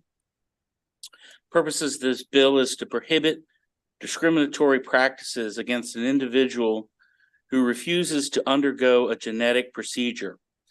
This relates to education, public accommodation, commercial leasing, housing, employment, state personnel actions, and by specific individuals who are licensed by the Maryland Department of Labor. The need for Senate Bill 914, the DNA integration into the human genome, or cancer promoting and chromosomal instability are some of the examples that are seriously known for risks of genetic procedures, which are usually not detected in short clinical trials. As the negative outcomes from undergoing such procedures can manifest over long periods of time, not assessing the risks comprehensively is not an implementation of the absence of such risks. History has proven of numerous medical products that have been removed from the market after significant harm to so many individuals. No genetic procedure should be a condition for education, work, or the access to daily life activities. I urge a favorable vote for Senate Bill 914, and I will, on this subject, turn it over to the smartest young lady in the room. Oh, thank you, Senator McKay, for your confidence. Yes, ma'am. If you would join us up here, the podium will be yours. Sure, I would say I'm very humble. I think I should be last, but I'm happy to start. We've been waiting, I'm sorry. Good afternoon, members of the Judicial Proceedings Committee. We've been waiting for hours. I was just wondering, Senator McKay, if one of the other witnesses can start instead of me. person have to speak. Okay, no problem, no problem. So my apologies. I just want to say, so good afternoon again, and my name is Alejandra Lorenzo Chang, and by no means I am an expert on these, but I do have a professional background in science. I just come here as an informed citizen, and above all, as a very loving mother. So there are well-established discrimination laws against basic innate individual traits such as race, gender, and religion. Gene integrity is not an exception. Imposing a procedure which can artificially cause such a deep level of constitutional change is discrimination against the right of individuals to preserve their genetic integrity. Another aspect is the inherent risks of a genetic procedure. Technology in the field of genetics is developing at a fast pace and comes with great unknowns and serious potential risks, which are usually not detected in short clinical trials and take years to detect. Not assessing risks comprehensively is not an implication of the absence of such risks. For example, the following is an excerpt from a New York Times article on CRISPR gene editing technology. CRISPR-Cas9 can cause serious side effects in the cells of human embryos, prompting them to discard large chunks of their genetic material, a new study has found.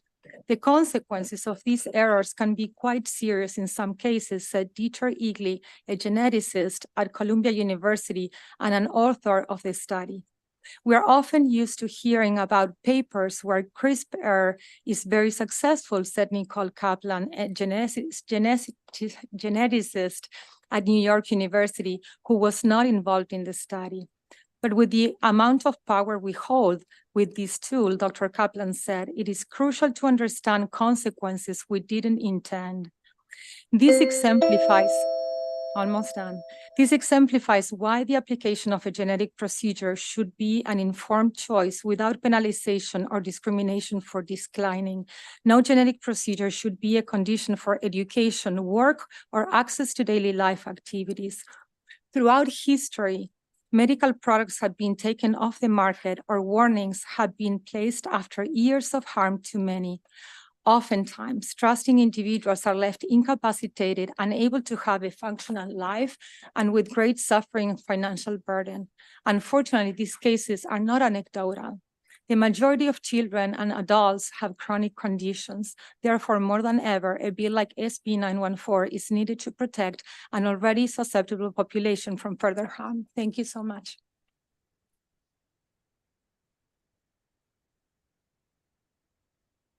Witness.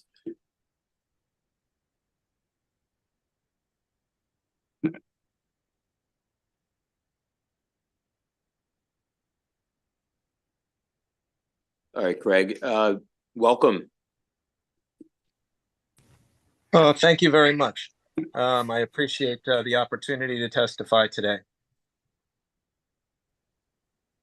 Excellent. Thank you for joining us. You're up. You can start whenever at your leisure. Okay, thank you. Good day. I'm Dr. Craig Wax, family physician, sports and school physician, and a previous member of the National Physician Council on Healthcare Policy of the Congressional Subcommittee, policy expert with 25 years of practical experience in active private practice. Thank you for the opportunity to provide testimony in support of SB 914, a bill introduced to protect the citizens of Maryland from being subject to discrimination based on their choice to refuse medical interventions that involve the use of a genetic procedure. The impact of a genetic procedure has the potential to change lives for the better, for the worse, or even end them. This cannot be overstated. All patients, especially the vulnerable, infants, children, pregnant women, elderly, minorities, and the poor, are at high risk for discrimination by entities based on their acceptance or refusal of a genetic procedure. A basic tenet of the profession of medicine is the concept of informed consent. In short, patients and physicians must not subject a patient to a medical procedure or modality without the patient's informed consent. Adequate information about potential risks and absence of coercion are among the criteria for proper informed consent. People are free to accept or refuse under the law of the land. Simply put, SB 914 protects the ability of patients in Maryland to be afforded their basic right to informed consent before being subjected to a medical intervention that may involve potential genetic manipulation or genetic material. Mandates put undue stress on patients and undue risk on institutions and government entities. It is important to note that there has been an increasing trend around the world, across the country, and specifically here in Maryland, to place various mandates to force certain medical interventions on employees, students, the military, and others. Sometimes mandates have even been imposed broadly and negatively have impacted the ability of citizens to participate in the most basic aspects of society. The bottom line is mandates equal coercion. Coercion invalidates consent, and I urge you to adopt SB 914 to guard against this injustice and protect patients' rights. Thank you. Thank you very much. All right, we'll now go on to Mr. O'Connor. Thank you. Good afternoon, committee members. My name is Stephen O'Connor, and I'm a staff attorney with the Mr. O'Connor, hold on. We went on mute here, so let's go ahead and we'll restart and go ahead. You're on. Thank you, sir. Hang on just 1 second here. Move this thing. Good afternoon, committee members. My name is Stephen O'Connor, and I'm a staff attorney with National Health Freedom Action. I'm here to support SB 914, banning discrimination based on refusal to undergo a genetic procedure. Technological developments are outpacing our regulations and ethical guidelines, and this bill will allow us to stay ahead of these changes. Current Maryland law already both prohibits discrimination based on protected classes and separately protects genetic privacy. This bill will protect genetic integrity and fill a gap in the current laws. In 2022, HB 866 was passed, and this bill, sponsored by Delegate Chi, protects genetic information privacy. That bill regulates the use of genetic data by direct-to-consumer genetic testing companies. So Maryland already both prohibits certain discrimination and also protects genetic privacy. SB 914 would amend the discrimination laws of Maryland to add refusal of a genetic procedure to the protected classes. It adds a state government article to define a genetic procedure to include those that may add, remove, alter, activate, change, or cause mutation in an individual's DNA or other genetic materials with other specifications. In addition to education, discrimination would be disallowed in public accommodations, employment, residential housing, and state personnel matters. This bill is an essential supplement to Maryland's genetic privacy and discrimination laws. It protects genetic integrity by codifying the right to refuse a genetic procedure. It would not inhibit or prevent anyone from getting a genetic procedure if they want one. Finally, state law already protects against bias in important life activities based on various categories. Just as we believe it is wrong to discriminate based on those categories, it is likewise wrong to do so based on a decision to maintain one's own genetic integrity. And I'm happy to answer any questions, and thank you so much. Thank you very much, Mr. O'Connor. We'll now move on to Jancy Lindsay. Dr. Lindsay. Hi, thank you very much. Can you hear me? Hi, Welcome. My name is Dr. Jancy Chen Lindsay, and I'm honored to speak on this bill today. I think it has important protections for everybody. I'm a toxicologist and molecular biologist with over 30 years of experience. There are many reasons why individuals may wish to decline evolving genetic biologics. These must be protected in Maryland, as an individual's right to have a choice to what goes in their bodies is important. Many of these genetic biologics technologies are still experimental, and extensive toxicology, genotoxicity, carcinogenicity, and reproductive toxicology studies on these products have not been done. And they are not required under the FDA emergency use authorization that many of these will fall under during a public health emergency. Genetic biologics carry the long-known risks of insertional mutagenesis, leading to cancers like leukemias and lymphomas, and also lethal autoimmune reactions from the action of having cells express the proteins which are the target of the immune system. Religious reasons for refusal are many. These genetic technologies often utilize cell lines obtained from aborted fetuses in order to either make or test these genetic biologics. This goes against the fundamental doctrine of many religions. These technologies can integrate into and alter human DNA, which also goes against many religious doctrines. Current biologics are plagued by contamination that'll increase the risk of DNA integration into the genome in an oncogenic matter. Integration of the genetic biologics has recently been shown just as early as this past week in an ovarian carcinoma cell line, even though it wasn't predicted to happen. The new lipid technologies, which many of these genetic biologics use, pass the blood-brain barrier, and they have innate toxicities themselves. The modified nucleosides that are used in these products don't break down, and they cause mitochondrial toxicities that were explained by Carrico and Sahin, the inventors of the technology. Thank you very much, Dr. Lindsay. Thank you. Thank you so much. Appreciate it. All right. We have one more joining us, Dr. Vijay. Thank you. Good afternoon. Can you all hear me? We can. Welcome. Yes. Thank you. Thank you, members of the committee, for having me on here. My name is Dr. Gopuk Vijaya, and I'm a physicist by profession. And I've been involved in as a legislative advisor for the grassroots organizations working for medical freedom here in Utah for the past several years. And I'm speaking in favor of SB 914. So it's kind of interesting that we're looking into this just after we went through SB 868, which also spoke about runaway technological capacities, because that's what all the other presenters and I also would like to emphasize, because in just over the last 20 years since the human genome was mapped out, we've had a ton of advances that kind of look more like science fiction coming into reality. And particularly with the CRISPR technologies that was mentioned, the whole designer baby controversy kicked off in China in collaboration with Rice University. And immediately, indigenous voices already sounded the alarm that DNA needs to be protected. It needs to be decolonized because the tech is very fast outpacing the laws. So as this wave kicks in, what we're asking you to do as senators is to put in the guardrails right now, because the human genome is essentially the same right as your body. It's your genetic body. So nobody should be discriminated against in any fashion if they choose not to undergo a genetic procedure. And please remember, this is only for products that alter the human DNA. The bill is very precise in its language, and it makes sure that we are exactly targeting what we are really concerned about.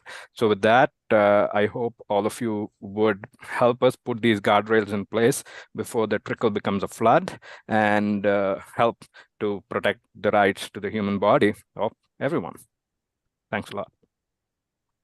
Thank you very much, Doctor. All right. Questions from the committee? All right. With that, thank you all very much. Thank you. That'll end the hearing for Senate Bill 914. We'll now move on to Senator West, Senate Bill 793.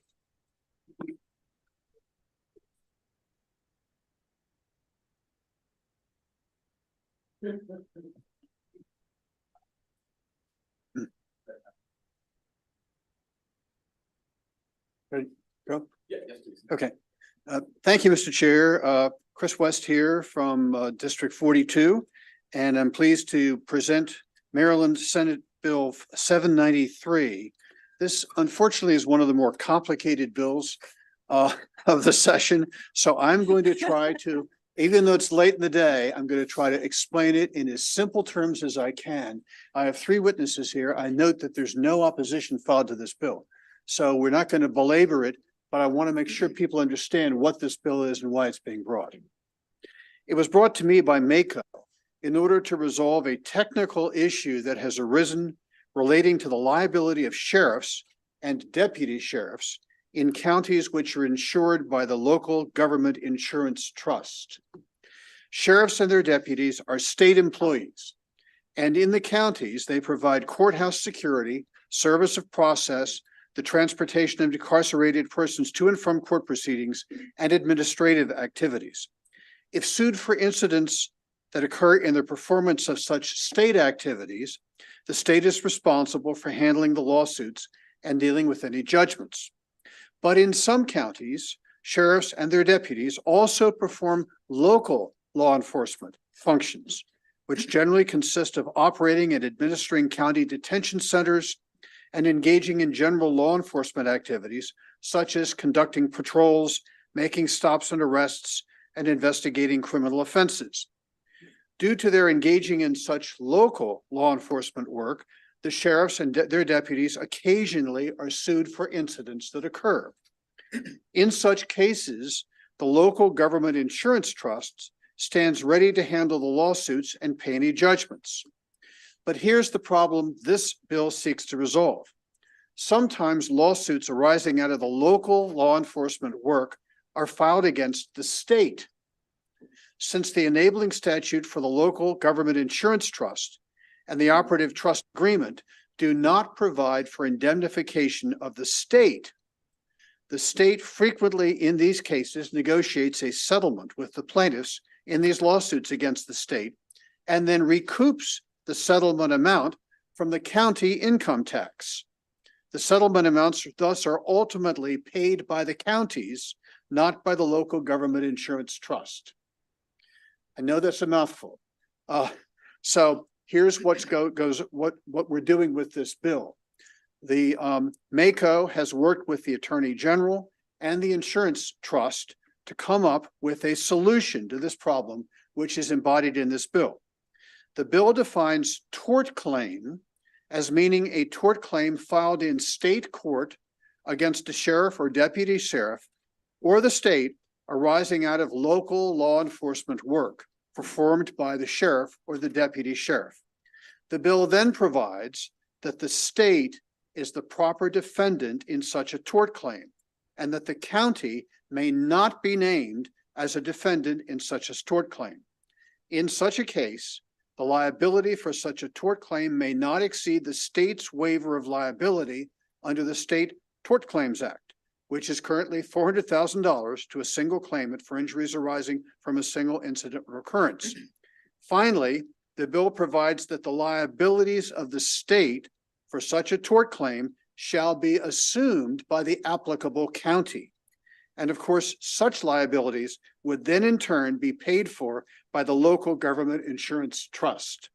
So the bill establishes a circular route for judgments entered in lawsuits arising out of local law enforcement work performed by county sheriffs and deputy sheriffs to ultimately be paid by the local government insurance trust. It's all a bit complicated, to be sure. I'm sorry for the complications, but it neatly solves the problem. And for the affected counties, this bill is extremely important. I urge the committee to grant this bill a favorable report and would be pleased to answer questions about the bill. I have three witnesses here who were intimately involved in drafting this bill and can further explain the bill to the extent the committee needs further explanation. And I'll give the hearing over to them. Members of the committee, good evening. My name is Jason Levine. I'm the legal director for the Local Government Insurance Trust, which provides liability insurance for 16 Maryland counties. I want to start by just telling you what this doesn't do. This bill does not alter any of the existing immunities that are already available to deputy sheriffs. It doesn't alter any of the tort caps that are already in effect, and essentially does not make it more difficult or alter a plaintiff's right to bring an action against deputy sheriffs. Very simply, it's just about allocation of responsibility. And it's a fix to a problem that has sort of been lingering in the background for many years. An agreement was reached between the counties and the state early in the 90s, and essentially the current statutory scheme doesn't adequately memorialize that agreement. And so there's been some inconsistencies over the last 10, 15 years in terms of how sheriff's cases were defended and settled and litigated. And all this does is fix the problem. And as the senator pointed out, we have worked collaboratively with the state attorney general's office to simply fix a problem that really only affects counties in the state. It doesn't really affect Maryland citizens. It's just about allocating financial responsibility so that we can continue to work cooperatively and clear up those ambiguities. Thank you for your time.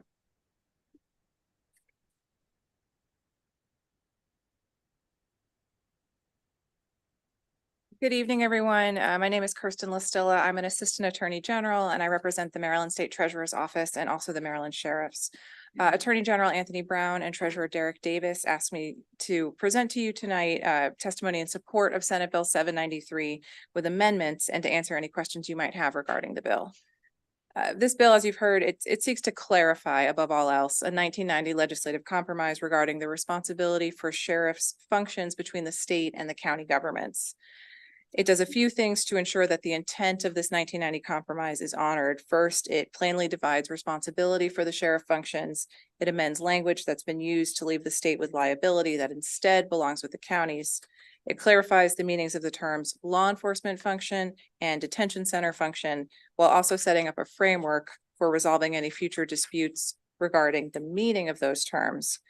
And finally, it preserves the Maryland Tort Claims Act coverage that protects sheriffs and deputy sheriffs from individual liability. Now, as Mr. Levine noted, what Senate Bill 793 does not do is change any immunity or the state or the county's waiver of immunity. It also does not change any cause of action that any plaintiff can bring. Frankly, it does not add and it does not subtract. The written testimony from the Treasurer and the Attorney General provides additional details, including a proposed amendment that repeals the phrase, quote, "for personnel covered by this section" in State Finance and Procurement, Section 9-108. As Senator West said, this is somewhat complicated as a piece of legislation, but the good news is that the support for it is simple. We're all unified here and asking the committee to advance this forward. It's a compromise amongst the State Treasurer, the Attorney General, the Maryland Association of Counties, and the Local Government Insurance Trust. We all support this bill. And so with that said, the Attorney General and the State Treasurer therefore urge a favorable report, with amendments for Senate Bill 793. Thank you.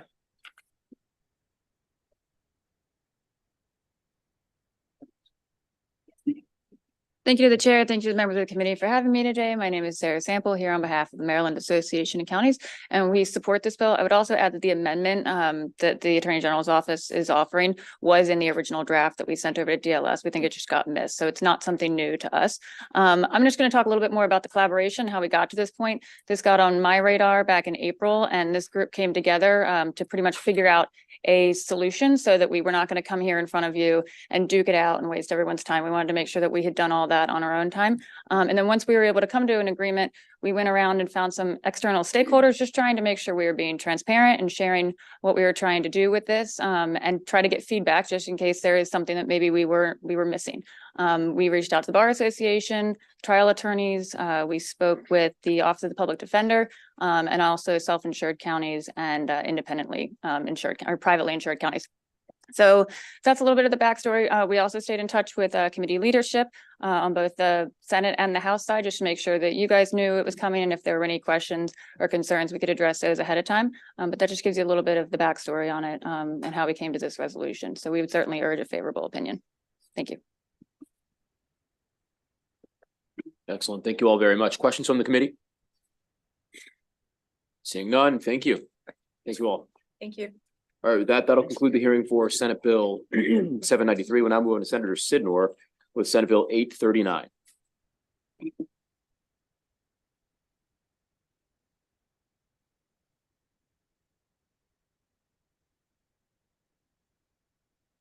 Hey, hold on one moment.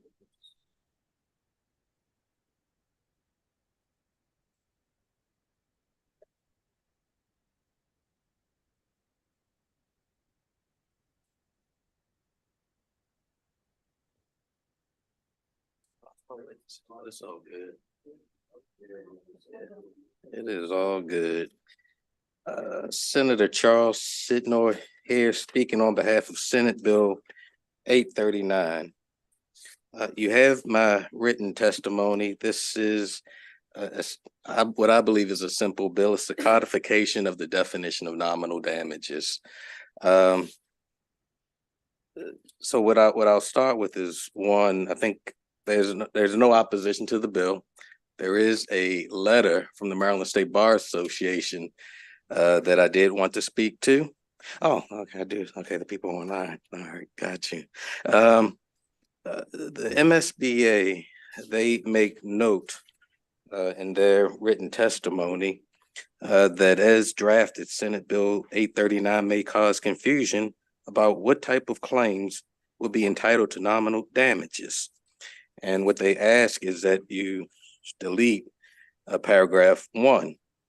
But what I wanted to point out is that the definition that they say is confusing is a definition that comes out of Black's Law Dictionary. I'm confused as to why they would say that Black's Law Dictionary's definition is confusing. It's what all lawyers use when asking about nominal damages.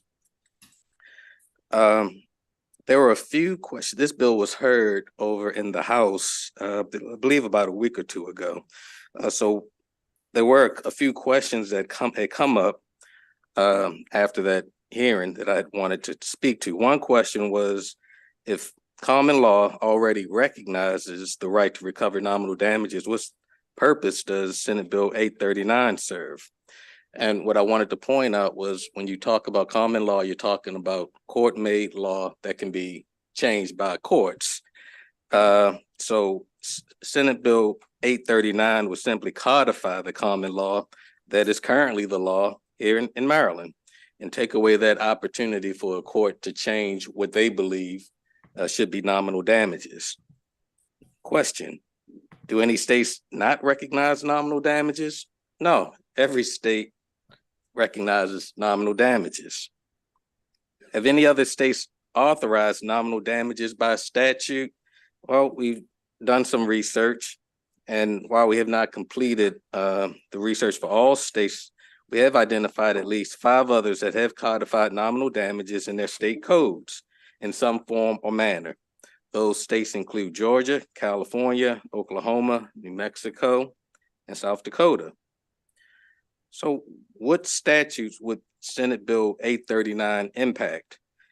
Within the statute, what we tried to do was to limit this, the definition and the use of it, to civil rights and consumer law, consumer rights cases.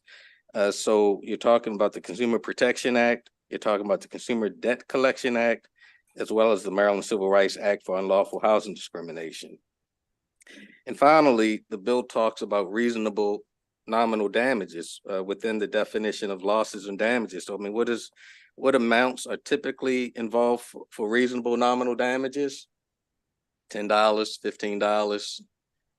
Sometimes there's even been $1, but generally what it is, it's just something that's nominal that that essentially is used to show that there was some right that was violated and should be remedied. Let me see, what else should I mention? With that, and I believe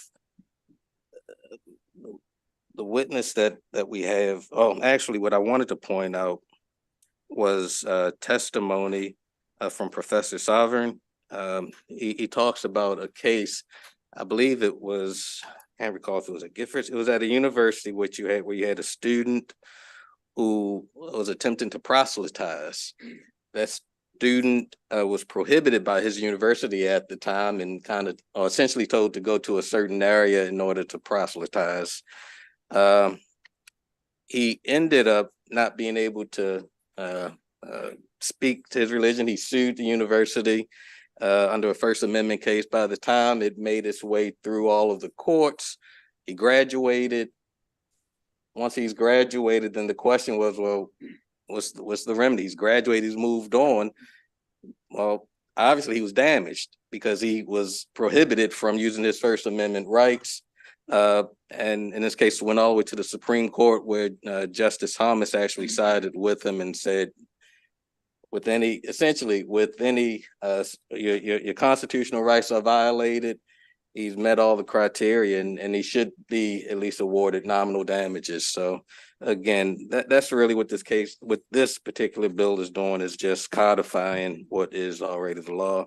I believe the witness that we have from Maryland Legal Aid, he can talk a little bit more about this. So with that, I ask for favorable. Excellent. Thank you very much, Senator. William, Bill, you're up. Welcome. Welcome. Thank you.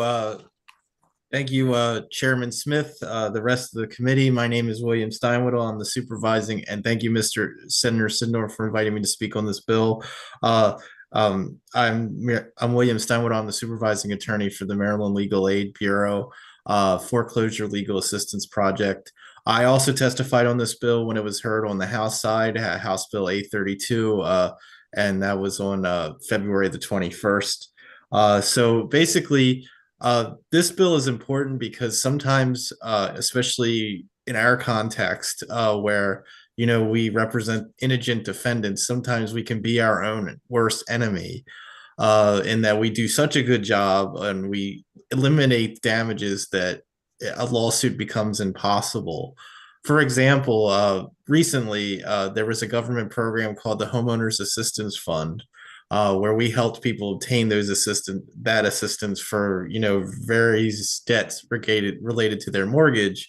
One servicer was particularly not doing a particularly good job of processing the payments. They sent payments back. They weren't doing a good job, and we had to file CFPB administrative complaints with the Consumer Financial Protection Bureau and the Office of Financial Regulation. And after several months of haggling, we were able to get them to do the correct thing. If we had been able to file a lawsuit, even one where only nominal damages would have been available, we would have that might have resolved itself faster. In addition, sometimes especially in the consumer context, a malfeasor will offer, a loan modification or similar settlement to avoid damages, and having to go on the record of having to pay some damages will serve as a deterrent effect for those that violate consumer statutes. So for those reasons, we urge a favorable report on this bill, Senate Bill 839. Thank you. Excellent. Thank you very much. Questions from the committee? All right, seeing none. Thank you, Senator. Thank you very much. All right, with that will conclude the hearing for Senate Bill 839. We'll now move on to Senator Charles with Senate Bill 1011 or Senate Bill 1015. Which one would you like to take first? Get him out of here.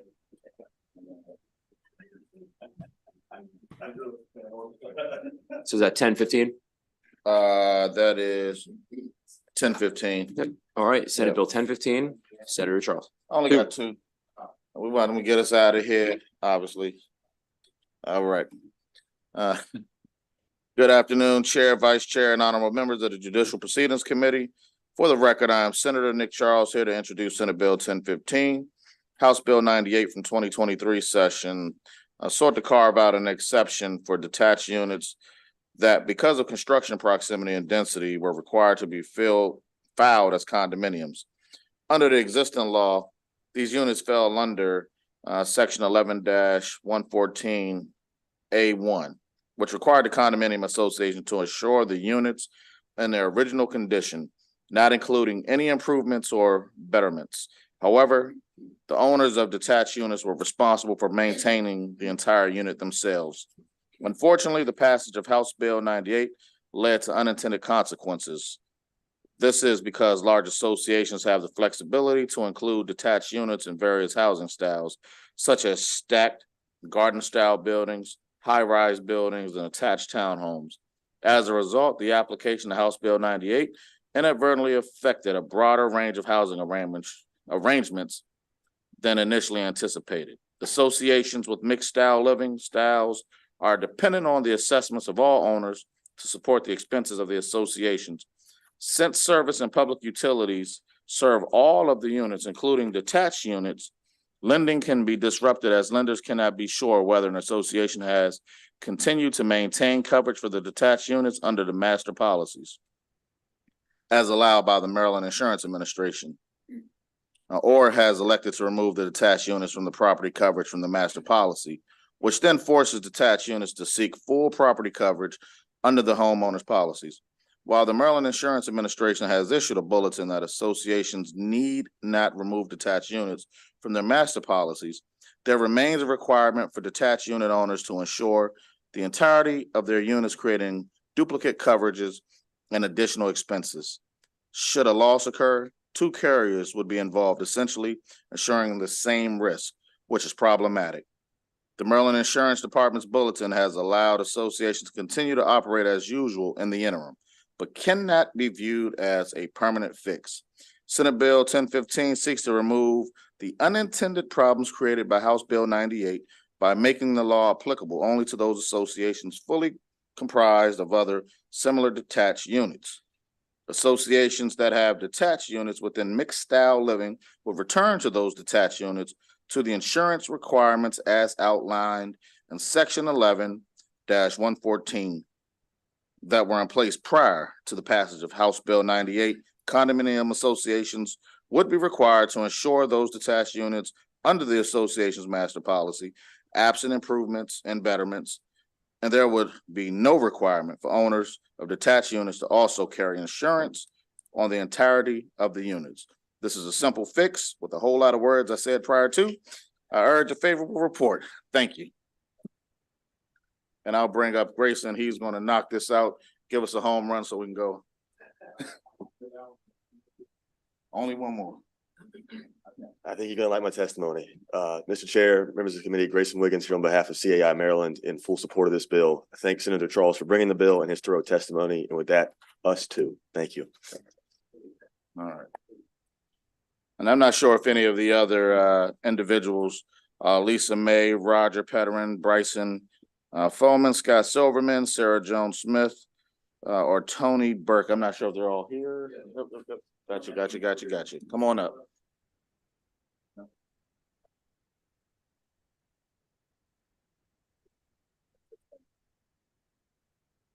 Thank you, Mr. Chair, members of the committee. Lisa May with Maryland Realtors. House Bill 98 and Senate Bill 403 were our bills. We worked on them for 3 years, and the point of those bills was to provide additional choice in insurance coverage for condominium owners, and particularly those within detached condominiums. And unfortunately, we have learned that insurance companies are doing the opposite of providing choice in insurance, which was the purpose of this bill. In addition to what Senator Charles said about a Maryland Insurance Administration bulletin saying that no insurance company has to pull insurance coverage that is currently provided under the master policy, there is also an Attorney General's opinion letter that says the same thing, and we have quoted both of those in our written testimony. But even with those assurances, this is still occurring. And just assuring that that is not what the law says, that is not what the statute says, that is of little comfort to individuals who are living in these communities and whose insurance has been pulled. So to the extent that we get everyone to agree that, yes, this is the law, yes, you can, if you'll forgive the phrase, keep your insurance if you like your insurance, we have no objection to the changes that are made under this bill. Thank you. And happy to take your questions.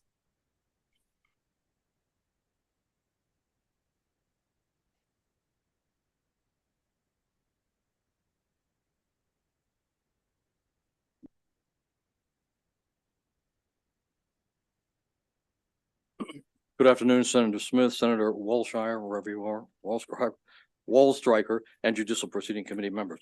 My name is Tony Burke, and I am speaking on behalf of the Signature Club at Greenview Condominium and Community in support of SB 1015, a member of the 2023 HB 98 task group formed by our board in September of last year to address the impacts of HB 98 on our association and our detached condominium owners.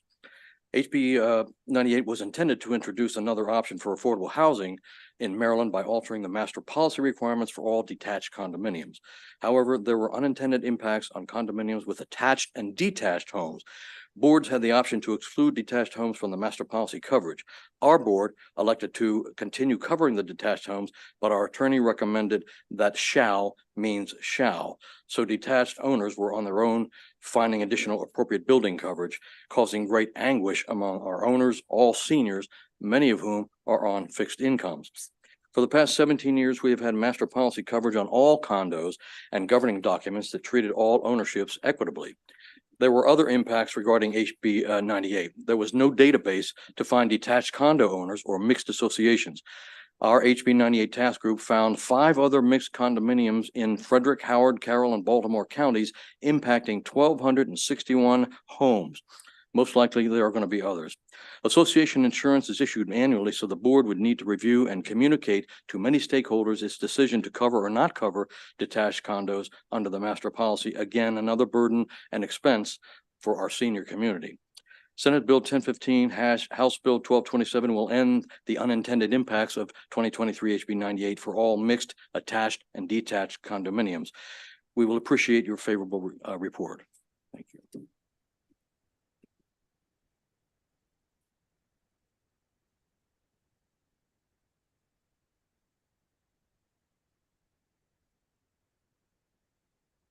Mr. Chair, Mr. Vice Chair, and the entire committee. My name is Roger Petrin, and I'm here in support of 1015. I am a detached condo owner, and I have been impacted by HB 98. Our advice from our association council said that we should change our HO6 policy to an HO5 homeowner policy. And that particular move cost me $600 a year, and others in the community anywhere from $400 to $1,200 per person. Again, we attended a HB 98 listening community by Maryland Insurance Administration, and we were surprised to learn that HO5 and HO3 condo policies, HO3 and 5 homeowner policies were not suited for condominiums. Given that situation, the real issue comes down to who is the insurable interest? Is it the homeowner of the unit, or is it the condominium association? Given the situation, we are asking that you pass SB 1015. We want to stop the confusion. We want to reduce our insurance costs, and we want to bring back owner HO6 policies to our community. Thank you.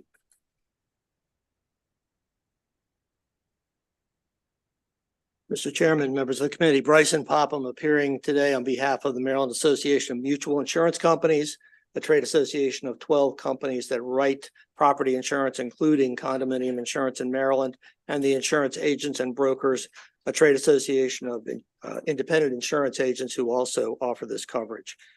We were concerned last year. I freely confess we did not appear at the hearing on House Bill 98 last year, but we didn't really understand the nature of the bill.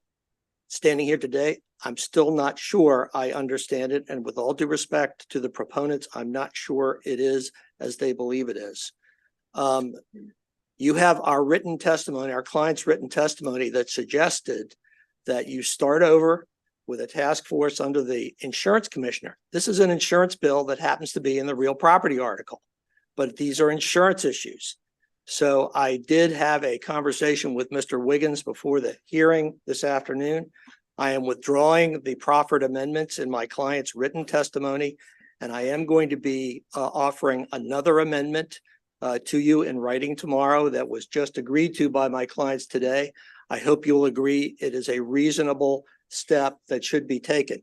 Currently, under Maryland law, there is a notification requirement, a notice requirement for condo associations to tell their unit owners about the obligations they have under property insurance deductibles. This would add to that notice requirement a notice that tells the unit owner whether the condominium association has detached units. That's the new term that was added last year, and whether the master policy covers those detached units. Why is that important?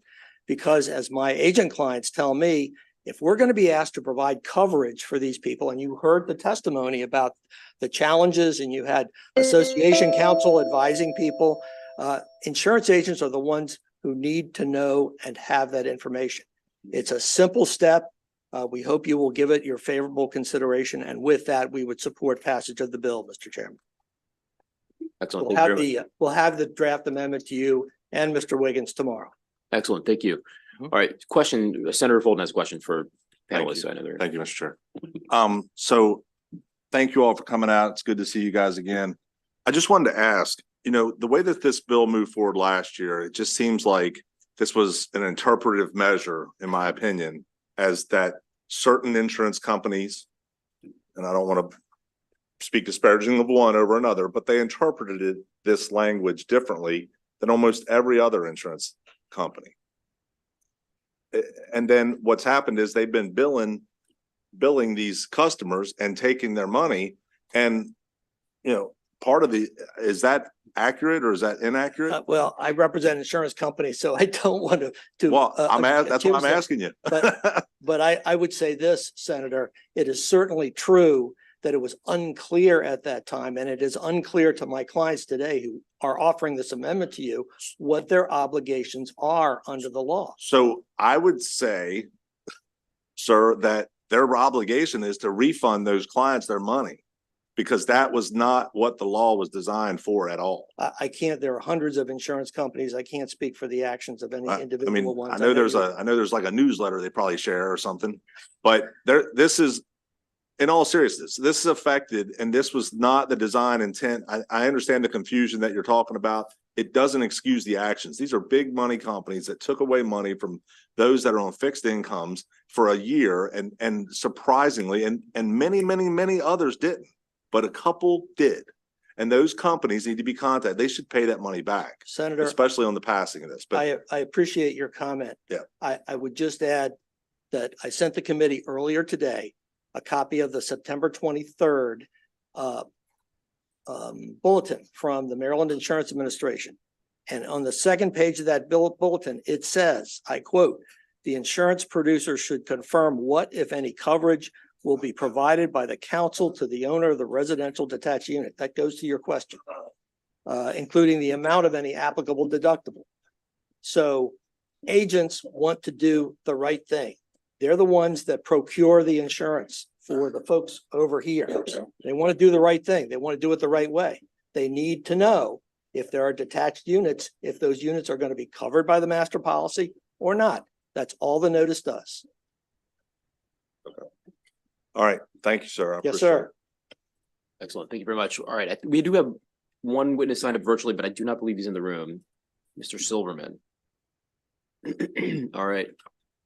Thank you. Have I missed anyone else that would like to testify? I have not missed anyone. Okay. Thank you very much, Mr. Popham.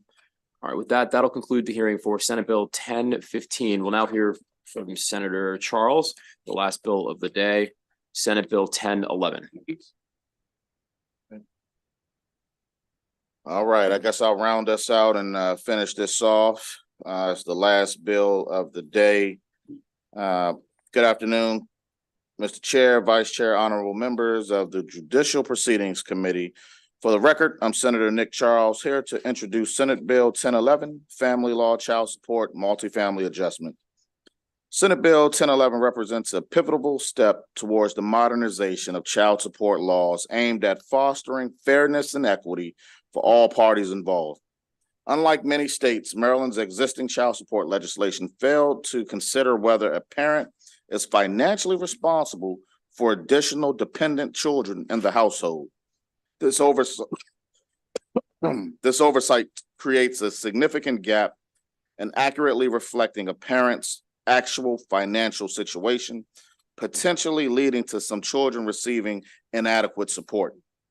Senate Bill 1011 addresses the critical gap by proposing a multifamily adjustment, which stand as a necessary enhancement to our child support guidelines. This adjustment recognizes the evolving dynamics of modern American families, where parents often have children with multiple partners. Through the introduction of this adjustment, Senate Bill 1011 proposes to deduct an allowance for additional dependent children from a parent's income before computing child support obligations. This approach ensures that no child is disadvantaged and that each child receives fair and impartial support. Furthermore, Senate Bill 1011 applies this income deduction equally to both custodial and non-custodial parents promoting the best interest of the child in emotionally charged and highly contested cases. Child support is vital for providing children with financial stability and consistency, and this bill ensures that it's calculated accurately, considering each parent's financial responsibilities. This bill was carefully crafted in consultation with economists, social science experts, family law practitioners, and child support staff from across the state. It is a product from the Maryland Child Support Guidelines Advisory Committee that was coordinated and chaired by the Maryland Department of Human Services. And my cross-file for my bill, Delegate Crutchfield, was a participant on that same committee. It represents a balanced approach that maintains the court's discretion to consider what makes the most sense for the situation at hand while providing a standardized formula for calculating parental income adjustments. Senate Bill 1011 is not just about updating our child support laws. It's about ensuring that every child in Maryland receives the support they need and what they deserve. I urge a favorable report from everybody in the committee, and I want to thank you. And I know Chris Dews wanted to be here, but because of the situation, he's not going to come over. We have Kevin Geiswhite, who is the head of child support for the state of Maryland, Alice Mutter, who's here with Maryland Legal Aid, and I'm not sure, Michelle Smith from Maryland State Bar Association as well.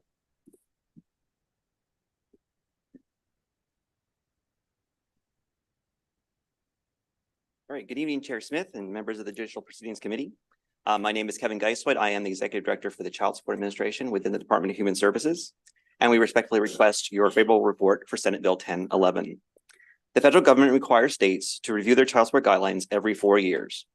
Maryland's review consists of 2 reports that we give to the General Assembly, a case study and an economic review. Maryland's Child Support Guidelines Advisory Committee reviews the reports and makes the recommendations for statutory changes needed to ensure that our guidelines are updated, reflect current economic factors, and are fair and equitable in setting child support orders. We appreciate Senator Charles sponsoring Senate Bill 1011. Senate Bill 1011 proposes the recommendation to update how we calculate a parent's income to determine the amount of a child support payment when a parent has multiple children. The proposed calculation changes would take into consideration all the children for whom a parent is responsible. In addition, Senate Bill 1011 would allow the courts to deviate from the guidelines if there are additional financial considerations the court believes are in the best interest of the child. A statutory change is necessary to ensure all families are being treated fairly and equitably. Passing Senate Bill 1011 would promote equitable child support orders and consistency in how all of a parent's children are treated. The new process would subtract an allowance from the income of a parent paying child support for each child living in their home to whom that parent owes a duty of support, and this is called the multifamily adjustment. The allowance is derived by a formula that applies the guidelines for each additional child in the paying parent's home. Currently, a child support order negatively impacts other children in the paying parent's household because their needs are not considered. This just doesn't make any sense. The children who do not receive child support are not currently taken into account when calculating a parent support order. The multifamily adjustment has been proven to be a best mechanism to act in the interests of all of parents' children. Senate Bill 1011 would promote consistency by applying the multifamily adjustment for all of the children. The bill would increase a parent's ability to provide support and reduce the risk of a parent or child falling into poverty because of the child support obligation being set too high. Thank you.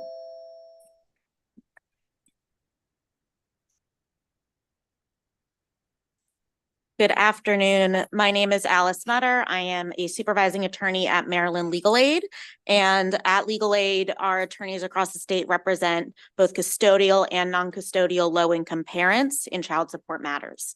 Maryland Legal Aid urges a favorable committee report on SB 1011, which does amend Maryland's child support guidelines to create an income deduction for parents who are supporting additional dependent children in their households.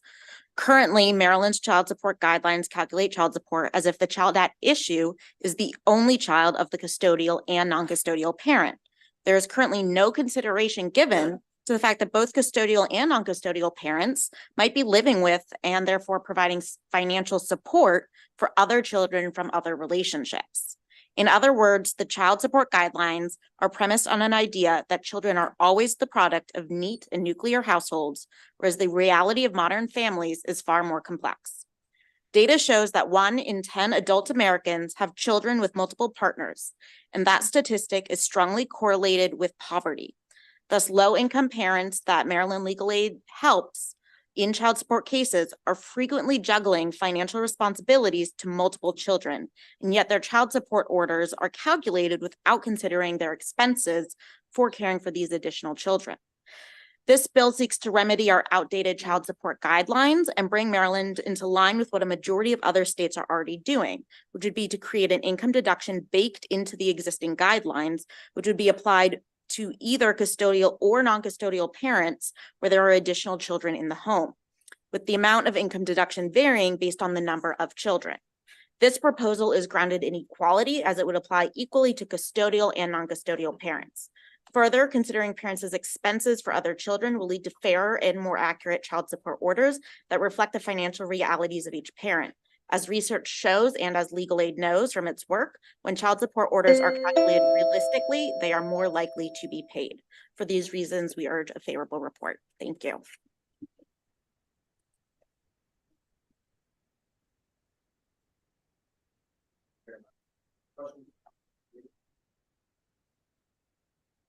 Got nothing but time, guys. You got some questions? Excellent. With that, that'll end the committee hearings for the day. Thank you very much. Thank you.